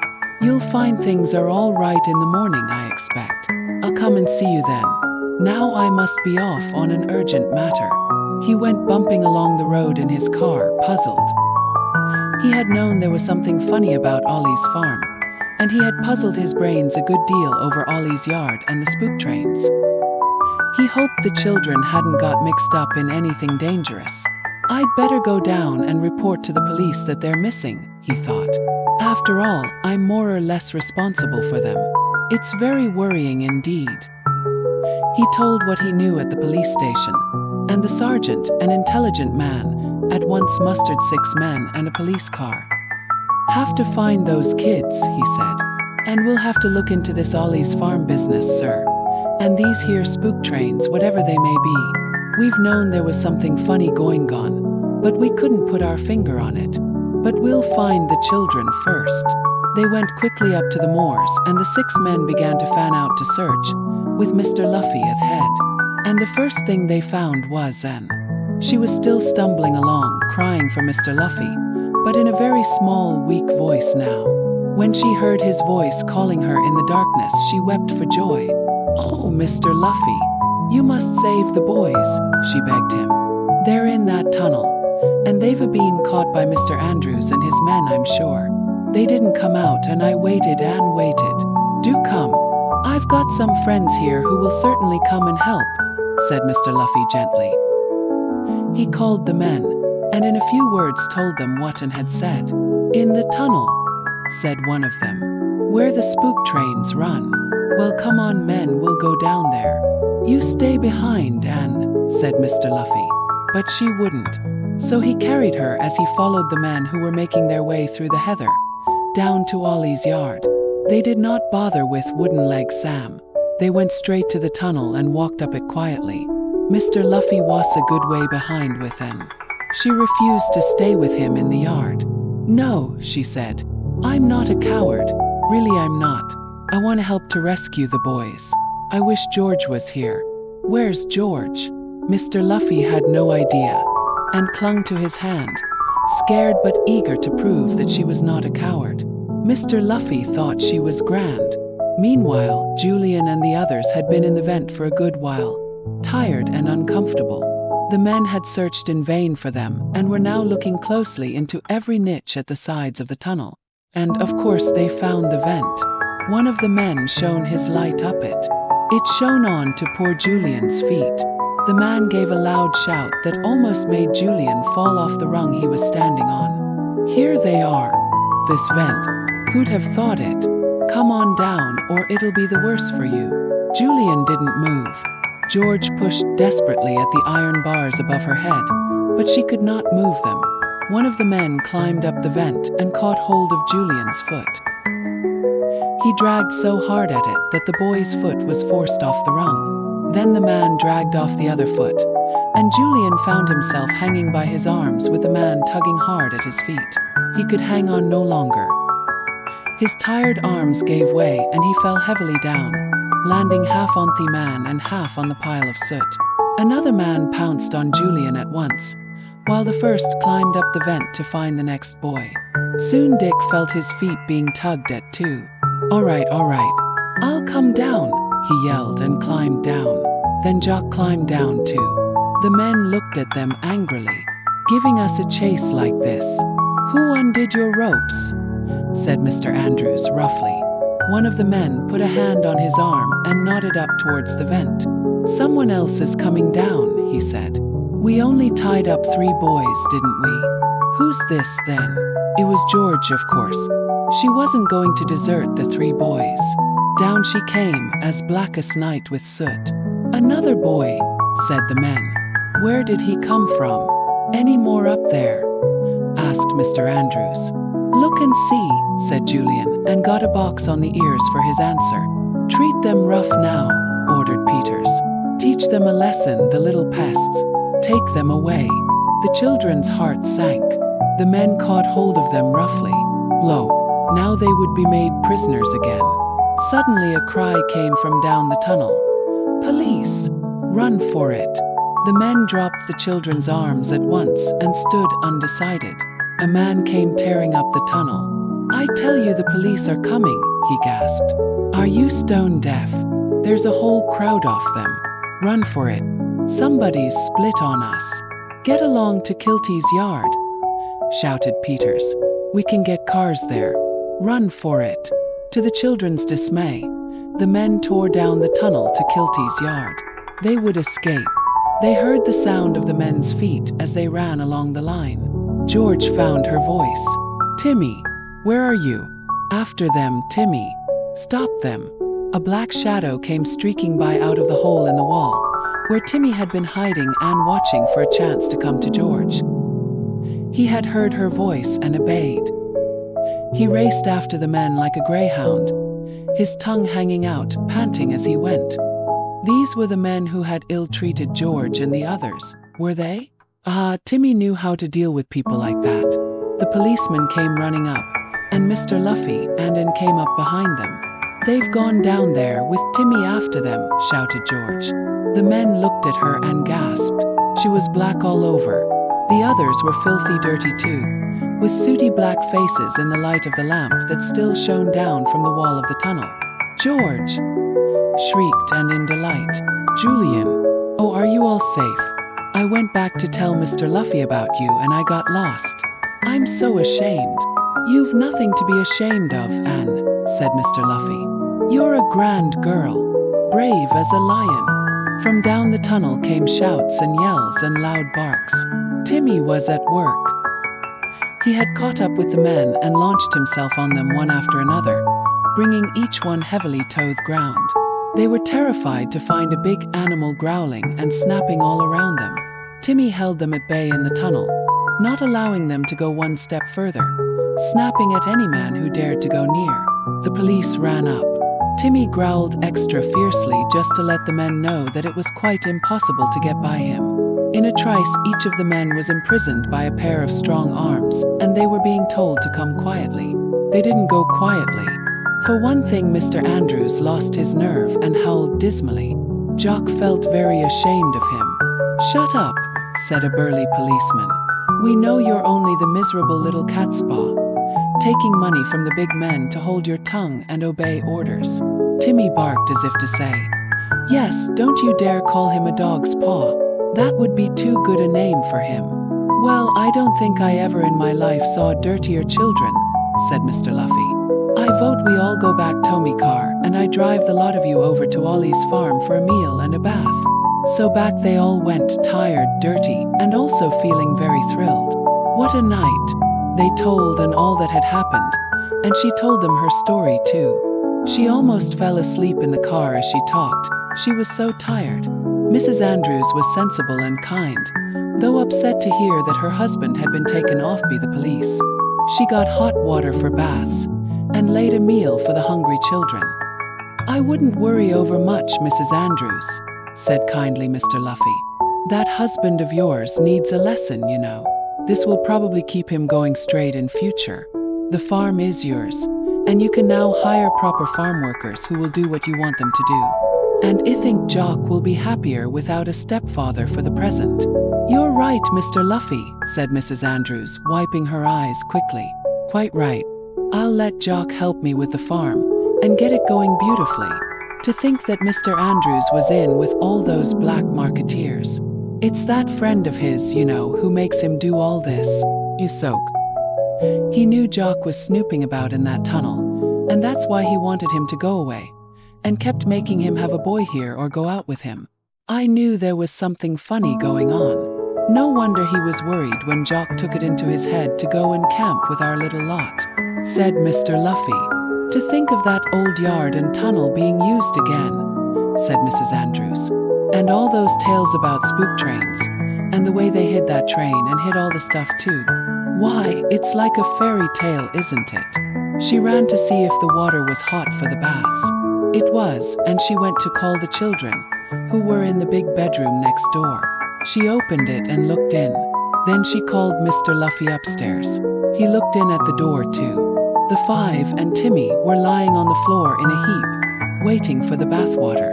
They hadn't liked to sit on chairs or beds, they were so dirty, and they had fallen asleep where they sat, their faces as black as a sweep's. "Talk about black marketeers," whispered Mrs. Andrews. "Anyone would think we'd got the whole lot of them here in the bedroom."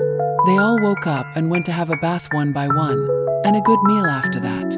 Then back to camp with Mr. Luffy, Jock with them too. It was glorious to snuggle down into the sleeping bags. George called out to the three boys, "Now don't you dare to go off without me tonight, see? The adventure is over," called back Dick. "How did you like it, Jock?" "Like it?" said Jock with a happy sigh. "It was simply smashing." Then,